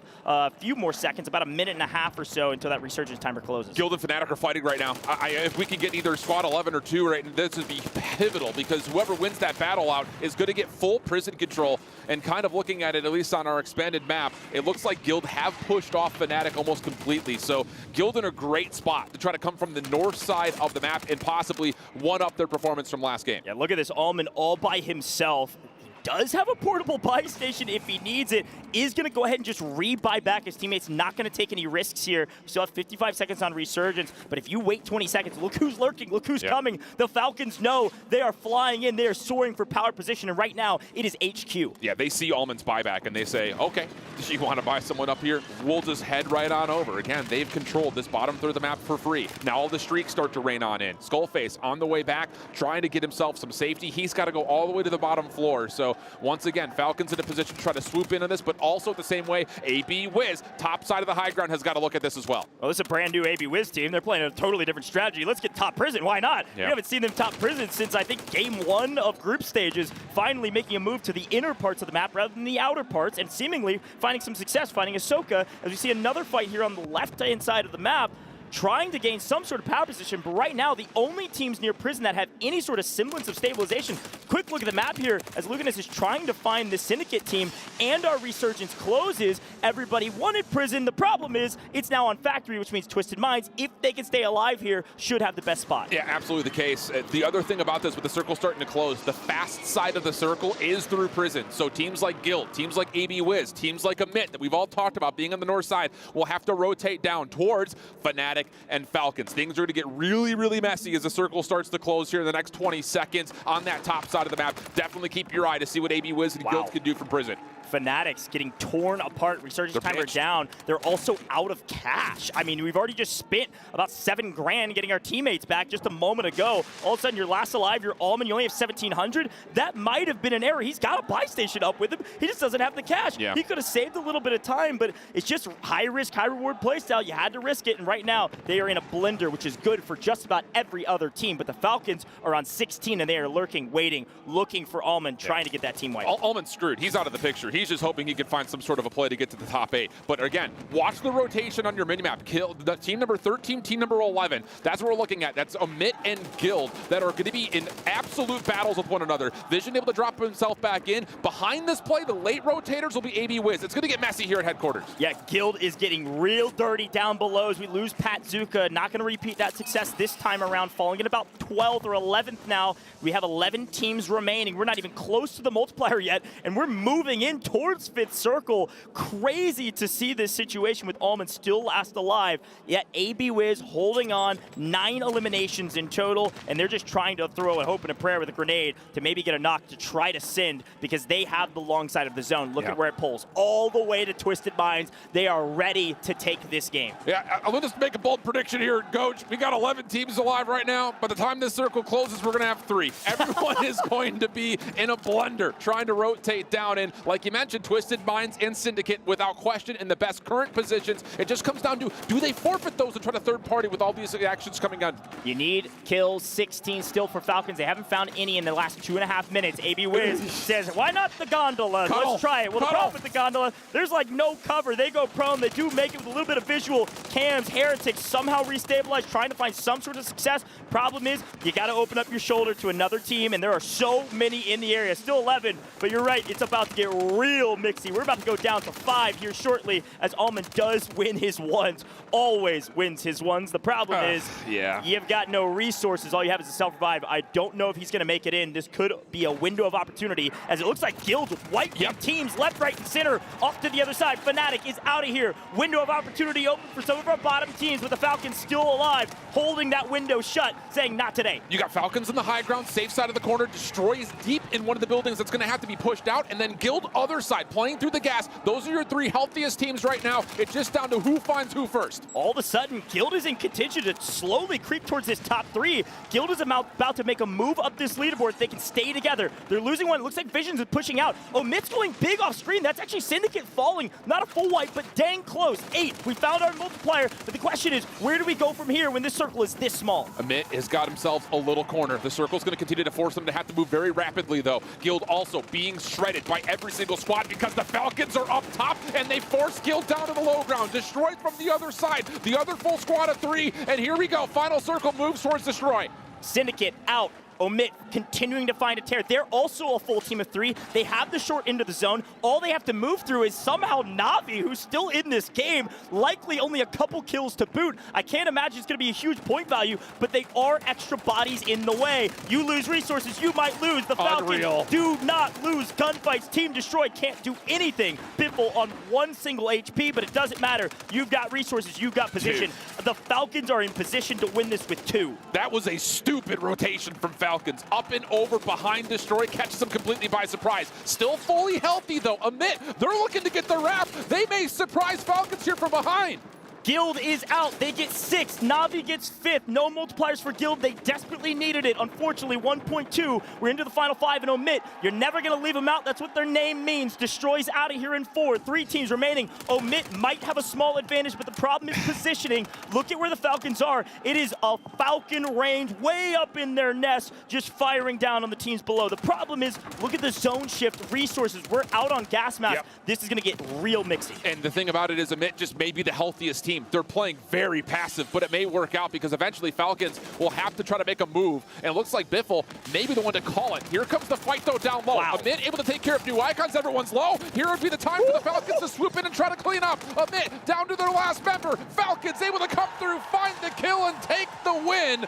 High ground superiority continues to be the name of the game. High ground superiority, third-party superiority. You needed those teams to fight each other, and Omit needed to take the fight. They were down on the leaderboard. Second place gives you a 1.7x. Unfortunately for them, Drake says, how about I 1v3? Like, Drake goes massive. That's a 1.7 for that squad. I don't know how much it's going to really influence the overall leaderboard, but shout out to the Falcons. They do grab a victory. Massive win, great positioning, and great patience for a team that loves to slay out. Yeah, and to be honest, you know, in terms of the overall tournament expectations, it's been Falcons, Falcons, Falcons. we needed to see a little bit of a bounce back from them. Not to sit there and say that they've played poorly, but coming off of a fourth place and an 8th place in their last 2 games, it does feel like, okay, let's just not forget that these guys still are very much the heavy favorites for the tournament. Yeah, a massive win. They feel good about that one. The celebration wasn't nearly as excessive as it was before. I think they're noticing this competition's really, really tight. We only have a couple more games to go. But reminder, Fnatic, the top team going into this, a 20-point margin, they fell in about 10th place. So a lot of ground was just made up by the Falcons. Really excited to see where that leaderboard falls. We're going to head to a very short break. Don't go anywhere. We're into the end game. 2 more maps to go. All right, what's up, everybody? We are here with Aiden from Twisted Minds for a little pre-EWC interview. How you doing, my man? I'm good. I'm super excited to be here. Yeah, are you? I am. The travel was a little bit, but honestly, it was all worth it. It's cool to see a different side of the world and just be here to compete and do something that I love. Quick question. You've been a top-tier competitor across multiple titles, right? Like, you've been at the top of a couple of them. What is something invaluable that you have learned along the way through competing? I think one thing that I've learned, like, since I've, throughout my career is, like, patience. Honestly, it's, like, one of the biggest things. I feel like at the start, looking back at the start of my career, I'm like, wow, if I was just more patient, like, I would have done so much better. And I feel like as I've gone on, maybe it's just like as a human, I've learned more patience. Older? Yeah, it could have been because I've gotten older, but I think patience has been like the biggest thing for me, like growing as a competitor. I feel like I've seen that even just in like Warzone alone. Like, yeah. Since your early days to like now, like, yeah. You're still like, you're this aggressive player, but like you're still like, you're very patient. Yeah, You so I kinda try to reined it find the back in. right times, and even I'm still learning now, but like, yeah, I think my patience has definitely gone up a little bit. All right, awesome. So obviously Resurgence is very different from Big Map, right? And you're one of the few teams who's not playing with their World Series of Warzone trio, right? So for maybe people who aren't as familiar, why did you and Smith pick up Gorgo Knight? Yeah, so our teammate for World Series and on the Big Map is DJ. We've actually only been teaming with him for like maybe a month or 2 now, so I don't think our chemistry is like, we haven't been playing with him for like years. Sure. And with Knight, we actually played a lot of Resurgence with him in the past. We won a ton of money with him on Resurgence, and I know that Knight himself is very knowledgeable about the map. So yeah. I knew it would be a good pickup. Obviously, like switching from our World Series teammate might be a little bit awkward because we've already been playing with him a ton, but like I said, Knight has a lot of experience on the map. I think he's definitely gonna be able to help us stuff with that maybe we, haven't been up to date on. And yeah, like we just have experience with him. I think that's the main reason. I love that. When you look at the rest of the competition this week, who is a player you actually like really respect when it comes to, playing in a high stakes environment? Like yeah. this? I feel like I gotta say Biffle. Like he just. Oh, okay, come on. I feel like it's such a default answer, but he's been around for. Was that like the question? Like just I mean. No, it's however you want to yeah, answer. I mean, it's whoever you respect. Like you're like, hey, like this guy's about to fry out, and like I don't want to mess with him. Yeah, I mean. I feel like Biffle's just so consistent, and like. He's been doing it for so long. Like he's just been there since the start of Warzone, and he's here now, and he's still placing like probably the best, Yeah. So I gotta give him credit where it's due, man. I'm going Biffle. All right. Hey, Team Falcons is everybody's favorite. This yeah, event, yeah, so. they're looking good. But hey, I'm hoping that maybe we got someone who can hold a candle there. Yeah, Maybe you might be that team. This is a fun one. So your dad's a very vocal supporter of you. You're able to bring your girlfriend with you on this trip as well. How important has like their kind of support been in your success over the years? I think it's been huge for me. A lot of times if I'm ever like stressed out about a tournament or whatever the issue may be, especially my girlfriend, she's very comforting, very like she's always giving me solutions on how to fix things. So she's definitely very, very comforting for me and helpful off the scene that people don't really see. Yeah. And same thing with my family support. I mean, like they just push me and drive me to want to be a better version of myself. Even my grandpa watches all my tournaments. Heck like yeah. he already messaged me. He's like, "Is this being live streamed? Like, can you send me the Twitch link?" Like, they're super supportive, and they definitely like give me that motivation I need. That's awesome. It's super cool. I know that's like kind of like a theme with a couple of the players who like when they have family like that who are like asking them to watch the streams and stuff. Yeah. And I think sometimes it's like people forget, like, you know, you're a large content creator, right? Yeah. I think people forget that sometimes that like you still got to be a little bit humble, and that you still also need those people to be in your corner to 100%. doing things like this to help drive you. It pushes you, man. It does. I love that. So you've played underneath a few orgs in your day, you know, across your career. But for this event, you're going to be underneath the Twisted Minds banner. You know, playing in their home country at that. What does it mean to you to represent them in, you know, a very prestigious event like this? Yeah, no, it's an honor, especially because they're based in Saudi. You know, I had a talk with them, and you know, they're super excited to pick us up, and we're excited to work with them, and just bring Twisted Minds a chip, and you know, play at EWC and rep them. I think that's awesome. I was really, really excited when people started getting picked up by orgs. When I saw that your org was picked up, you know, obviously being able to be here, like you're probably actually going to have some fans. Like one of the few teams who has fans in the crowd rooting for them and cheering for them. That's going to be super exciting for sure. Yeah, because I know obviously at past tournaments you haven't always had that. So it'd be a nice change of pace. For sure. Awesome, cool. All right, well, thanks, Aiden, for talking to us. Do you have anybody you want to shout out? Anything you want to say to your fans? Yes, I definitely want to give a shout out to my community that's going to be watching at home. Shout out to the Alliance. Shout out to my family, my dad, my mom, my grandpa. I know you guys are all going to be watching at home. Thank you guys. Shout out to my girlfriend for being my support system. She's going to be here rooting for me as well. And shout out to all the fans in Saudi and everyone from Twisted Minds. That's it. Awesome.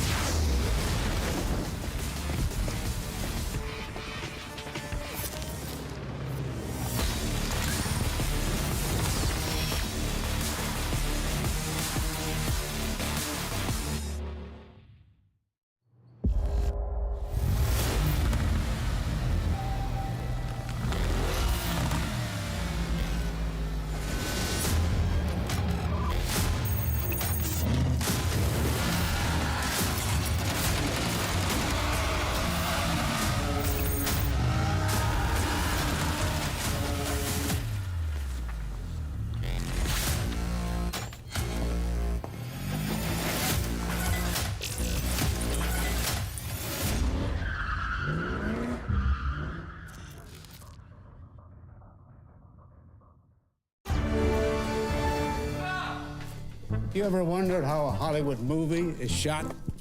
On a Sony. You review it on a Sony. And how do you make that sound epic? You record it on a Sony. Lunch break on a Sony.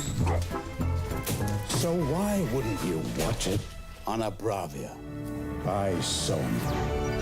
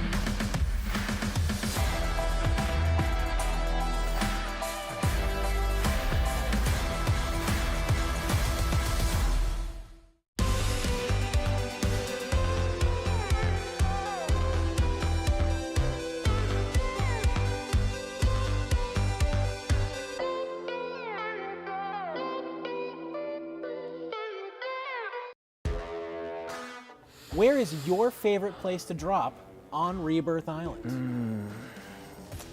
I gotta go Prison. Prison's just like the center. It's like the highest elevated point. Sure. You can go anywhere you want after.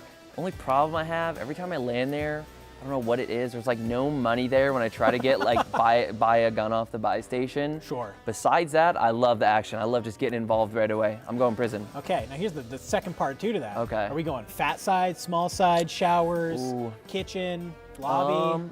I'm usually landing, can I point here? You can absolutely point here. I am usually landing on top of one of these right here. Top of the and doors. just going rogue. Usually, you know, I'm playing solo quads and I'm just dead right away. And then and then I land somewhere else or just land in the bottom. So if I had to pick a safe spot, I like right in here on the bottom. Yeah. The That's like the that showers. door on the side. Yep. That's safe. That's usually pretty safe. There's like chests and stuff down there. That's a little bit more of a calm drop. That makes me feel good because that is my drop spot. Yeah. So come on, we're a duo, man. Let's we're a duo. go. Next duos, maybe we'll have duos next year.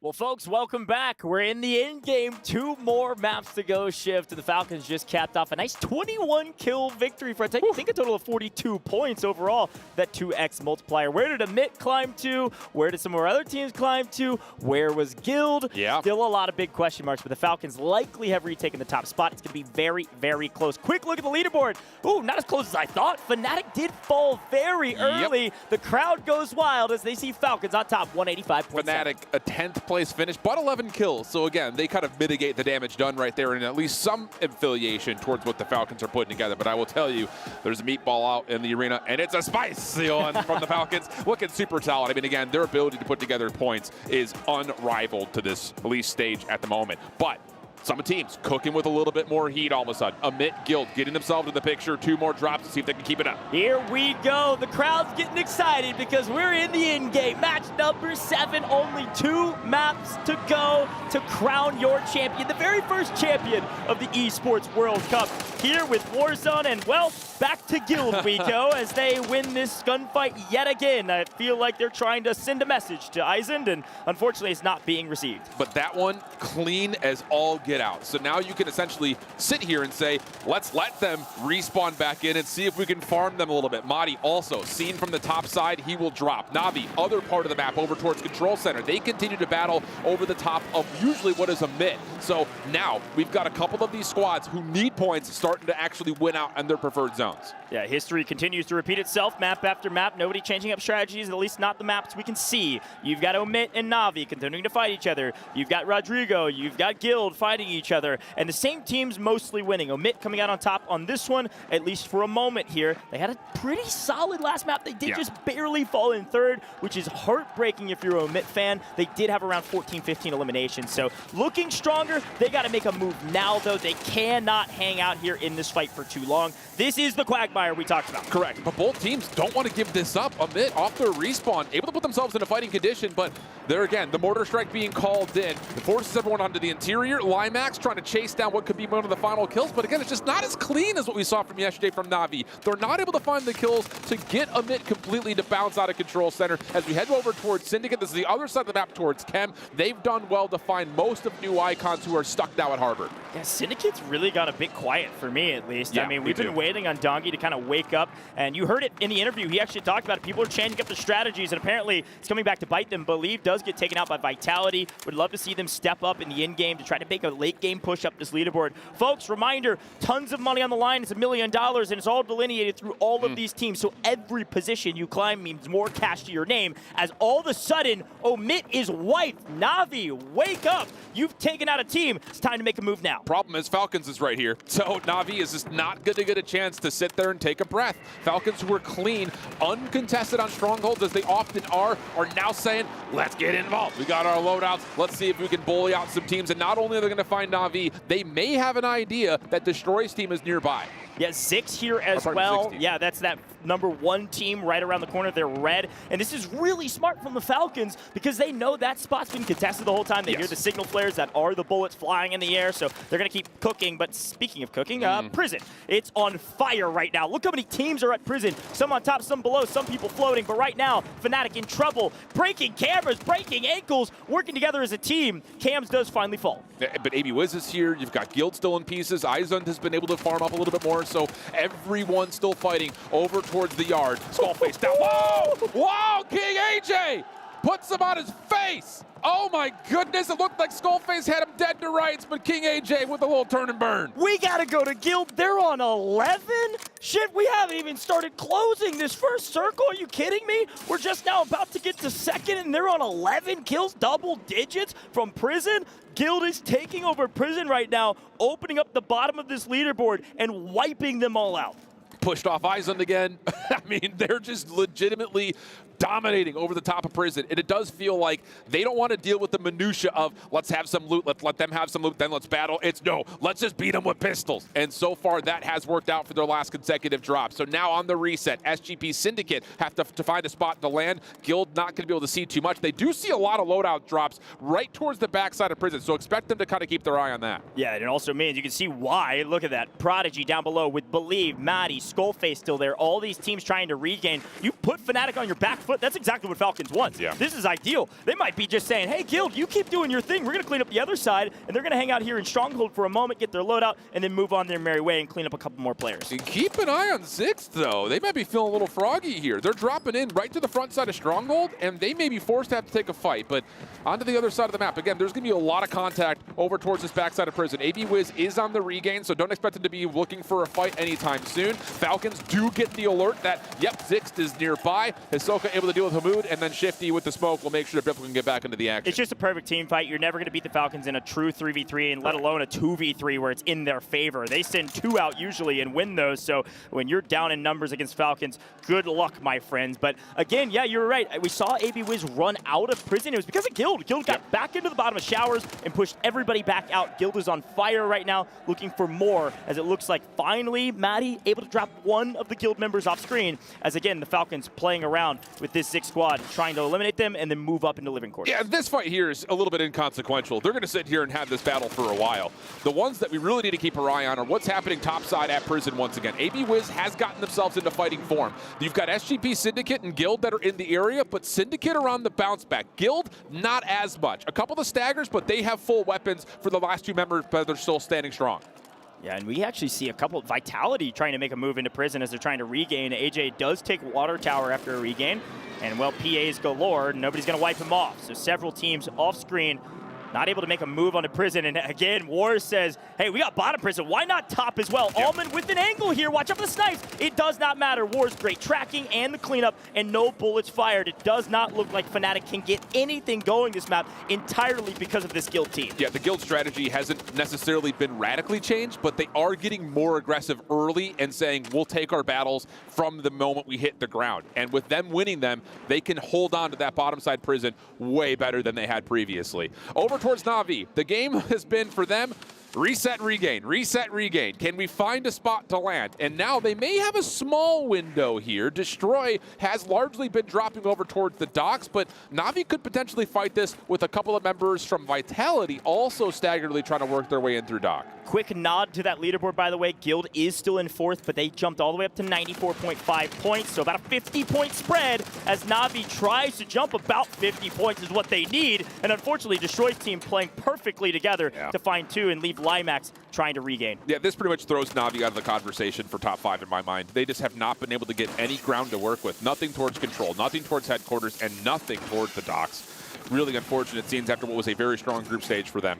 On the regain over towards Falcons, though, trying to find some ground with the Heretics members. Again, this was a battle that happened early on in towards this initial drop, and it looks like for Hisoka, they have an idea that someone else is here, but we'll take a look as we look at the rest of the map. A lot of open space through headquarters at the moment as team number 2 and Fnatic have used that as their staging ground to try to get aggressive. Yeah, look at this map view. The only people even in the zone are what? Fnatic, Guild, barely, and a couple people lurking on the outskirts, and then that Zix team who actually hit a redeploy drone, swung all the way over, flying in because they saw a wide open living quarters station. The problem with this Zix squad is that if the Falcons come out of this alive, that's where they're going next. So here we go, still back to the Falcons. Want to make sure they win this. It is a full team of 3 versus 3, and well, it's looking like Heretics can't get anything going as expected. Yeah, Heretics are still trying to float in. That's the big thing. So it's one of those situations that as much as there was a member there to contest them, the rest of the Heretics were hoping there was more ground for them to get loot. Not the case, so they have to reset. Back towards Guild. They continue to find stray members of Team Izund, but keep an eye on number 5 in green on your minimap. That's AB Wiz & Co. Fully healthy, hearing all these shots. They've turned their attention over towards Prison. They may try to third-party this. Yeah, I think it's a great shout. I think they need to. They're charging in through the bottom right now. Watch out. They're about to come busting through the doors. But King AJ is ready, checking all the corners, and actually going to play a little bit of a high ground position here. Goes back up to the mid-range, finds an angle. I think they know that some of these teams are going to try to push to them, especially with the zone pull right now. King Mahdi's team continuing to try to regain on the outskirts. That's that yellow 7 we've been seeing all day. And then back to the Falcons we go, as guess what? They're moving up not towards living quarters this time, but back to control, where they've farmed teams in the past. The question is, will Na'Vi put up a fight this time around? It's not looking like it, as Fnatic back dominant again in a tower. They are in trouble. They are on their back foot. Yeah, the members Sir Guild continue to just win out the bottom spots over towards Prison. But again, AB Wiz's team has now fully rotated with all 3 members. They've been able to catch Vision, but there's also Team Izund in the way. So with only a couple more moments here before we start to lose respawn, Guild need to take a breath. You cannot force this gunfight. King AJ is going to get some control here over towards headquarters. That's where the rest of Guild are going to land and try to get themselves back to fighting form, as we see the battle between Izund and AB Wiz play out in the kill feed, and it was clean for team number 7 in yellow. It took a while for AB Wiz to get there, and unfortunately that delay means see ya later. You are out of here. Circle closing, the siren sounding. It sounds like Resurgence is about to close, my friends, which means it's about to get real mixy as Biffle continues to find kills in the kill feed. Not as fast of a start as we've seen in the past. There's a little bit of a slow play here because of this Heretics team just being a thorn in their side. It's not a problem. It just means they're not going to drop maybe 30 kills like Fnatic did earlier. Quick look at the map. You saw the circle. You still have 6 team on the edge and a ton of squads having to rotate through Prison and Factory, where Twisted Minds might start getting mixy. Team 3, look at them, orange, light orange over there fighting Team 14. That's a big fight. Yeah, it's going to be really important one for Twisted Minds because Icons are on a bit of a burner, but Guild, like we mentioned, over here at headquarters, this is where they had to reset towards, and it has not gone particularly well for them. War's down, likely about to be out. AJ as well, also dealt with right as soon as the respawns closed. So now you're just looking at Vision to try to hold on a little while longer to see what he could do, maybe find himself a buy later into this map. Yeah, he's got to get some resources. Guild's on a barn burner. They're on 16 right now, but only 1 alive. Back to the Falcons. We're in a fight yet again, and we're fighting Zix. Zix will not relent. Crims finds an angle, but again, Biffle always has the trades. Nice play from Ahsoka and Biffle. They have every angle to secure at least one of elimination and take a 2v2. Now they're going to readdress this fight from a different angle and hold on and stay patient. Again, they cannot fall right here if they want to protect their lead. The other thing about this is there's a couple of squads nearby that could try to third party. I'm looking at new Icons, number 14 and number 6 in Vitality. They have not been in a lot of action lately, so the assumption would be that they could absolutely fight in where they currently stand utility-wise. But largely speaking, everyone is fine right now. Everyone's been able to get back into the map, but you've got a huge collection of players right here outside of headquarters, which is, again, where Guild were trying to land on, but it's now being heavily contested by teams like SGP, Izund, and as well Fnatic, who are also on 14 kills. Here comes Twisted Minds sneaking through the edge of the zone. Where are the players? They're about to peekaboo on somebody. Somebody's going to get a jump scare here shortly. All going to move together. They are having a little bit of a slow game. Not a lot of people rotated through them. They've just been waiting. They're making a wide wrap through the outside. Look how many teams are here. 1, 2, 3, 4, all on the outside of the zone and all having to move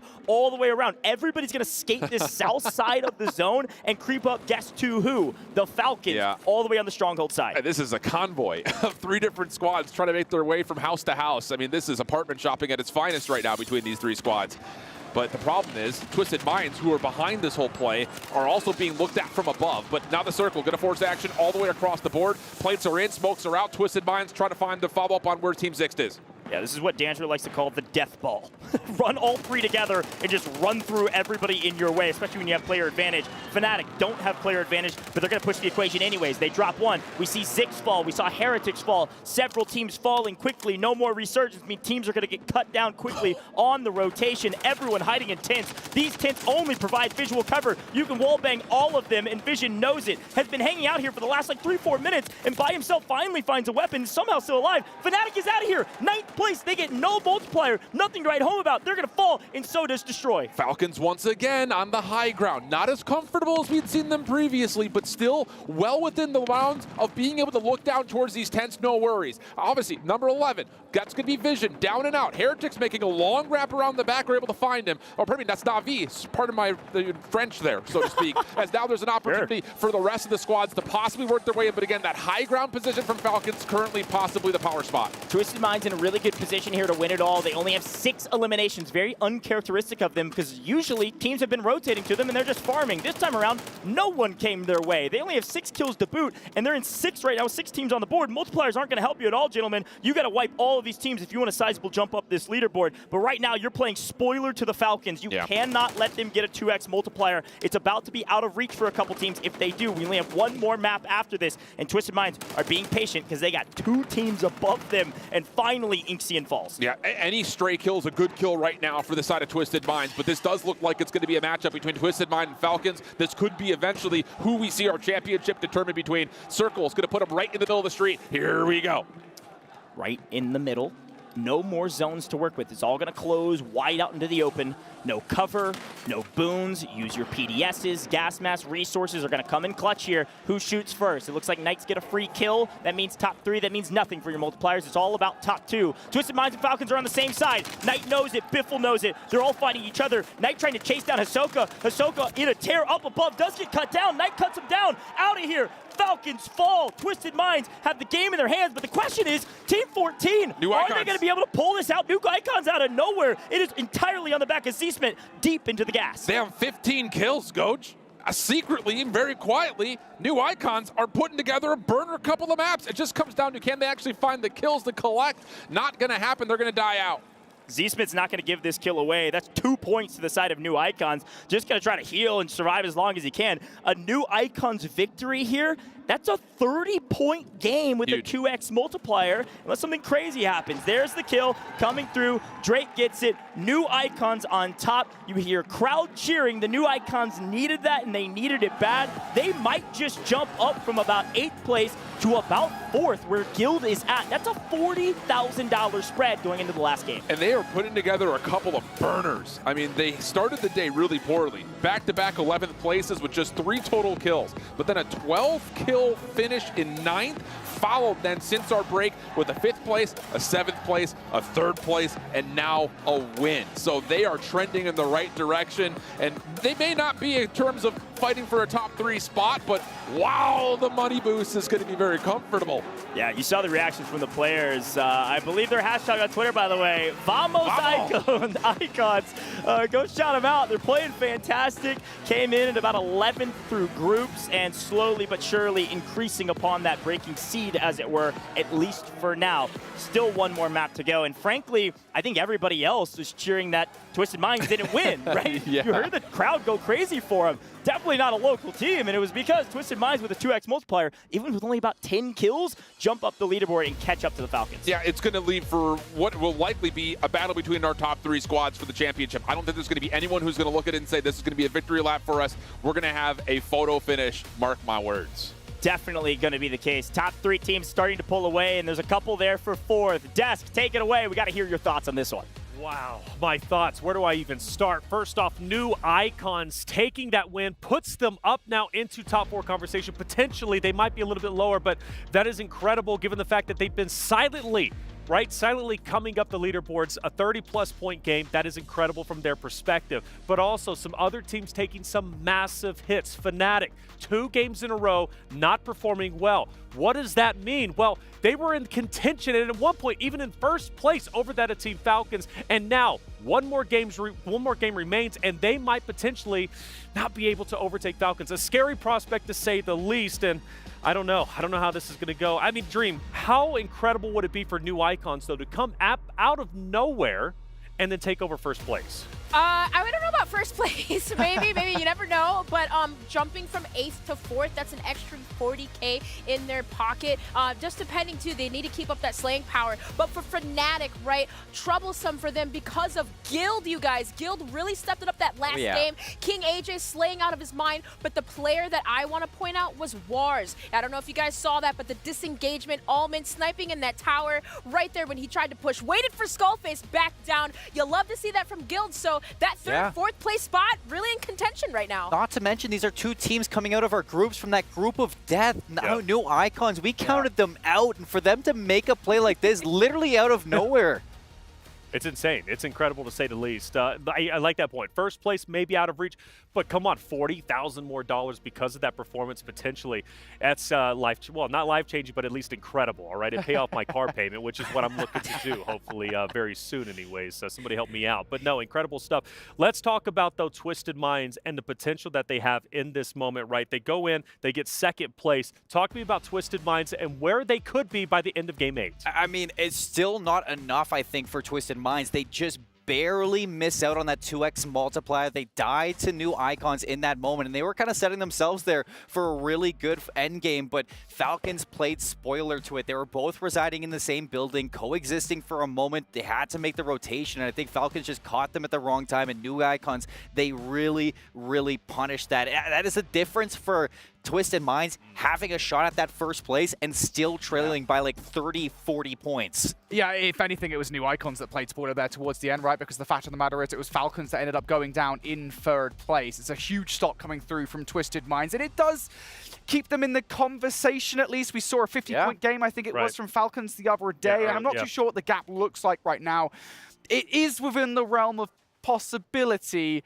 Probability stretching. Yeah, we'll see. Well, we'll have to see. I mean, but the thing is, it's one good game, right? And you get the multiplier. Right. The thing is, anything can happen at this point, but a lot needs to happen in order for certain teams to take over first place, and that means early drops for some of the most dominant teams who have made it consistently to the top 3 or even top 5 going in. When we talk about top slayers too, right? Because we also have the conversation about MVP for the top team out there, $50,000 to be earned. Who's in contention? Yeah, well, we were talking about like teams playing differently, spreading out for those power positions, and we were looking at Fnatic, right? Noobs.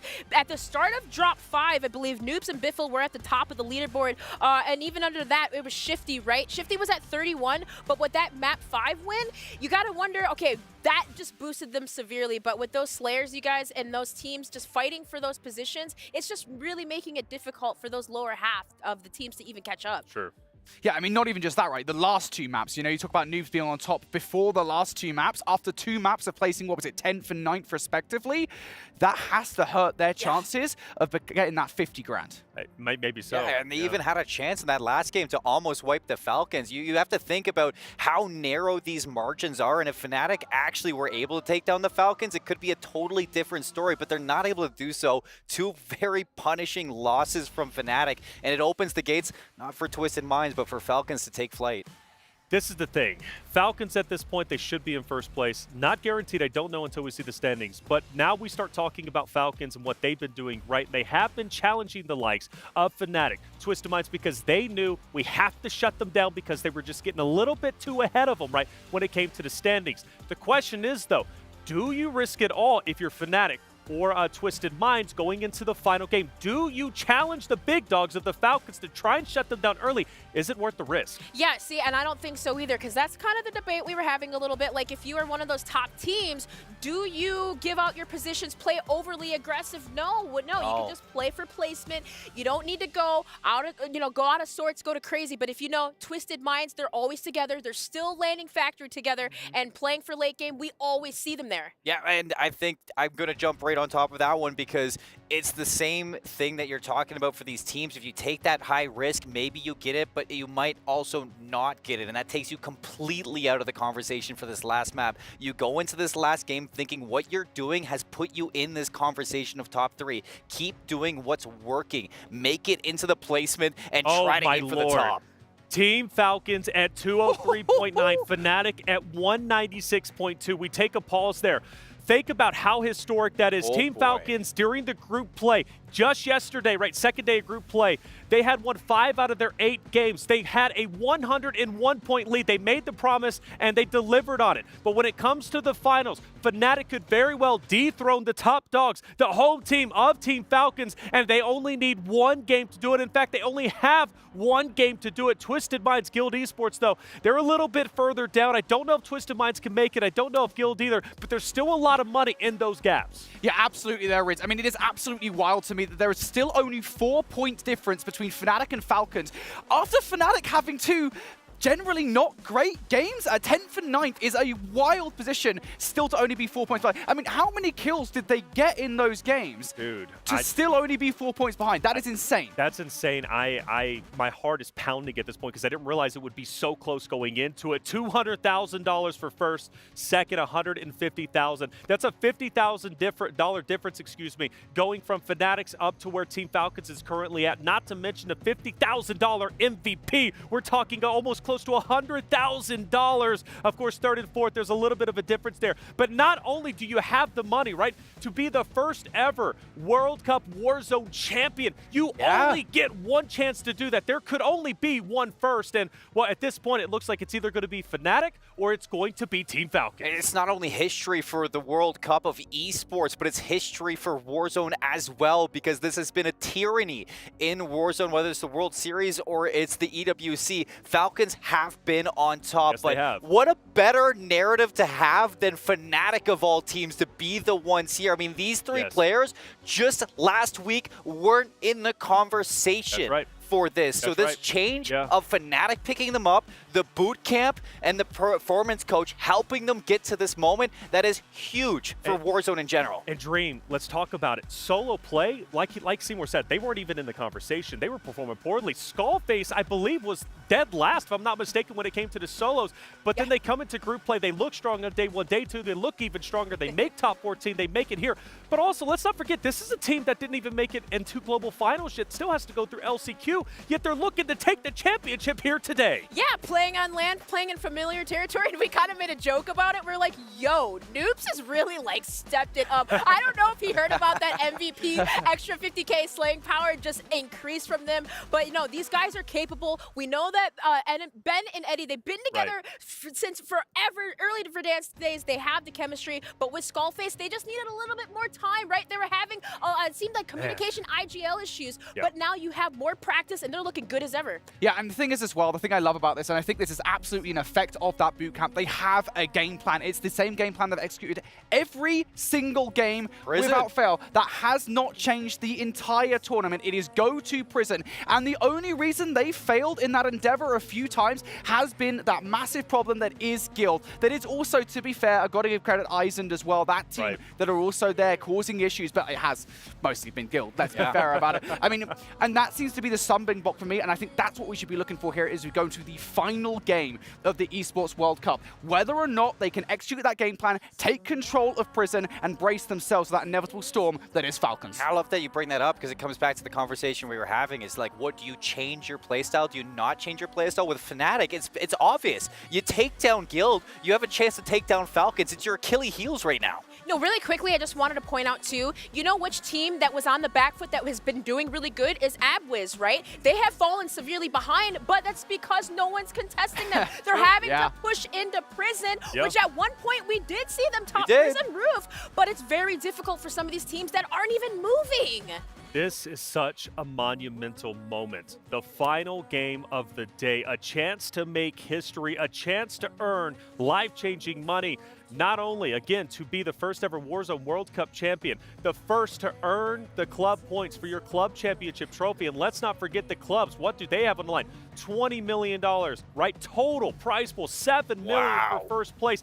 This, whoever wins, is laying down the first brick for their club, for that club championship trophy run. Literally a historic moment. Now, the question is, which teams are looking to take that moment? Which players are looking to go big? Which players will crumble under the pressure? And which players will turn into diamonds and take that pressure? Hey, at the end of the day, it's up to them to decide, right? The players will make history themselves. We've gone through all the theoreticals. We've talked about all the specific moments that could happen, but now it's up to the players to decide, because when we come back onto this stage, we will know who our champion is. We will crown the winners of the Esports World Cup Warzone Call of Duty, and that is a historic moment. Now, the question is, who wants to take it, and who do you think will take it? Casters, I'm ready to get it started. Let's head into our 8th and final game. Ladies and gentlemen, it comes down to this. One final game separates us and our teams from $1 million prize pool and our beautiful trophy here at the Esports World Cup Call of Duty Warzone stage. But, Barney, who's even in the lead? Well, Milosh, we currently have Team Falcons in the lead, and hot on their tail are Fnatic by just 7 points, sitting in 3rd place. We have Twisted Minds, so it is all to play for. So, I guess the only thing left to say is this is it. Don't get scared now. It's time for your final map of the Call of Duty Warzone tournament at the Esports World Cup. Make some noise! And over to our casters. Just one more map to go. If that was the in-game starting last map, this is truly the final moment for every team to make a move. There's still a lot of money to be played for, and frankly, Shift, I think we have 2 different races running. We have the race for 1st, and then we have the race for 4th. Yep, and that is so crazy because I don't think I've ever been on a broadcast before where I'm like, wow, they finished 4th! But the money that's being split is incredible. And with a couple of big moves from teams like New Icons, a team that, frankly, we didn't expect to make any waves whatsoever when we were first putting together the whole narrative around this tournament. But let's be honest, all of the eyes are going to be on our top 3 squads. Every kill is going to matter. Every placement point is going to matter. It's going to be hot. Here we go. 7-point spread. You heard it from Barney. And where's 3rd place? They're kind of on an island. 163 points. That is 33 points behind 2nd. Could they make a move? Absolutely. What needs to happen is this. We need some of our top teams to fall for any small window. I won't even say a window, a chimney shoot for somebody to drop down on to make it into the building of opportunity. It is going to be very, very tight. Here's the thing. Falcons on a bit of a hot streak off of their win from a couple of games ago. Top 3 finish with good kills. Fnatic, lots of kills, but they're not getting themselves into positions late circle. They're falling in 10th and 9th in their last 2, and then Twisted Minds, a 2nd place finish. They've been known to put together hot wins before. Can they do it when it matters most? The problem with Twisted Minds is nobody's rotating to it. It's the same thing with AB Wiz. It just happens that the Twisted Minds squad is finally finding some eliminations late game. They need the kills. I expect Twisted Minds to leave Factory very early this time around. They need 33 points to catch up to Fnatic. The closest team to them, Guild, down by 60. Yeah. There is nothing else they need to do besides slay out this entire lobby.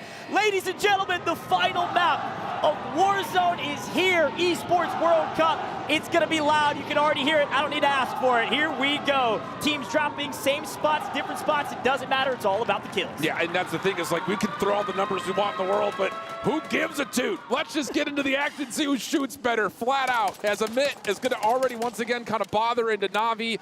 The same story we've seen time and time again. Yeah, this fight will go back and forth. I can only expect they both get some eliminations. Maybe Omit can find some flow here and play for 4th. We want to check in on this storyline because we need to see who gets it. But at the end of the day, Guild has to make the most historic run of all time, down 60 on 3rd, all right? So this is really a protecting of 4th right now. Yeah. The biggest map of the day biggest map of the tournament, 60 points. That was by Fnatic.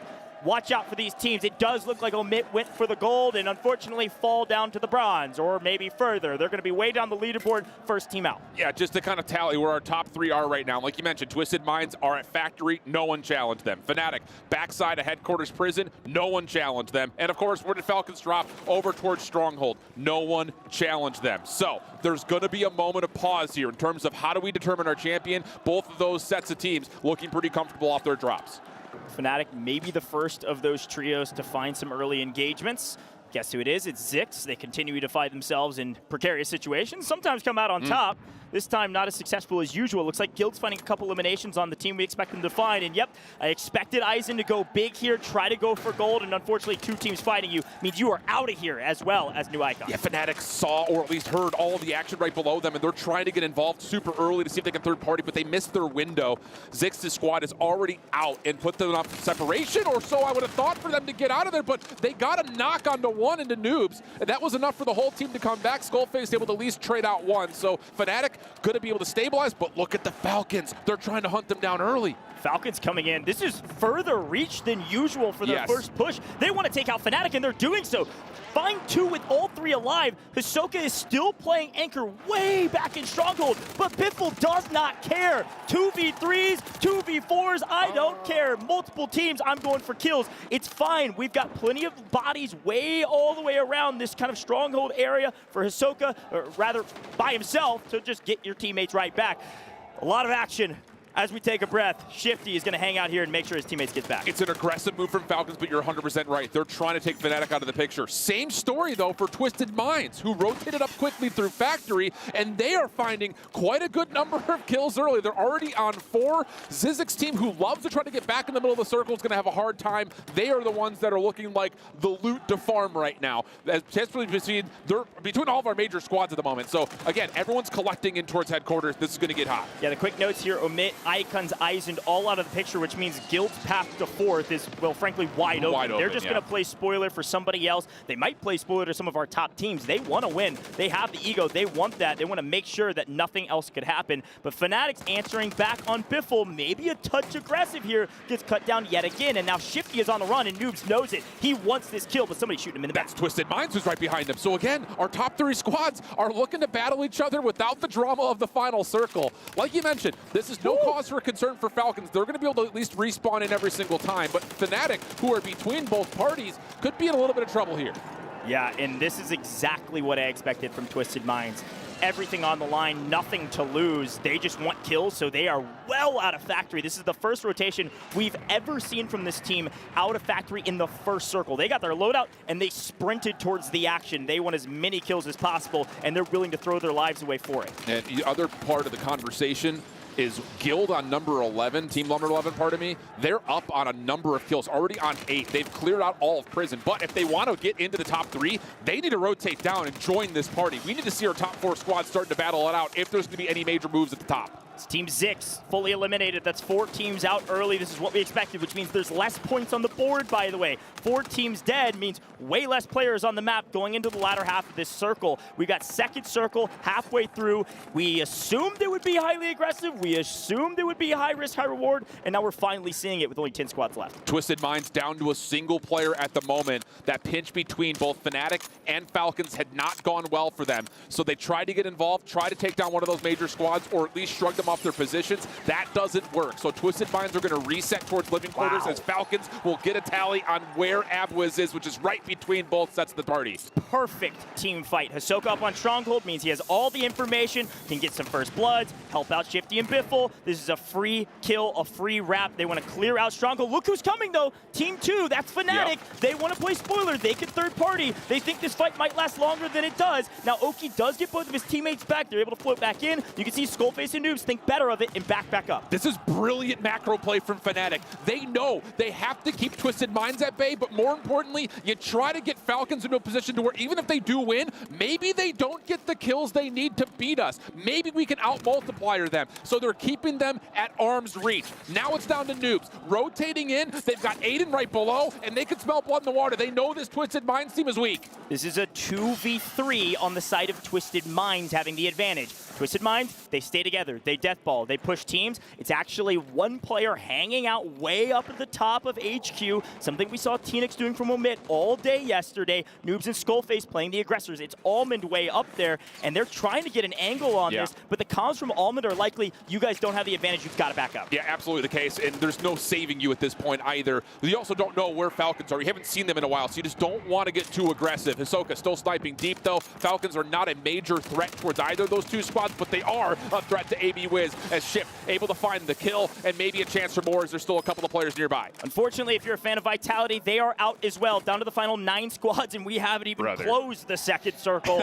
High risk, high reward, got to play for it. A lot of money on the line at every stage of this competition. 5th, 6th, 7th, all the way down. Tons of cash. We want as many points as possible. We're swinging for the fences. Keep an eye, if we can, to number 3 in Twisted Minds. They have given up on the rotation, playing between Fnatic and Falcons, but they're rotating into SGP Syndicate and number 11 in Guild. This could get really, really mixy for them. It's another tough battle with 2 full squads in front of them. Yeah, especially with that Guild squad in trouble by Donkey. I believe that's Syndicate, like you called out. So you've got Guild, you've got Syndicate, and you've got that Twisted Mind squad all over there on the far right-hand side of the map, which is going to be that eastern side up towards the north side of Prison. And finding some more eliminations, this is called Hunt Down Your Opponents who are trying to restabilize. Noobs looking for some freebies. Navi going to give them a little bit of trouble, but not a lot. I mean, when the map is this open with so little teams, expect Fnatic to continue to do this. Falcons are so far out of the picture that now all of a sudden Fnatic kind of have this little bit of a power surge to where they know they can third party some of the weaker squads that are over towards ships and docks. So So now all of a sudden, Fnatic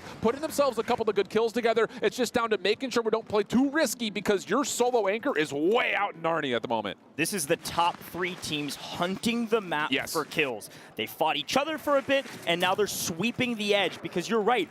Way less kills to go around, which means every single point is massive, as it looks like the Falcons are making a late game surge straight up the middle with everybody up to HQ. They want this high ground position. They want it now, as on our screen, Fnatic falling to AB Wiz. They lose 2. Now Almond all by himself. He is the last alive for his team, and he is not on high ground. And he was the last player left as the anchor, which Falcons were trying to hunt. So moment of panic right there from the side of Fnatic. They do get towards the buy station. They can reset. In the picture is Heretics, though. There's still a 3-man squad over towards Control Center as AB Wiz and Co start to stabilize and win out this battle versus Na'Vi. But the Falcons are here. They're looking to contest. They know they've got Fnatic nearby. They want to finish them. Yeah, that AB Wiz squad could make a play for 4th here if Guild can't get a move on. They do have a sizable amount of eliminations. Everybody's slaying. Fnatic goes down at the hands of Shifty. A full team wipe. Fnatic is out of the picture. The only team that can touch the Falcons is Twisted Minds, but they need an absolute banger. Frankly, Shift, they need one of the biggest games today. Absolutely. 40+ and counting as the Falcons stay alive. The crowd goes wild because they know what this means. If they can secure the kills, they can secure the win. No one can touch the Falcons. And on top of that, if you really want to play the macro, Saudi Arabia is going nuts because they can have a 1-2 finish here. There's still a chance where even if Twisted Minds can't quite catch up to the Falcons, they may be able to surpass Fnatic. So it would be a 1-2 Saudi org finish. How incredible that would be to start off everything at EWC. The Fnatic team took a risk. They spread out. They sent 2 out. They actually pulled what is the Falcons' cannon strategy. It's kind of the Rebirth strategy. Yeah. It hasn't been paying off for anybody, and apparently it doesn't pay off in the final map either. They had to go for gold, and unfortunately, they will likely fall silver or bronze, but still a lot of maps to be done and Shifty in a bit of trouble. This team is now got a tournament to lose at their hands. They just need a mediocre performance. Yeah, and again, just to reestablish, like you mentioned, it's kind of an island where the top 3 are just very safe. Guild is still alive. They're currently in 4th, and they've put together a good map, but they would have to put together an incredible map with a win if they were to want to touch where Twisted Minds were, which, again, they're also keeping that gap pretty tight with the ability for them to pick up 8 kills, at least at this point. So, again, it's just down to what does Twisted Minds put together? Can they eliminate this Falcons team and give themselves a chance to possibly surpass Fnatic? A lot of money exchanging hands. Resurgence closed, and we're moving into the next zone. Guild need a big one, holding off the advances of AB Wiz and other teams nearby. The Fnatic's an opportunity, and they lost it. An opportunity to take gold, and they just barely missed. And now they're just biding their time, waiting to see what this team right here, this team that could take 2nd, this team that theoretically could take 1st, but they need a monster map. And they don't have a lot of kills to boot, not as much as they would like. 8 kills total right now, and this is the problem. There's only a total of 21 other people on the map. They would essentially have to wipe Falcons right now if they wanted to have a chance at possibly surpassing them, and they would have to still rip apart pretty much the rest of the lobby. So it is starting to feel pretty darn confident for Falcons. Not a guarantee yet, but with Fnatic out of the picture, there is an opportunity for maybe some action to possibly still happen around the center of this top 3.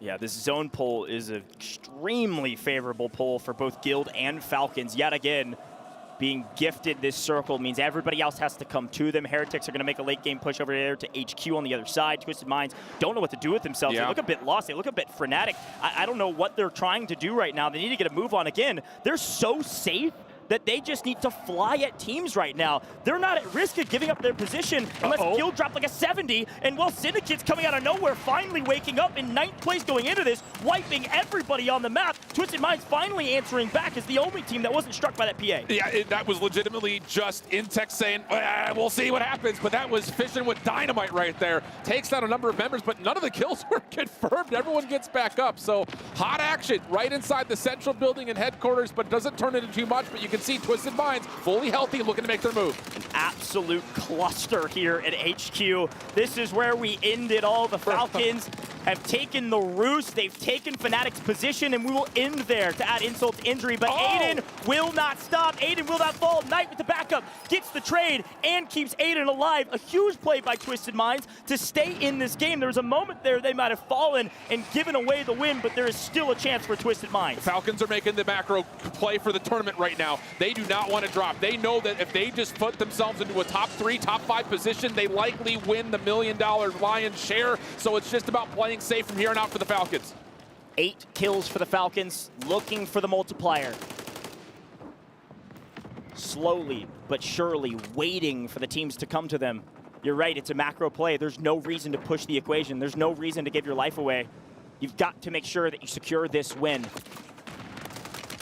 Slow play, and unfortunately on the other side, Z-Smith can't get the better of Guild. Guild making a huge surge. It's not going to be enough to really move them up the leaderboard too dramatically, but they could thwart Twisted Minds from making a play for second. Yeah, Fnatic would love that. Aiden's in a lot of trouble right now. He doesn't have any ground to work with, doesn't have a tremendous amount of cash, so he's just got to try to play his life out, and, well, he will put himself in an opportunity to kind of re-kit up just a touch, but again, now the focus is all about what the Falcons could do. PDS going to get placed. Hisoka just still trying to watch from above as the rest of the group gets together as number 12 is out of the mix. That's Heretics down and dusted. Final 6 teams. PDS is all over the place, just trying to stay alive. Everybody wants the multi. Aiden able to buy back his teammates. Twisted Minds still in this. They do have 13, but the Falcons have 11. By the way, Fnatic fallen with 10, which means the Falcons, their only competition right now is Twisted Minds. They have dramatically taken down Fnatic. Wow. There is no one that can touch them, and they are playing the macro. PDS is on buy station. This is how they started this event, and this is how they're going to end it. Twisted Mind falls. The Falcons, last team alive in the top 3. The Falcons going to take it all in style. Let's see what they're able to do. Hisoka by himself. How about a couple C4s, AB Wiz? How about a gun to the face, AB Wiz? Can't quite fall, but unfortunately, Hisoka with 3 is going to make a play. Back to the buy station we go. Has enough cash if he can find a PDS, which he does have. Can get a buyback here. Could still make a play to win it all. There are 2 players remaining. It is Oki versus Hisoka. And Hisoka may just see this one live out in the gas. There's the rest of the team. It's going to be down to just one. AB Wiz is down to Oki. All 3 Falcons flying in for the final moment. The final moment all together like we started. Shifty, Biffle, Hisoka, they win the final map. They win the whole tournament. There is no debate. There is no dissension. The Falcons are now the greatest Warzone trio the world has ever seen. Your Falcons are the first Esports World Cup champions, $200,000 to their name.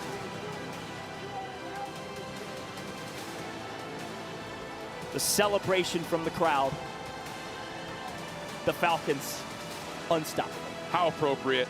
I mean, and I'll tell you, the Falcon supporters came out in flocks. Could we use that word? Is that appropriate? Because, wow, look at the concentration, knowing that this Falcons team was set up for today to do what they were bred to do. Come through and dominate. 5 wins in their last group matches, 4 in a row. They bested, you would think, in a lot of ways here today, even if the average placements may not say so. How about clutching up when it matters most, knowing that Fnatic are on their heels, knowing that Twisted Minds are looking to get involved, and Hisoka will give you everything you need to know. A simple silence of all of that action. Best team in Warzone, no question. Home field advantage, maybe. At the end of the day, you just got to perform on land. And Shifty, you could probably read his words. He said choke, and I think, frankly, maybe. But Fnatic made a great run. Got to tip our hat to him. We'll see how the leaderboard shakes out, but there's just no question in my mind that this Falcons trio is the best Warzone trio of all time. And, you know, the thing about it is not just are we going to be able to walk away with the confidence that this Falcons team is the best, but there's going to be a lot of conversations following after this event to what about Latin America? What about teams like Na'Vi from Australia? All of them made really good moves here to make it to finals and then do well, but Falcons, of course, the #1 team in the world. We're going to head over to the STC Arena for a quick interview with our Falcons. Ladies and gentlemen, the points have been tallied, and the results are in. Give it up for your Esports World Cup Call of Duty Warzone champions, Team Falcons!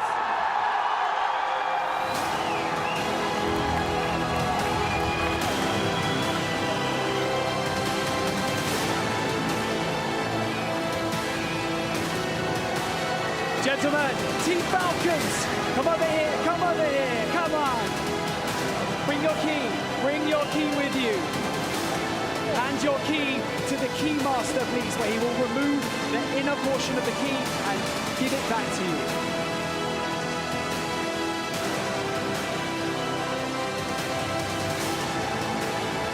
And now with the key given, please come on up to the trophy and place your key in its spot.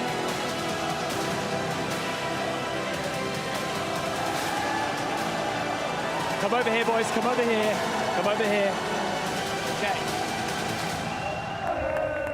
For the final time, cement your names into the Esports World Cup history books and lift your trophy as Call of Duty Warzone champions.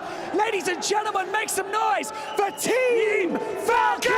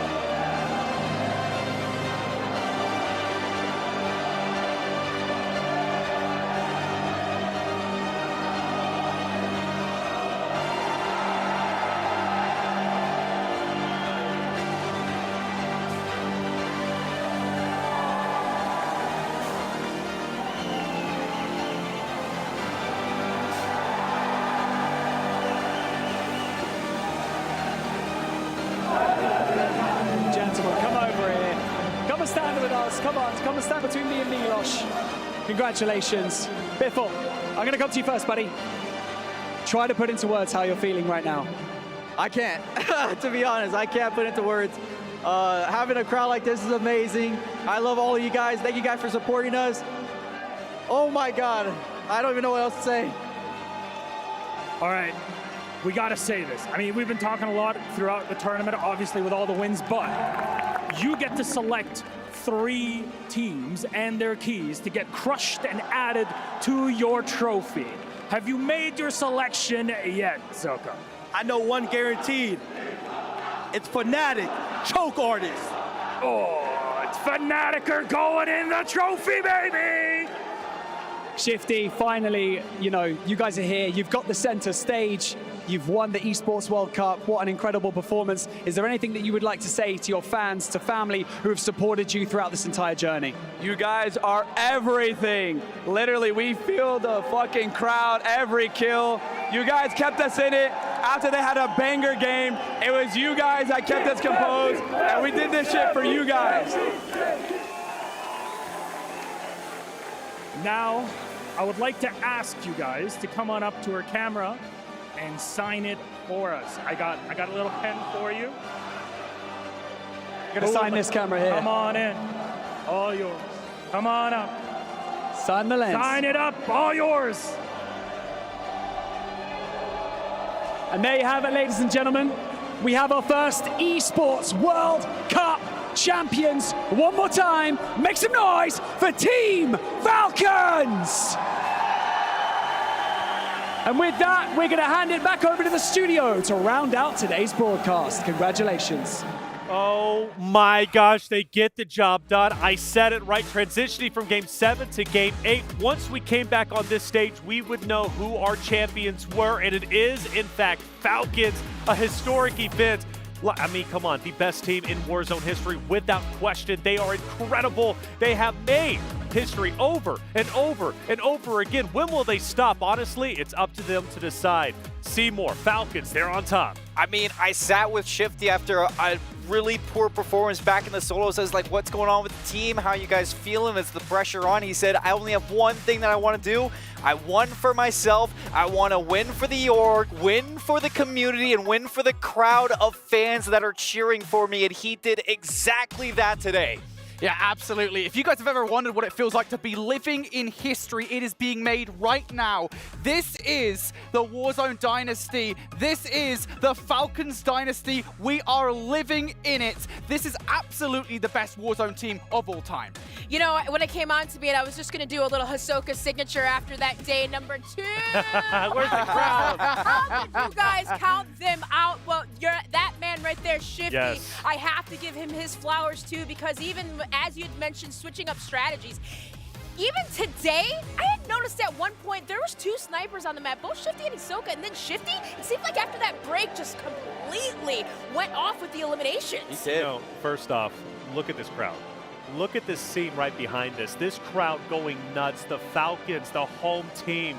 It was absolutely deafening. Even from over here, you can tell how much it means for Saudi Arabia, for the Falcons to represent them, for the Falcons to take the victory, and for those 3 there picking up the flag, showing off the Falcons. Hisoka going big, going proud, signing the camera. Such a historic moment for all 3 of these guys. And you know what? Shifty at one point told me, just like he told you, Seymour, on the bus, right? Like, look, we're doing this for a team. We're doing it for Falcons. We're doing it for history. Shifty, after the Global Finals, told me, he said, look, I just want one more good win, and then I'm good. I can retire. I know he doesn't want to retire now because he's still on top, but he's got more to do. And speaking of which, who is our Sony Tournament MVP? Let's take a look at it. $50,000 to earn. There can only be one. Who is it? And it's Shifty from Team Falcons. $50,000 extra dollars. That is a big chunk of change to walk away from, on top of being a champion, our first ever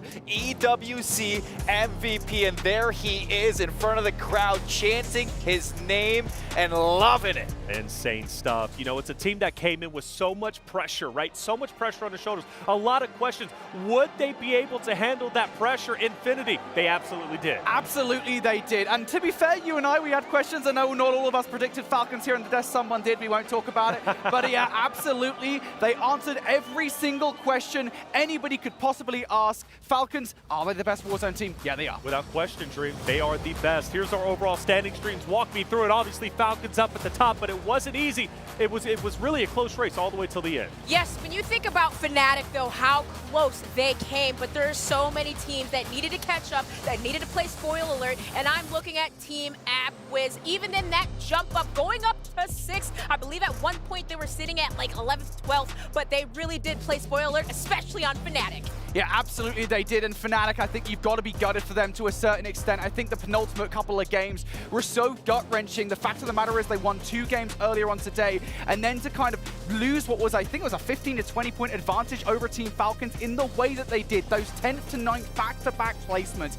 That, I think, was the thing that drained them at the end. And I'm a little bit kind of disappointed on the day to see how far Team Zizix fell on the leaderboard. They had such a good running yesterday after a poor performance in day number 1. I thought they would step up today as, you know, kind of representing the Falcons, kind of not representing the Falcons, with the hometown crowd buff. I'm a little heartbroken to see them that far down. But think about it. Who were they challenging? They were challenging the winners of this tournament. They were challenging the Falcons. They showed great heart. They showed they were not backing down. They weren't stepping away. They wanted to take the top dogs out, and they gave it their best effort. And let's not forget, they nearly did so map over, plenty of maps over. You got to give them credit. And I think more importantly, all 14 teams who made it to the finals today. There were 7 teams who were not here. Yeah, and you know what? You had mentioned Team Zizix, of course, and then New Icons and Ezund, right? Challenging a lot of these top teams, which we did not expect. A lot of those teams from the C group to make it. Obviously, Cloud9, GG, like teams that we didn't expect to make it here. But for those teams that were unexpected, rather, like they played amazing today. And I got to give a shout out to New Icons. Challenging Biffle? That is insane. Dude, you know, at the end of the day, you got to take the bull by the horns, and a lot of teams tried it, but it's like, again, over and over, the narrative is who can beat Falcons? Will the Falcons crumble under the pressure? Will the Falcons lose? And time again, they just always come through, and they just support themselves. They show us, once again, that they are the best out there. The thing about the Falcons, Infinity, that to me is special is like a lot of teams are confident. A lot of teams have egos, and you have to have an ego to be a top-level competitor. But they consistently back up their trash talk. They're one of the few teams in esports to do so. Yeah, absolutely. I think if they were a top trumps card, I think it'd be 10 across every single category. They are so good at everything. I think you've got that aggression, right? Every single player on the roster can be aggressive, but they don't need to be. Their team play is insane. I think I want to give a particular shout out to Hisoka, right? Sure. That player, that anchor for the roster. Yeah. He's the player on this roster, excuse me, that is turning these Falcons into Phoenixes. He is bringing these guys back every single time of the bye. Just insane plays. Their clutch factor is great.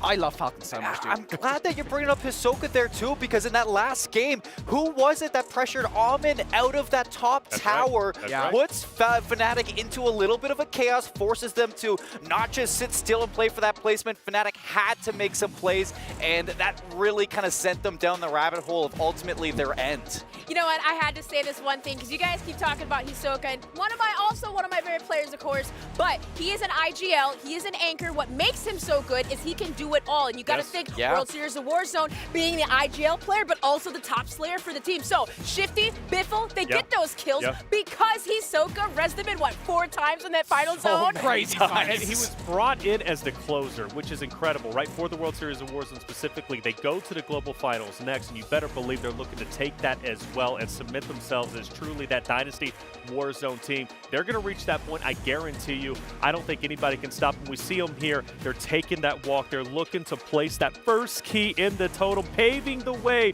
for Falcons' historic World Cup run. Don't think the Falcons are done here. The Falcons have a chance to continue to make history all throughout the Esports World Cup, and they're absolutely going to do that. When we talk about all 4 days, what a run this has been. It's been great to be here with each and every single one of you, breaking down all the action. Seymour, give it to me, man. What is this, these 4 days, I should say, meant to you? Well, I mean, at first I doubted the Falcons, but I learned quite fast today that you just cannot doubt the Falcons. But I think this weekend has just showed that, you know, Warzone is still blossoming, and all the talent that we've seen so far throughout the EWC. We've seen so many underdogs really rise up from so many different regions across the world, and that has me excited for the World Series of Warzone, but most importantly, excited to see how far the Falcons can really go. How high can they climb? Yeah, how high can they climb? And for you, Brody, right? In esports, you've done a lot of events. I know this event, though, is going to hold a special place in your heart. It is, and I think I've always had a special place in my heart for Warzone just as it is, right? I mean, I did a few events a few years ago, and I've been part of the scene here and there, but I think to be part of this event is in particular special because, to me, it's proving this is a very international esport, right? I mean, there's been that conversation about North America versus Europe ages ago, and North America, I think, proved that they were the #1 region, but now you've got teams from Latin America, you've got teams from the Asia Pacific coming in and being competitive, and you've got European teams also at the top of their game, guild all the way to top 4 today as well. It is an international esport, and I love that whenever that happens in an esport. So absolutely love Warzone, and this has been awesome. Incredible, right? And Dream, for you, you've been a part of Warzone since the very beginning. On top of that as well, like, you've been a competitor, one of the first women to go pro, right? A huge accomplishment when you talk about pre-CDL era. I know this event for you personally was incredible. Yeah, most definitely. I mean, obviously, I've been part of the scene since 2007, but for Warzone, just seeing this go from a captain's draft to something super official like this, I mean, it just keeps growing. But this event, obviously, you guys, it's just been so amazing working with you all. But for Falcons too, of course, my team taking it. Didn't doubt them through and through, but it's literally, it's everything. And just to see these orgs too, and the Champions Club, and just being a part of Call of Duty for the community, I only hope that it keeps growing. I think, and it has to at this point, right? I mean, this event was so just really revolutionary, and that epic scene, right? When the Falcons are winning, the confetti dropping, like, that just hit different. You could tell how much it meant for them. For me personally, being in esports for the past 11 years, doing hundreds of shows, this show takes the cake as one of the most special that I have personally done so far. And walking down the boulevard, seeing how much effort has been put into when it comes to esports here in Saudi Arabia is truly special. You mentioned, right, it's worldwide, right? And it truly is international, and esports opens up the doors for so many others out there to compete.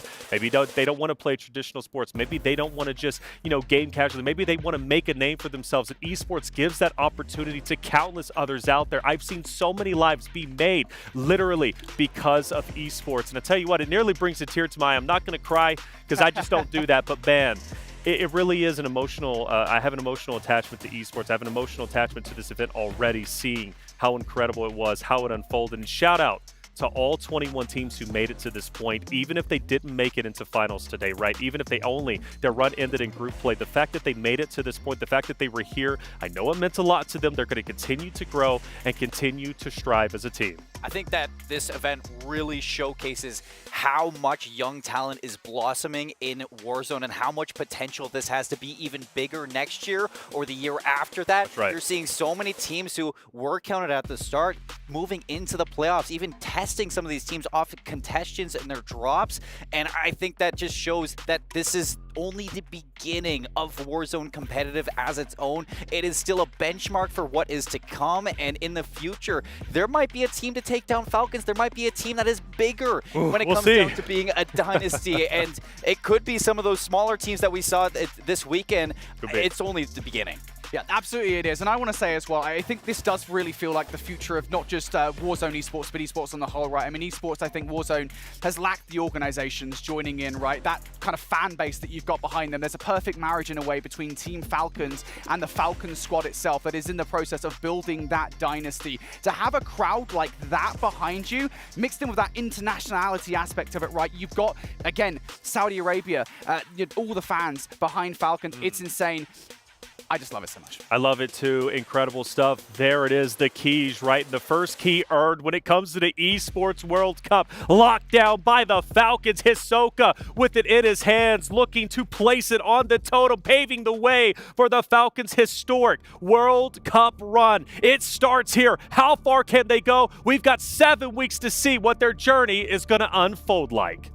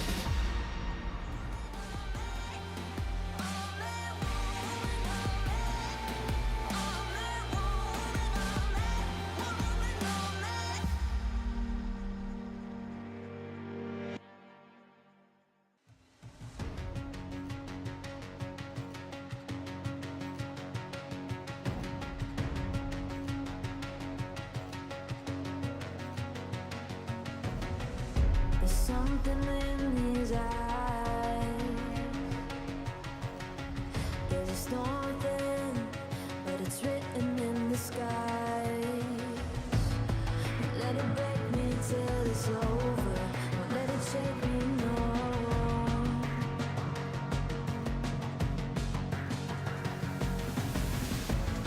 Won't let it make me go under. Won't let it make me go under. So now it's time to fly. Nothing's gonna stop me now. Nothing's gonna stop me now. Nothing's gonna stop me now.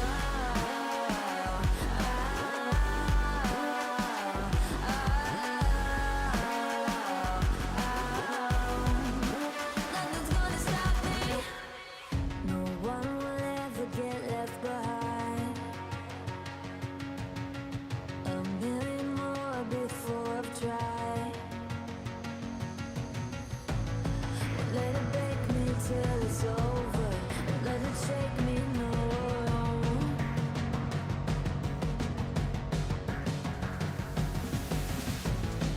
Let it make me go under.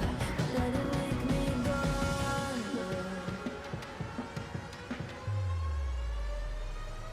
So now it's time to fly.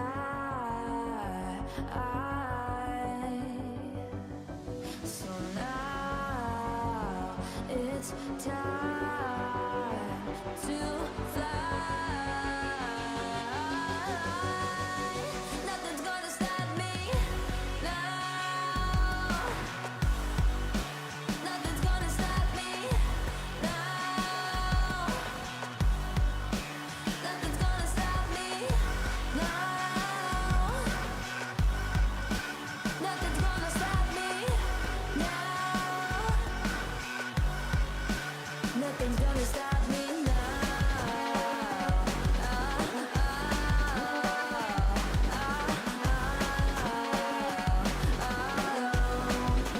Nothing's gonna stop me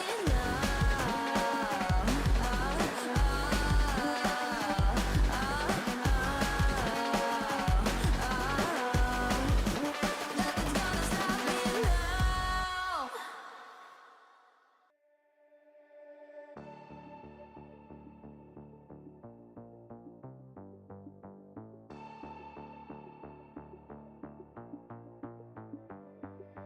Why, one by one, you always come back like a curse? Lurking in the dark, your soul is blind. You lie, time and time again, and I am not your fool. Not this time, 'cause I'm the wiser of us two. I'm the one of like the antithesis of you.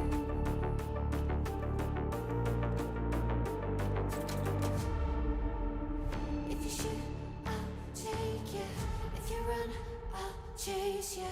If you scream, I'll whisper la di da di da da da. This is all you ever wanted. Take it all.